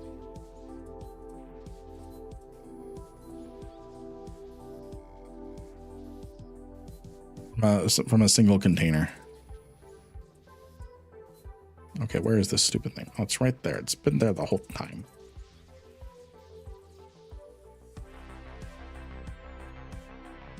Add.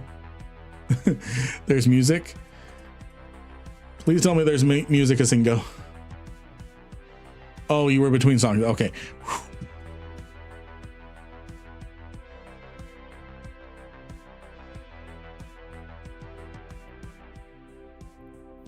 Scared me.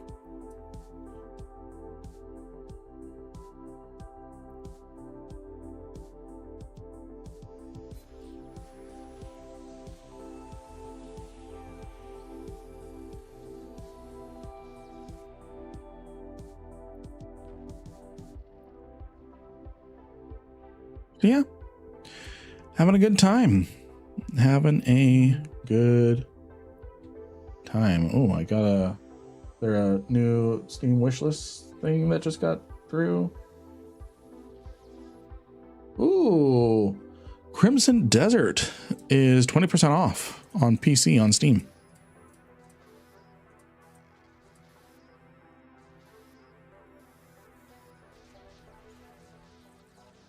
If you use Estero, you will get escalation. Can guarantee it. It's got +1 luck in the build. Nice. Nice, nice, nice. So yeah. And then Kodak, Luke Citizen, let me know if you guys are done with ads. I've been scanning wormholes since you started streaming, looking for data relic sites. Have yet to find one. It's been nothing but wormholes. So many wormholes. Yep, that sounds like an episode of Mainless Mike. Yeah, maybe. You know what? I need to carry more exotic dancers.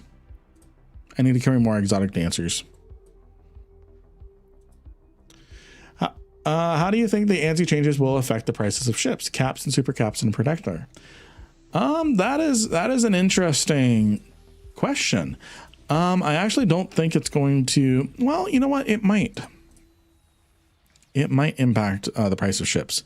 It's going to be harder to move stuff around. You're not going to have so much stuff spread about everywhere. You're not going to have a vast amount of territory to spread out to. So what I think is going to happen in terms of price of things, Here it is. You know, that's a really interesting question. That really is an interesting question. I don't know if I have a good answer to that. So let me think. Because access to resources are going to be a little more difficult. Access to resources are going to be a little more difficult when it comes to the material.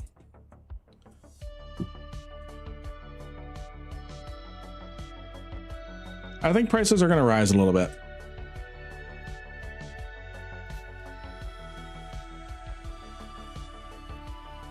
Oh, you find I got an escalation, friends. I got an escalation. I finally got an escalation. 6 jumps away. 6 jumps away. Finally.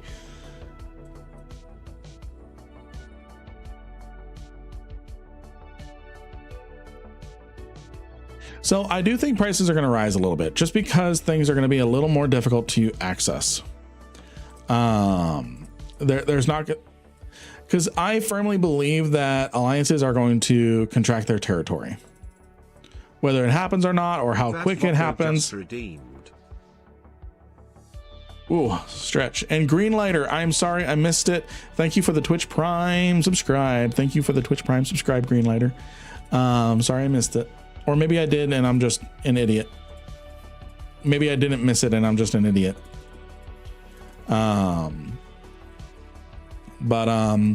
I think, because here's the thing, you can cap out a zone 3, a zone 4 Anzaplex with 4 battleships.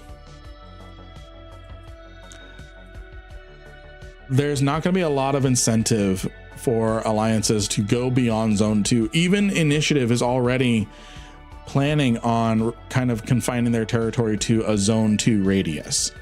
That typically means just like 10 light years. So they're just going to contract their territory a little bit. Not a whole lot. They're just going to give up on Delve, I think, if they haven't already. You didn't miss it. Thanks, though. And then stretch. So we're going to finish these last 2 sites and then keep moving. So again, with the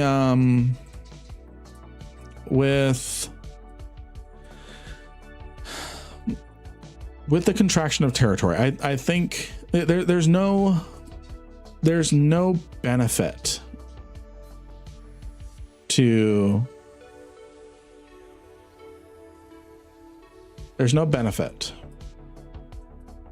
holding territory and trying to defend it beyond zone 2. You cannot move a meaningful response fleet with that.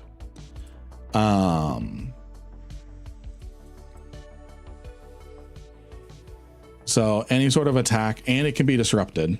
You can newt out. It's not going to be in the first iteration, but you can newt out a Anzaplex in any zone. It's really only going to have an impact in zone 2. So why have territory beyond a 10 light year radius? That's still plenty of territory in theory.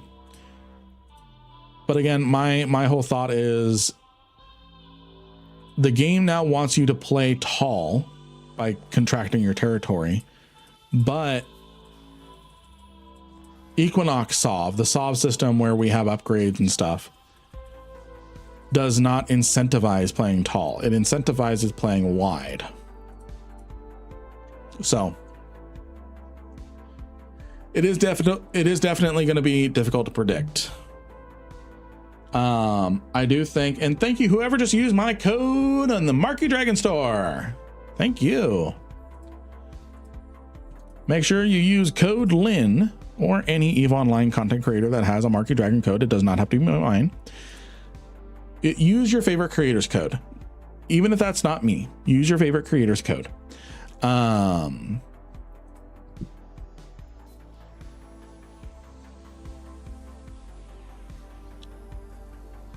brain.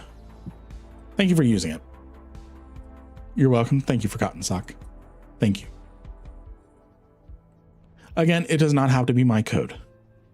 You can use Oz. You can use that guy Toxic's code.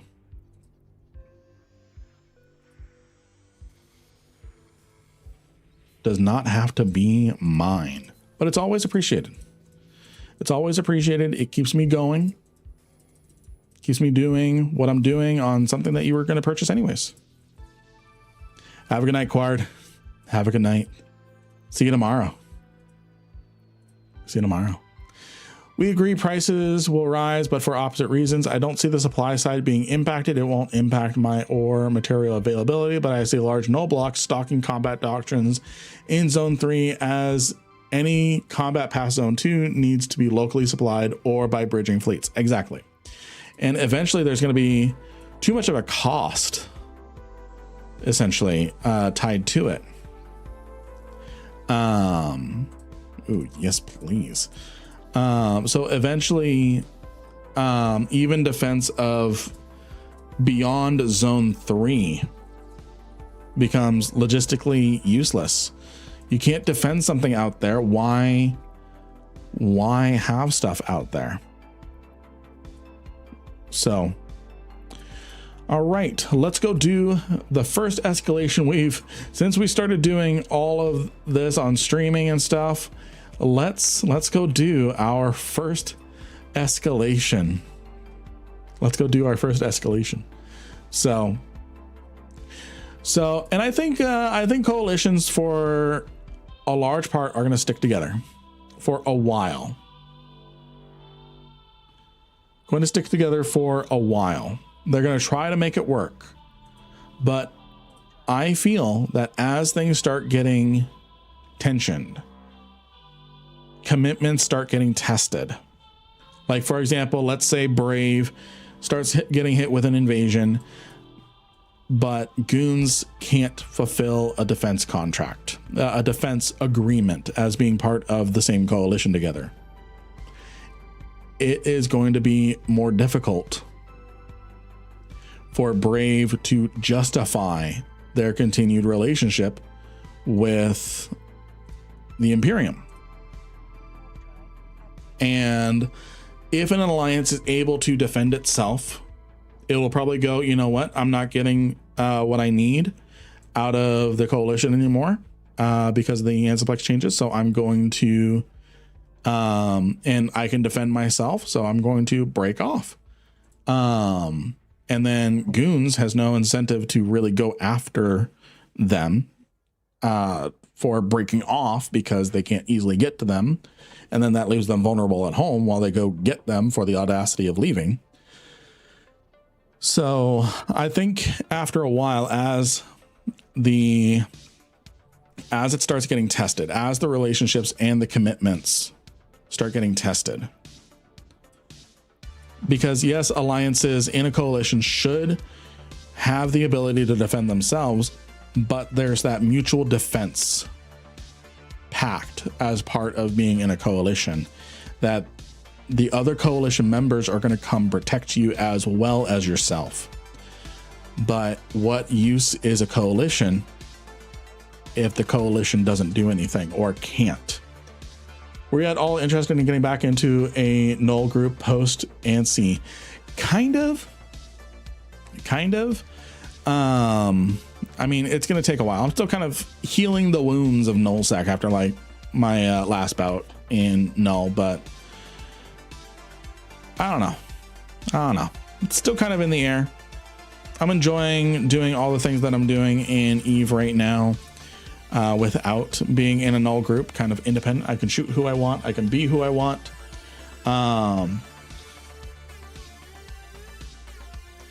Why in that scenario, how is Brave better off breaking off? What is the incentive? So the idea is the incentive right now is for them staying is there's that mutual defense with the goons, with TNT, with Sigma, Grindset coming to their aid if their soft starts getting hit. what's going to happen is if they have the ability to defend themselves, but no one is coming to help them anymore because the Anziplex changes makes it more difficult for anyone to get to them, and they don't want to, they're going to question their relationship with the coalition. So either they break off from the coalition, go independent, or they just go join goons.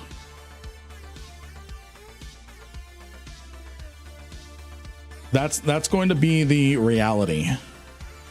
That's going to be the reality. Is it's going to be a dichotomy. You join, you break off from the coalition because you have the ability to do things yourself. You have your own infrastructure. You're able to defend yourself competently without the major alliance. But those who don't have that, they're just going to join the main alliance.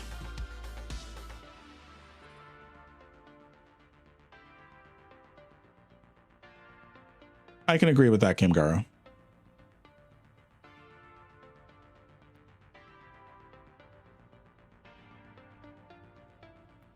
I can agree with that, Kim Garo. And you have a point there, Slovend, is now they are surrounded by hostiles, supposedly.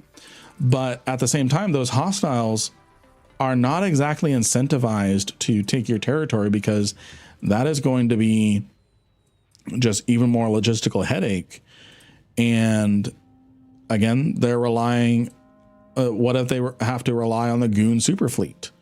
They're not going to be able to access that super easily anymore with the Anziplex changes. I mean, yes, they can Sino and stuff, but I don't know. Just from a, there's still a lot of unknowns. I'm not going to say that this is a definitive what's going to happen. It's still my theory of what's going to happen, and my theory couldn't be wrong. Players are innately adept at adapting to new changes in game systems.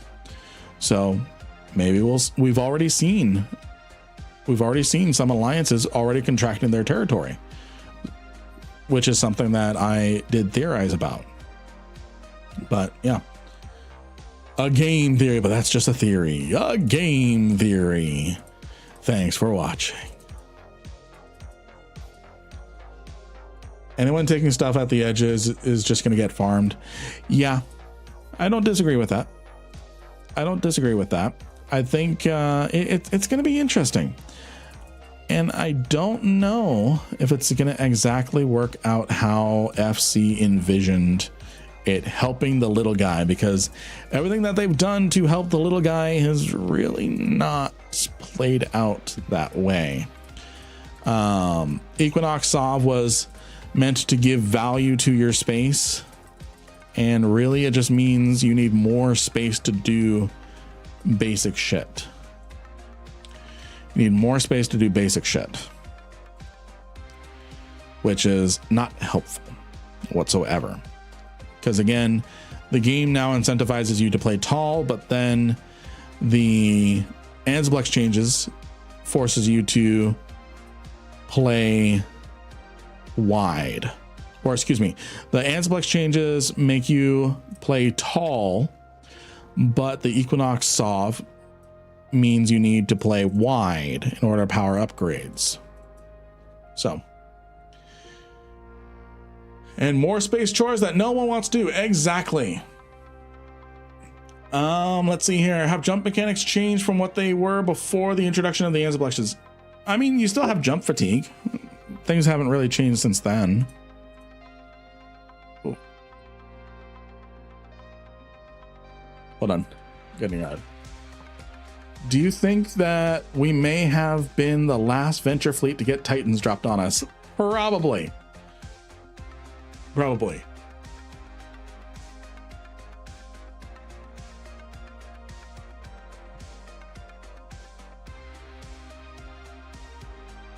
I think they just don't want people to be 100% self-sufficient. I can agree with that.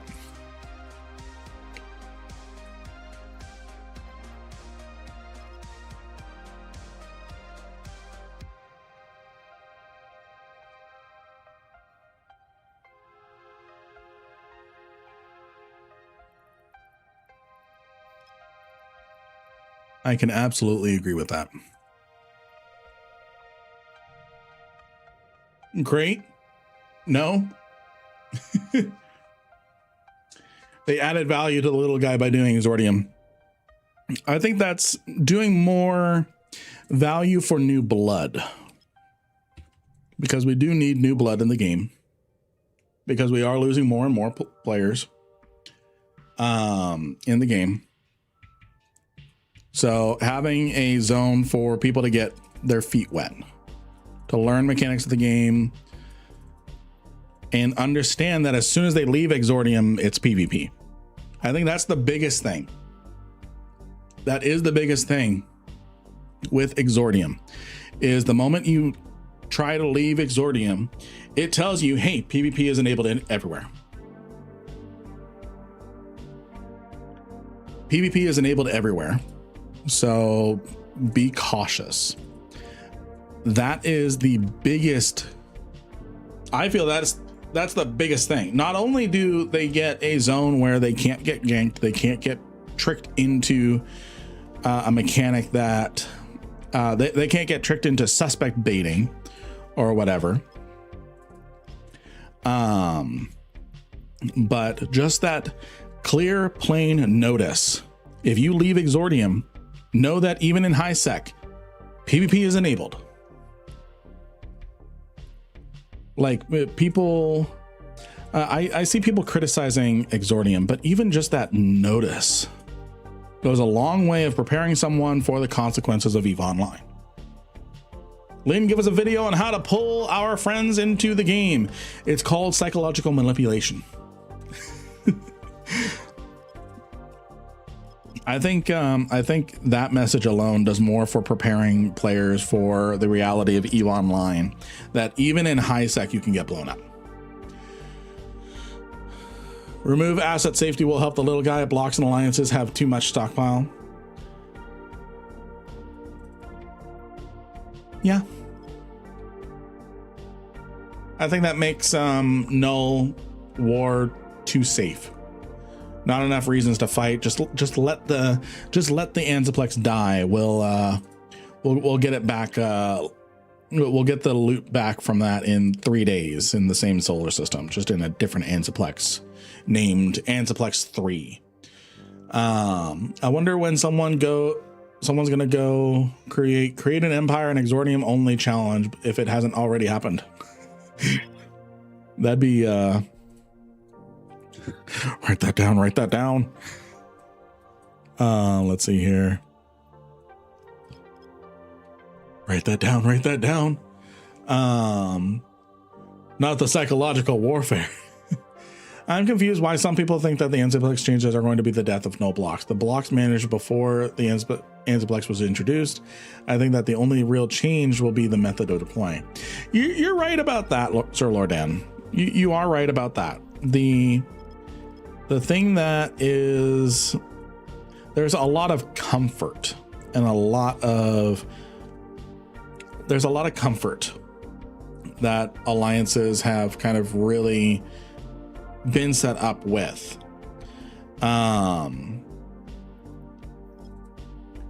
Because the biggest change is even when you had jump bridges, which was the precursor to Anzaplexes, is you could ACL those. You could give access to your blues to use the jump bridge. So this is something that we've had in one form or another for the majority of EVE Sauvignon. So that's why this is a big shakeup, is it going alliance only, and then having range restrictions is going to be a big thing. Because if you didn't have range restrictions, I mean, there's really no range restrictions, but there's a capacity restriction. What's going to happen is you can't just have goons say, okay, Sigma, TNT, or FNT, Brave, give us these systems, install, and we're going to install an Anzaplex so that way we can get to your space.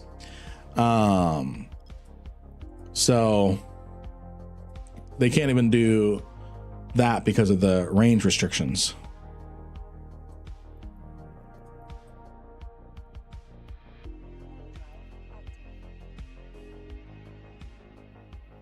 Jump bridges with Sino inhibitors turned a system into a fortress? Absolutely. Absolutely. In fact, the new Sino inhibitors are actually being restricted. So that way you can't make super fortresses. Because presently you can anchor 3 Sino suppressors. You can anchor 3 Sino suppressors in a solar system. And then online them one at a time as they start going down, which would make sieging them a nightmare. That's going down to a single one. You can only have a single one. So it reduces, it still makes them a fortress, but it makes the defenders have less of a fortress, which that I'm in favor of. Having grinded through a triple Sino suppressor setup, I don't want that. Exordium Rankin, I saw that. I love it. I love it. We become the new Eve University, even though I use Eve University's material a lot. Wonder how the game would play if there were no alliances. It would play the same. It would play the same. The reason why is people would just set standings. People want to group up. People want to group up. They want to be connected. They want to build something, whether that's as loose tribes of corporations or as an organized alliance. People want to group up. So I think things would have been largely the same. It's just no mechanics alliance wise. Do they block covert Sinos? No. Yes, I believe they do. I believe they do. Maybe I'm wrong. Hold on. Do these Sino jammers, system Sino jammers, block covert Sinos too? I cannot remember.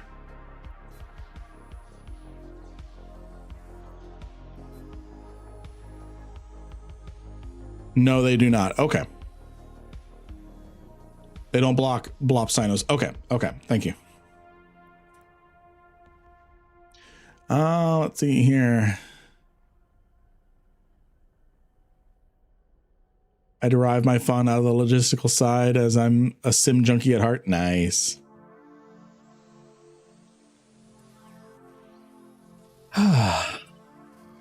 What an amazing day, friends.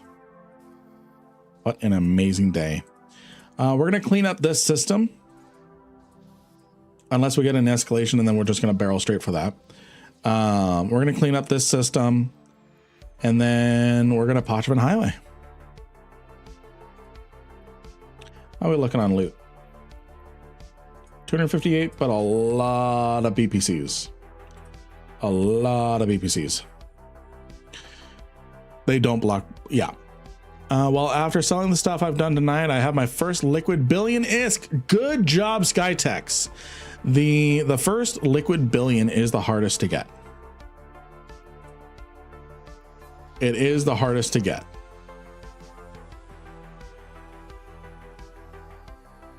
So congratulations. Congratulations.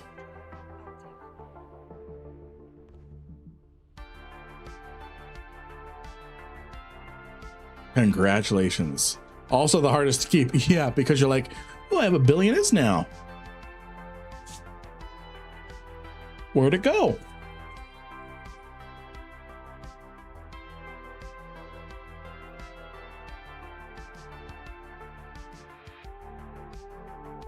Now use the $1 billion is to make money on the market. Absolutely.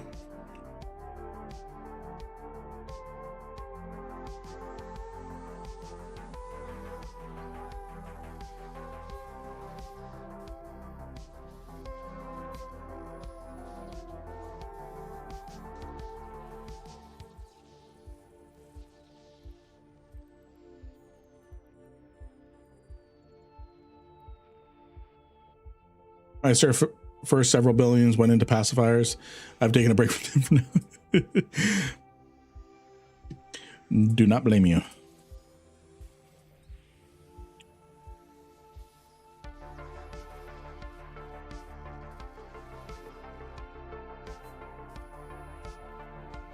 Hey, Bendito. Thank you for the follow. Thank you for the follow. Know any reliable brokers that buy loyalty points and where to find them? Jito Run is something that I've found recently. That's something I've found recently. I don't know if people are going to agree with me or not, but it looks good. It looks good. And depending on the loyalty point store, they can charge some good ISK.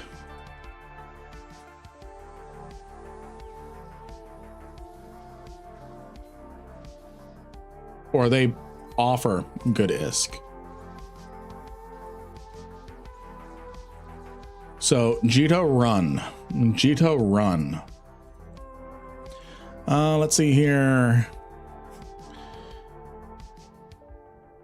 Have you seen an increase in number of data relic sites in Null after the exploration stop upgrades? Yes, actually.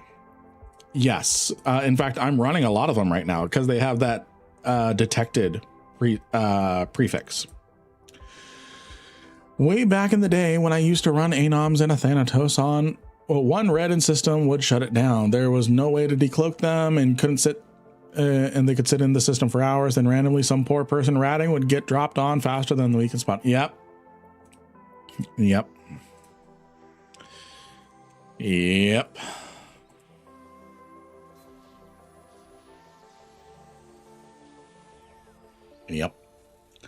Bargas or Nightmare, who you got?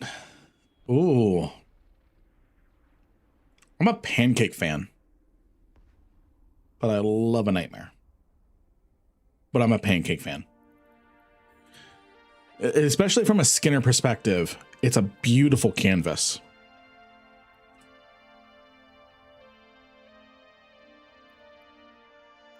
So I'm gonna say Barghest. Plus you have ammo selection ability. I believe it. Does it get a bonus for a specific damage type? No. So yes, it has ammo type selection ability.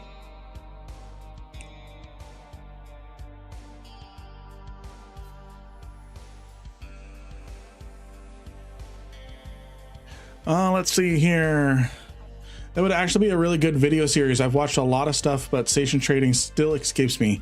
See, station trading really escapes me as well. And there's already a lot of 0 to Omega video series.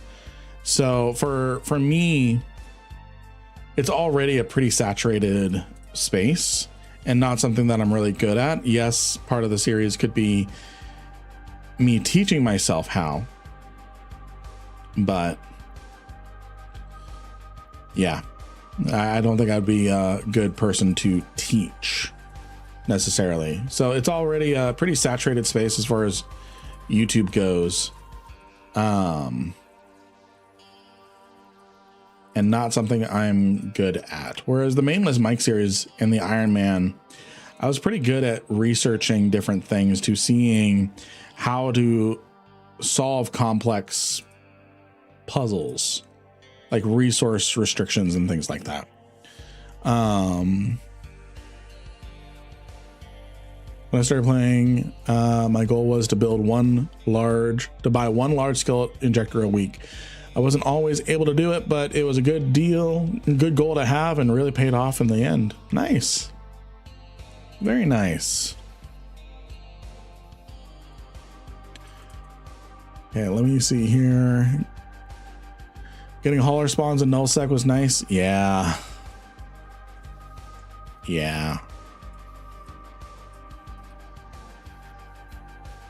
Now we just get marshal spawns.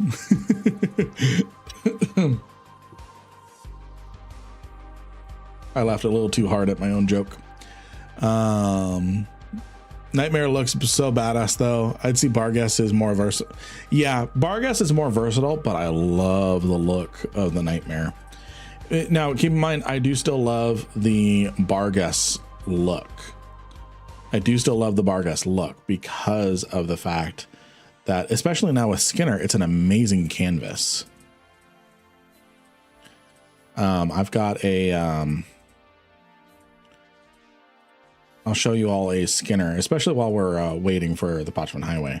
I'll show you all a Skinner I did for the bar guest. Basically, making a cherry blossom skin.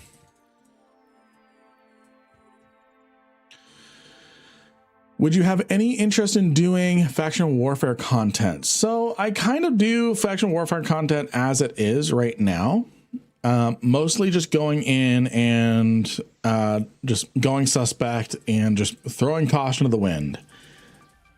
For me personally, doing faction warfare content and grinding is not where I am at. Not where I'm at when it comes to things. So I've grinded with faction warfare content. I can probably not as well.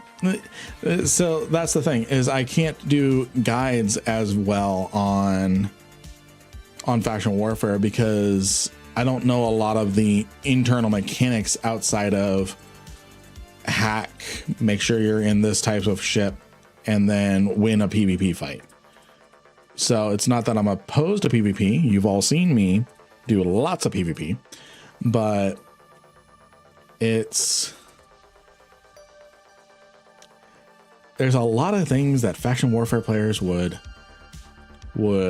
say I am misleading people on. So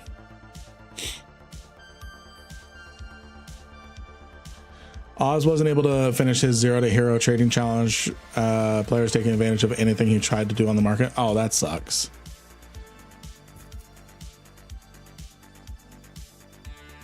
PvP without suspect and null is fun.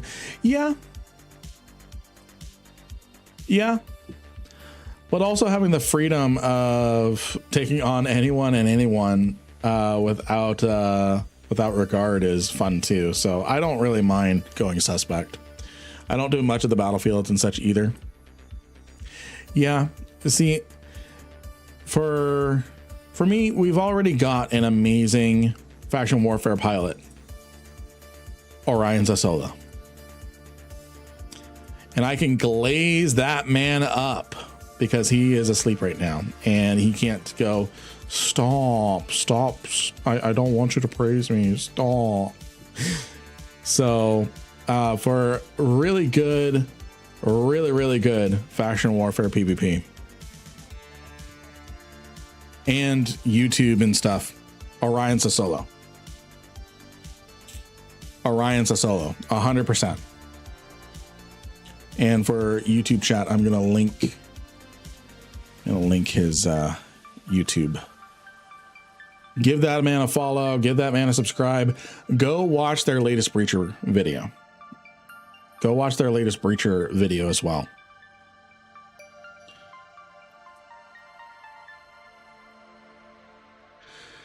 It's like he's here right now with that impression. Does Losec actually serve a purpose? It's kind of like an in-between PvP zone. I mean, it is PvP, but it's where you can start doing PvP without a lot of strange mechanics, like dealing with bubbles and things. So you get access to a lot of different things with like capital ship PvP. You get PvP in general. You're disincentivized from potting, so you have a little freedom in that regard. So that's one reason.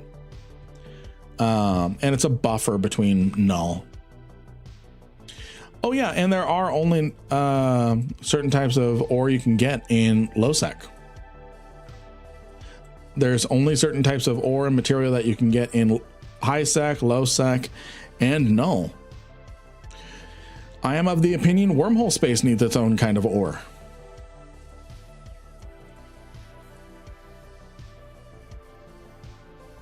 Send some love to wormholers.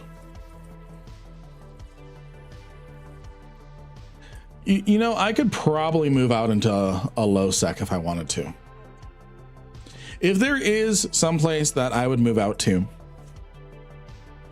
I would probably move out to Solitude or Syndicate. I think Hundo, someone in like a sister community of mine, is over in Solitude. They're either in Solitude or Syndicate. I can't remember.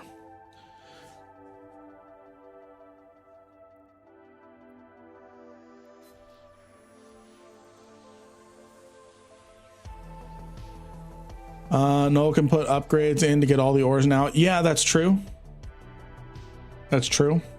So really they don't need the other stuff anymore. Yeah.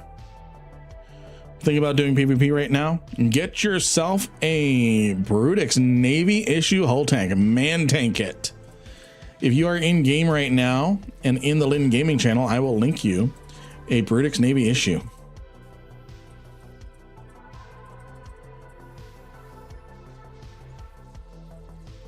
How's that sound, Kodak? I'm about to indoctrinate you in the Brutix Navy issue hero tank cult. What do you think about that? Honestly, best change to ever come to wormholes would be getting some sort of SOV system for them. At least let us place things like the decloaker or the other modules to help with content in the whole. You know, at this point,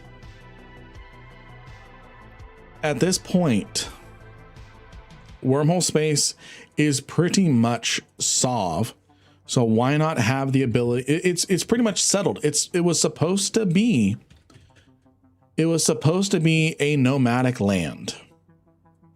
It was supposed to be a nomadic land, but people have tamed it. Let them tame it further.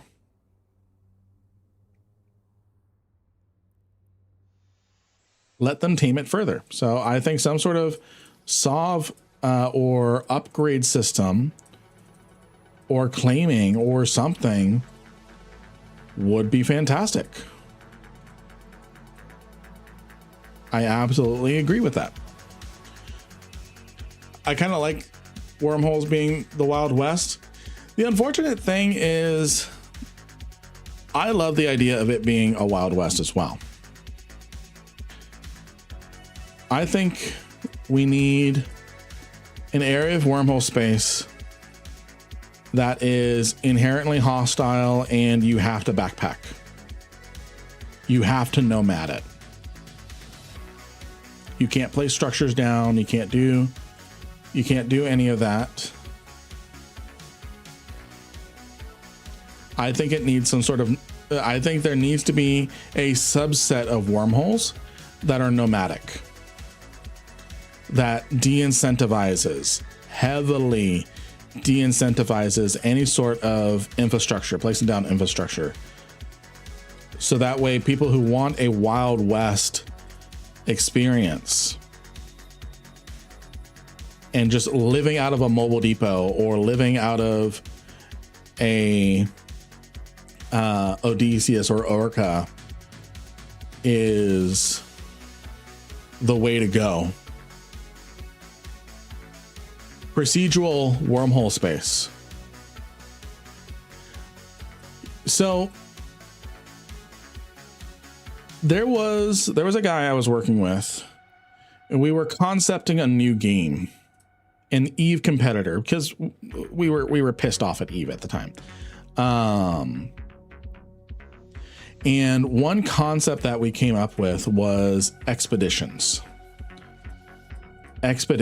And FC, if you're hearing this, you're watching this, steal this idea. It sounds great. Steal this idea, but do it justice. The idea is a procedural multi-day expedition. Multi-day. And you could opt out at any time. But the deeper you go, the harder things got. With the expedition. You encountered more challenges. You encountered more threats, more environmental threats. You encountered different things that made the expedition dangerous to where you really had to think, guys, do we even have the ability to press on? RoboHood, thank you for the Twitch Prime subscribe. Do we even have the ability to press forward with this? FC, yes, fuck. I need to take a shot now. Are we even able to press forward with this? Do we keep going? And then it's one of those things where you log off in space. You can either leave the expedition, the whole expedition, you can only stay in a pocket for a day or two. So you could safely log off in this super wild space, the nomad space. But after a while, you can't just leave your orca out there forever. Eventually, the natives will find you and blow you up.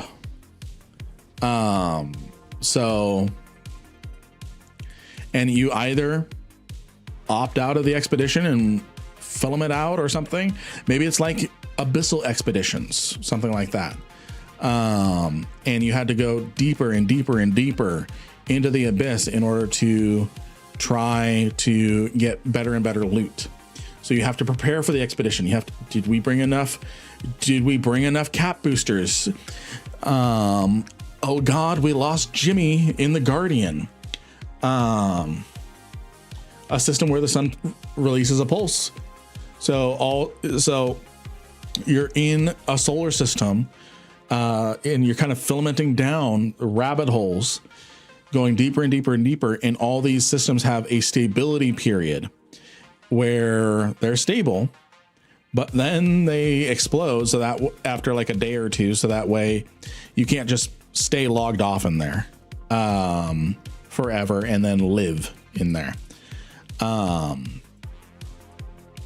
So that would give credence to not living out, but these backpackers having a logistical network of protecting your logistics ships, of going, all right, we have an Odysseus. Do we leave it here for the time while we go clear out the next ingress point, so we can progress further? Do we leave someone behind to protect it or something? So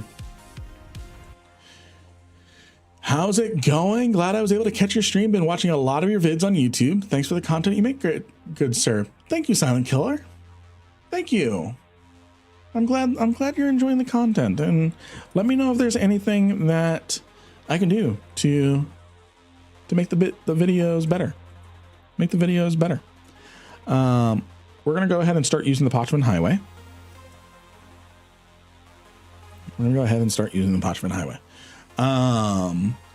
You need a refit ship too. Yeah. So you start bringing a flotilla. Do you bring an orca or do you bring the Odysseus? Well, the Odysseus is a little bit more nimble, more expensive, and can provide non-mining links. Maybe there's mining material that you can find in there. So maybe having an orca in there is gonna be good as well. There's all sorts of different things that a procedurally generated, and maybe you figure out how many different layers you can go down. And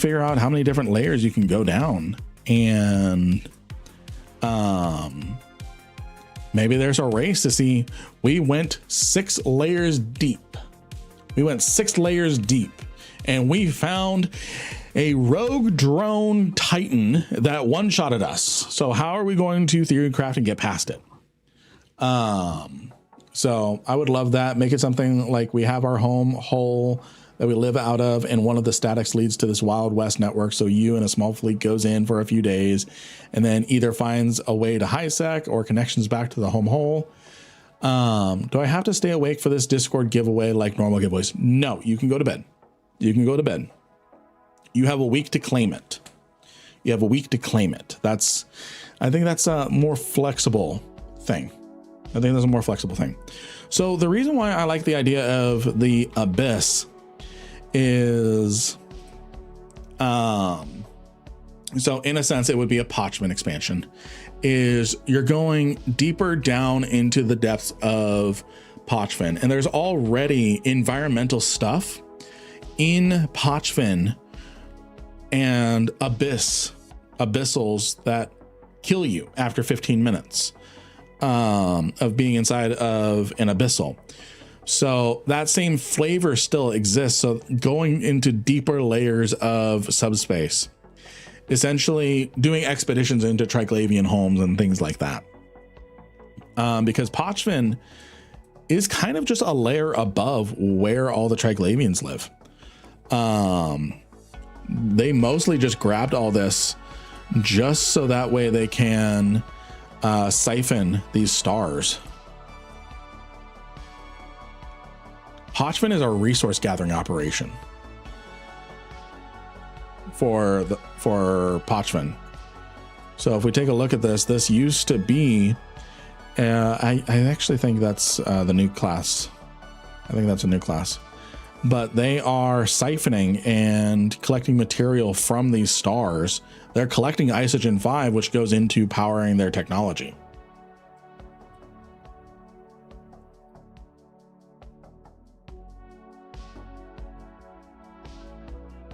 The Parchment is clearly Roxla. Yes. Yes. Let me go set up a safe somewhere. Not a lot of good locations. Set up a safe. Planet 9, moon, do.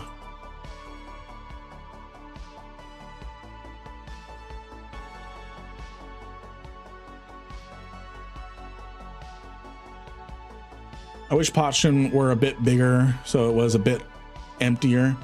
I wish it had more maneuvering options rather than just being a daisy chain. Because like we encountered a while ago when we were in Parchment, we filamented in here and we tried going out towards this way so that way we could get closer to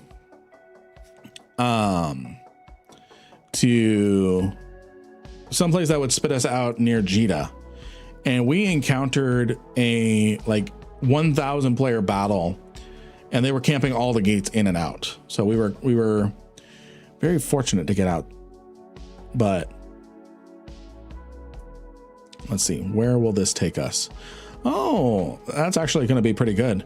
So what's going to happen for the person that was, I don't know if you're still here, for the person that was asking about the Parchment Highway, continuing on with that. So now we're in Parchment, and then if we switch from the 2D map to the 3D map, what the glorification is going to do is it's going to drop us in a victory system, a minor victory system that the Triglavians kind of won, but just not fully.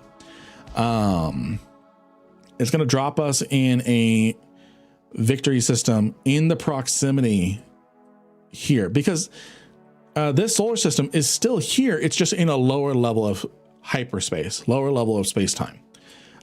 So when we exit, we're still in this proximity here. So that's how the Parchment Highway kind of works. So you can kind of almost predict a little bit of where you're going to be popping out on. That fight was fun, by the way. Also wormholes. Yes, you can take wormholes out. I would like an area of null or something like that that can't be settled by players. Both NPC null and Parchment have stations that the corporations alliances who claim those areas can base out of. Having an area of space inhabited by NPCs who won't let anyone dock or anchor any structures, I think would encourage more smaller groups to day trip to partake in null activities. I could see that. I could see and agree with that. Yeah, I could see and agree with that. Oh, excuse me.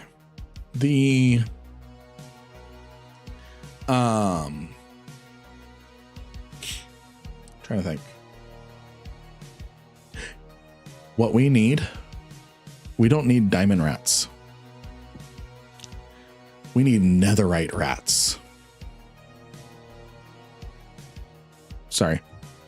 Can you link the filament I need for it? Yes.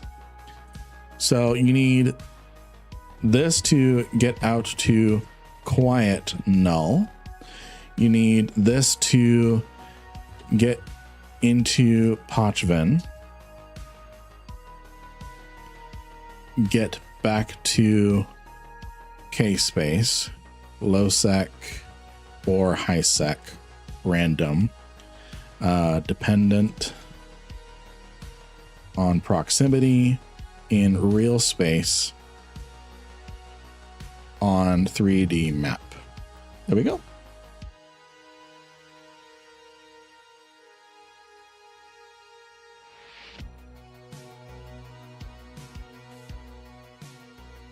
Let's see here. Can one cheese anomic base wyvern carrier burner?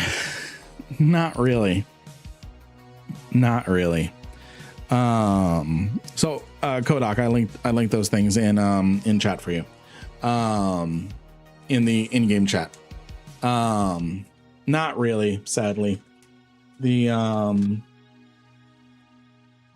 it's just such a pain to do.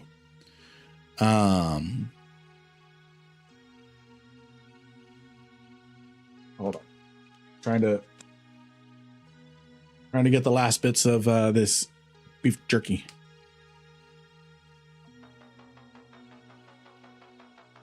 And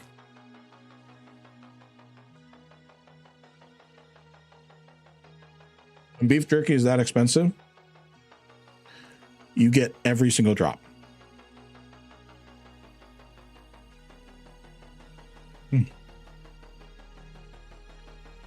Silent Killer, thank you for the follow. Before I answer your question, one last thing with Kodak. You are going to have a 15-minute combat timer between filaments. That's why I'm hanging out here.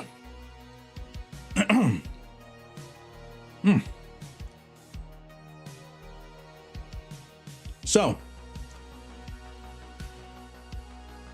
I'm really new, so I don't know if I could give much input. I haven't done a whole lot.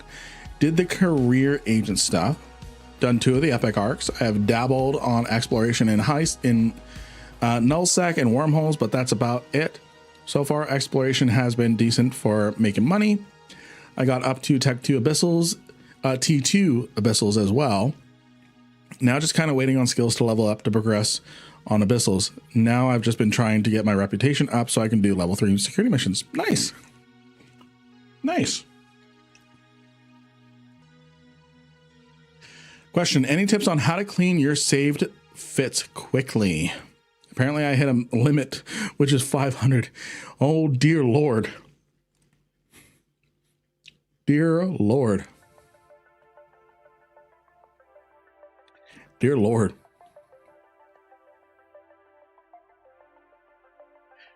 This is my tip.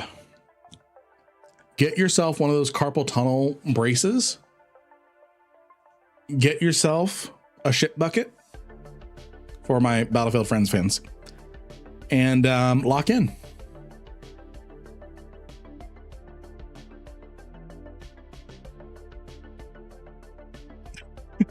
I actually don't know. And good to see you, Shakor. I actually don't know of any faster way to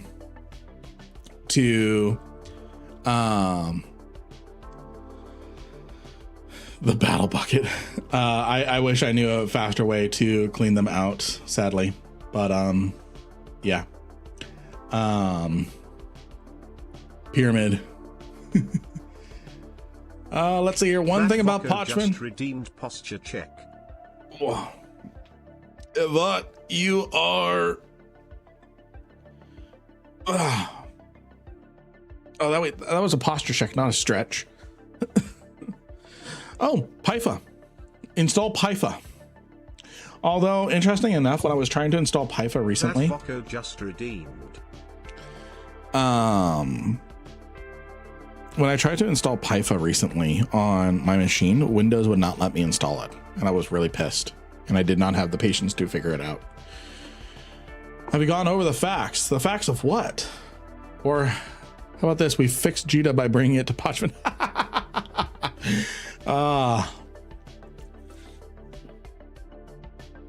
The Slavic mythology. I've not gone over that.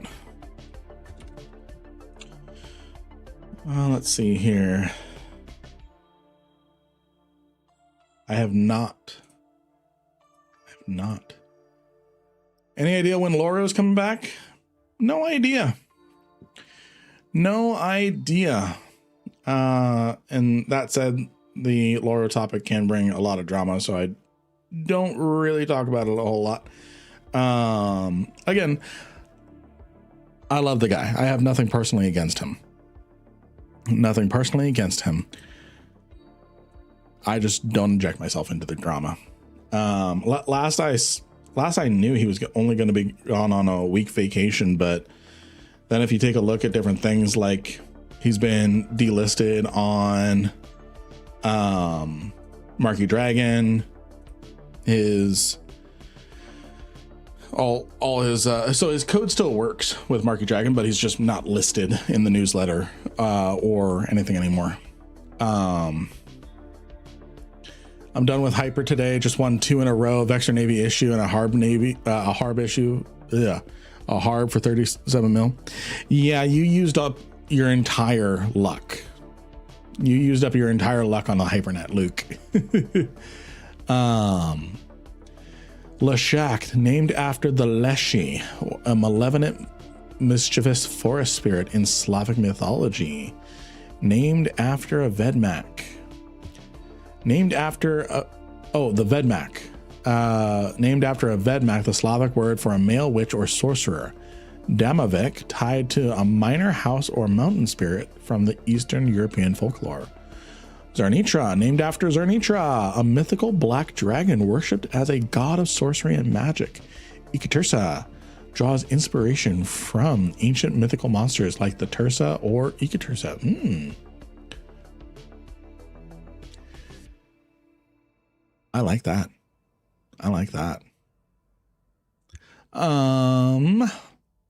Have you seen the alligator skin, the rogue drone skin that you totally didn't post? I love the alligators.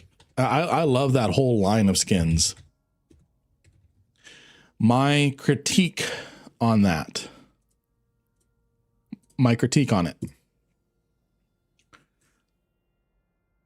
Why does there need to be a big ass Garistas logo? Why?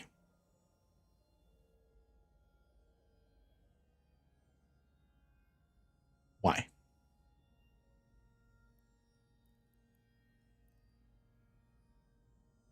Seems strange for Marky. If anyone knows about RMT, it is him. He is an authorized seller. It's not an RMT. It is a Garistas ship, but the Rogue's drone skin is where they don't really match. So what exactly went down with Loru? Loru RMT'd. Intentionally, unintentionally. That's what happened. Normally, sellers are hit with a permanent ban. He got a 7-day ban, so people are upset about that. I mean, I want things to be applied equally. But anyways, let's get ourselves out of Pachvan. No, I mean from Marky's Pass. Oh yeah, no, that's, you're absolutely right. He lost like $250,000 with World of Warcraft accounts. So back in the day, Marky Dragon and his company, they would sell World of Warcraft accounts. They would buy and sell World of Warcraft accounts. This is on his YouTube. You can go find the video, how I lost $450,000 to do the right decision or something like that, because he refunded everyone who purchased a World of Warcraft account, because it wasn't against the rules, and then it became against the rules, and they banned everyone that purchased a third-party account. So at the time it was above board.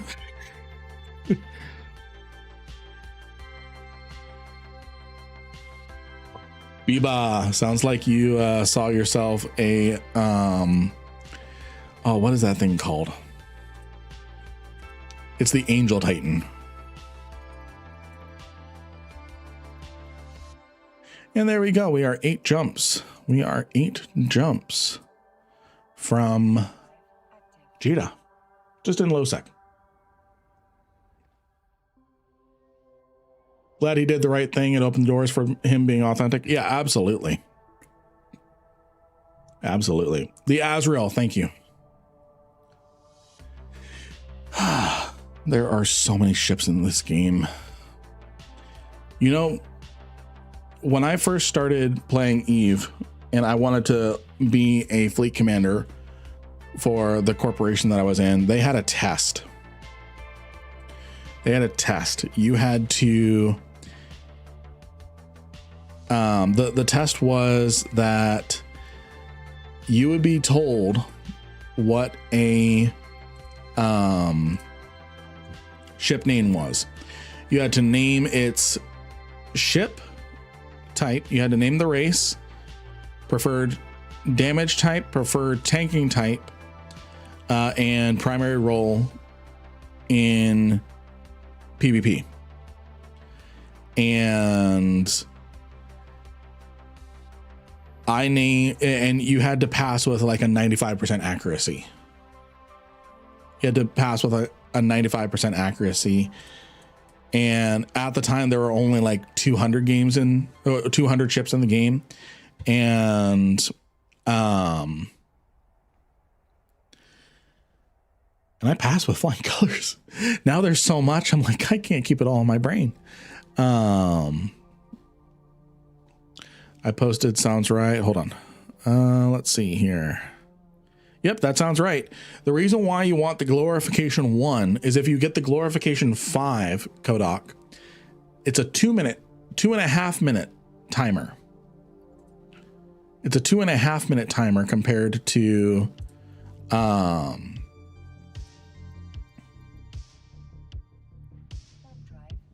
it's a 2.5 minute timer compared to the glorification 1, which is a 60-second timer.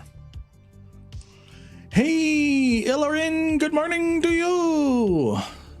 Then you said to heck with that and just rolled Battle Venture Fleet. Yep.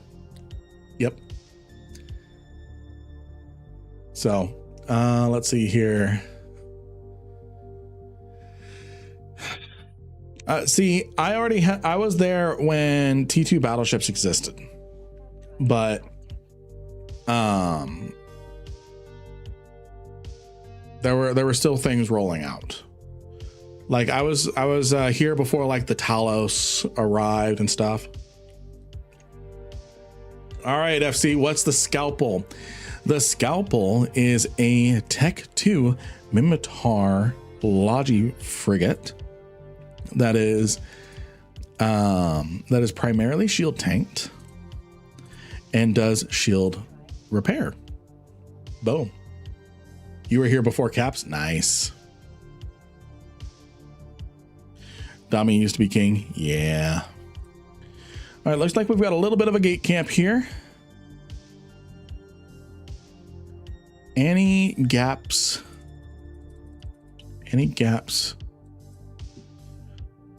to squeeze by? Actually, we've got a good gap right here. I just want to avoid smart bombs.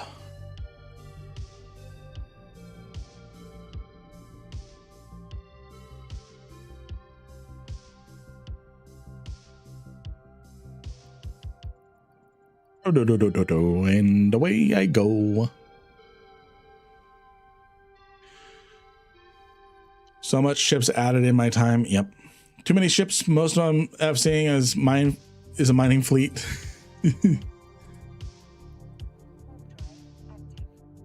Yeah.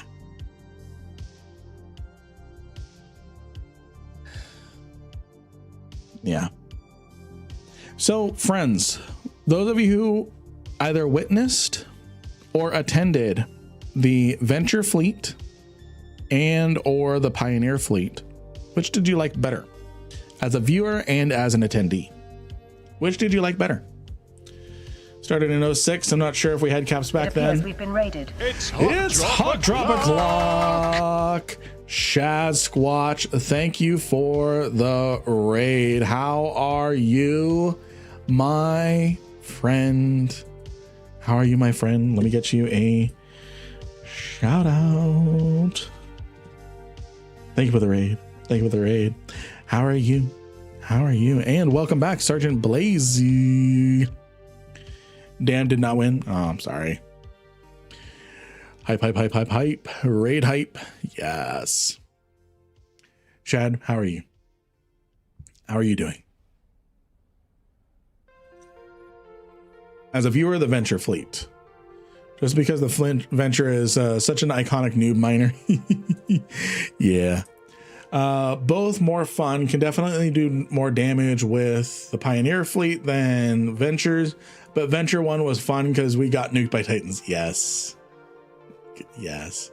Good. Finally ventured into Exordium. Shad Squatch, did I show you? Did I show you what I have in Exordium? If you give me 2 seconds, I will show you what I have in Exordium that I am actually able to use. And confidently undocking. Have I shown you? Have I shown you? Is it a Titan? No. No, you literally could not pay me.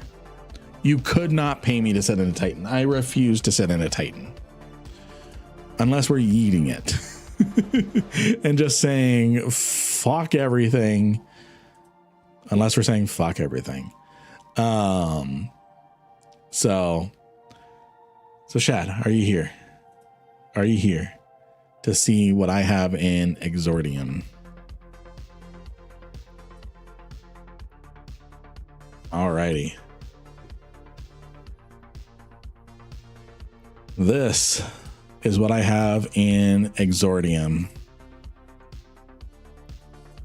An 8 billion ISK Corvette that I run around and I do level 1 missions in, level 1 and level 2 missions in Exordium. And I just raffle stomp around with this.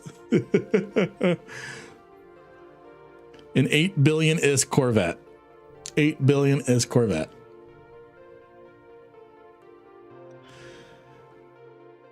We've got a few minutes left in the stream. Let's go do a ratting site.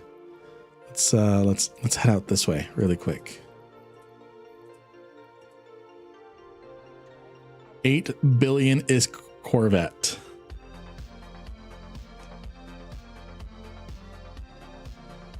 I liked both the Venture and Pioneer fleets, but my favorites were the Talwar and Interceptor fleets. All right. Because no one can attack you in it. Exactly. It's not even that pretty. Here's the thing, though. Here's the thing. It's a sideways nightmare. It's a sideways nightmare.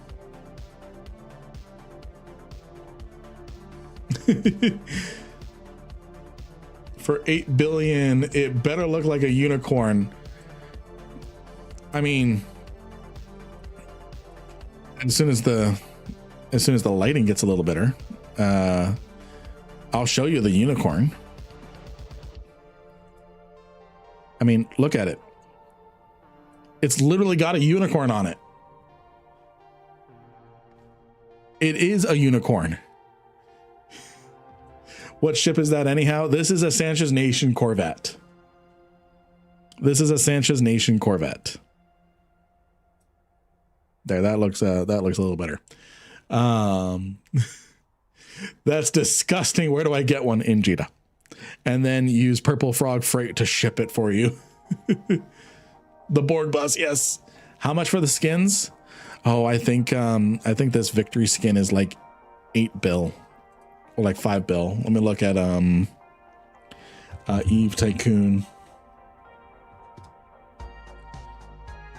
Victory. The Immolator, come on. Immolator.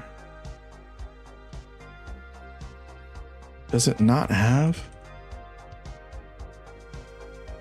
I can't find the skin price over on Eve Tycoon, and I'm not in Jita.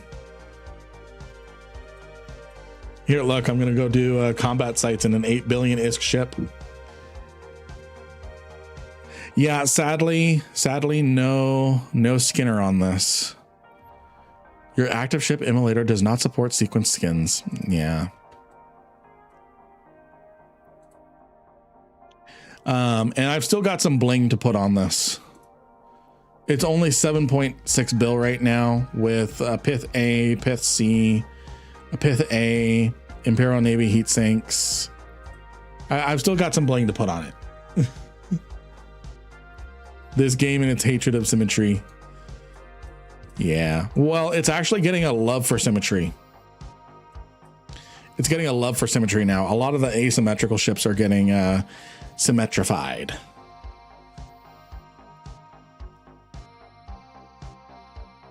Look at this, friends. I am hot rodding in Exordium in an 8 billion-ish ship, stealing a ratting site from a new bro. Potential new bro, if they were to come over here and see this and try to run this site.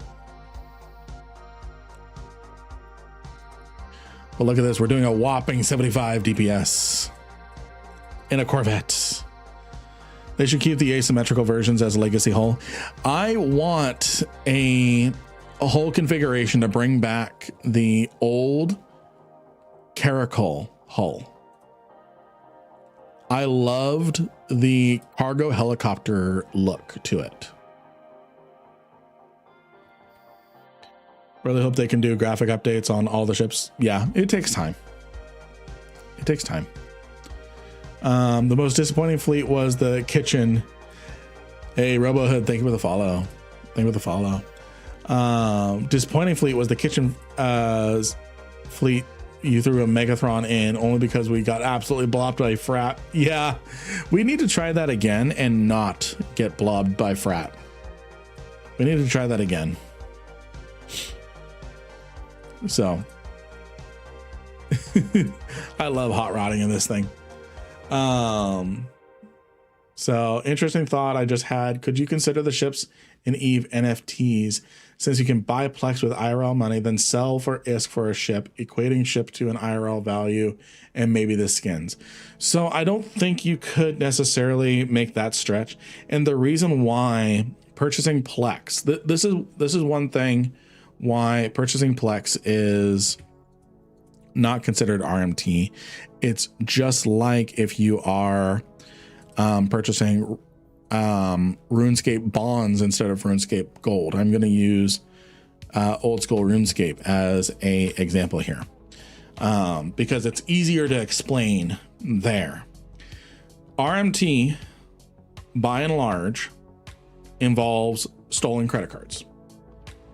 By and large, it involves stolen credit cards.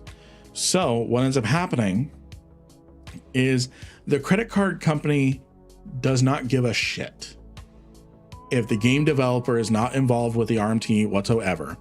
Someone complained their credit card was stolen and it was used to purchase RuneScape gold. So RuneScape is at fault with it. And if they don't fix their shit, they're going to turn off payment processing for Visa, MasterCard, American Express, all that for RuneScape. And RuneScape is not going to be able to accept payment and such. So what ends up happening, it's only if RMT if it doesn't involve FC or a third party approved by FC. But here's the thing, it's not just FC. That's why I am using RuneScape as an example, because it's the same exact reason why RuneScape has bonds. It's the same exact reason why RuneScape has bonds. It's the same reason why I don't know what it's called over on World of Warcraft, but they have a similar thing you can buy and sell for gold over in World of Warcraft. Every system has a way to legitimize converting money into currency. Some are like World of Warcraft. They just get not World of Warcraft, World of Tanks gives you the option to just convert the gold into straight currency. Game tokens for gameplay. Yeah, WoW tokens. It's to combat, it's to show the credit card companies, hey, we did our due diligence. We gave people the means to purchase, and there's a market for it. If people are doing this, there's a market for it. We gave people the means to legally purchase and convert items for currency and stuff. So if they're still doing it, it is outside of our control. We're just going to ban the people that do it. So the whole thing regarding purchasing Plex, WoW tokens, bonds, and World of Tanks gold, turning them into the currency it's to combat RMT, because RMT primarily uses stolen credit cards, which use of stolen credit cards tied to your game is a surefire way to get payment processing turned off, and you won't be able to do business anymore. So point one is used to protect themselves from having their payment processing turned off and not able to accept payment anymore. Point two, money. So primary reason is the means to continue doing business. Point two, now they can have the money. That's the whole thing. Primary point is a point of security, and to give people, because I mean, if you give, isn't that over yet? No, we're actually down an NFT rabbit hole. We're down an NFT rabbit hole right now. What ship is that? This is an emulator. It is a 8 billion ISK Sancha's Nation Corvette. I forget where you could get them. They're a collector's item now, and I can actually fly it around in a I can fly it around in Exordium because no one can kill it because it's still paper thin. Let's see here. I'm going to delete. I'm going to delete this. Install a clone here. Jump into it. And then I'm going to death clone myself back to.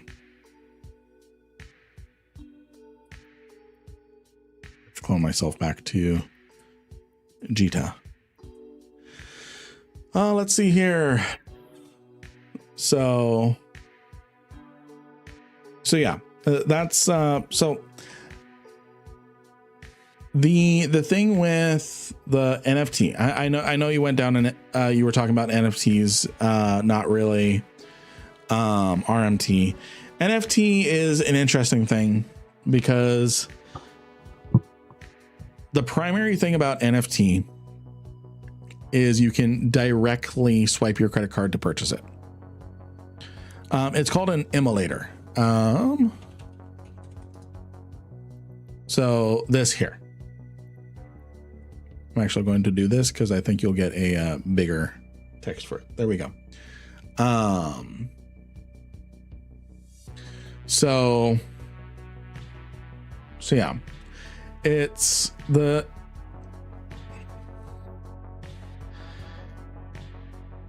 it's not really NFT if you have to convert your money into, well, I guess, well, no. So if you have to convert your currency into another currency first in order to purchase something, like purchasing Plex, converting your dollars to Plex and Plex to ISK and ISK to the item, that's not really an NFT. And really an NFT has to have some sort of limited supply. Artificially limited because it's pixels. It's pixels. EVE Online is special in different regards because a lot of things are collectors and things like that. You could argue that EVE ships are NFT. Gotta sleep. Great stream. Have a good night. And we are actually going to go ahead and raid out ourselves. We're actually going to raid out ourselves. So Ivod, if you want to stick around for a hot second just to grind a couple more channel points, you are welcome to. But if you really got to sleep, I'm not going to stop you. So everyone, what an amazing stream. We are going to be technically, it's converted to a crypto. Hydrate. Oh, thank you, Blitz. So what an amazing stream. What an amazing stream. Thank you all.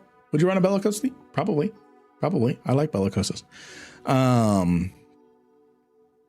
What an amazing night. What an amazing return to streaming. Have a great night, everyone. Stick around. YouTube and Twitch. Or wait, Twitch, hang out. YouTube and Kick, have a great night. Have a great night. Thank you. See you tomorrow.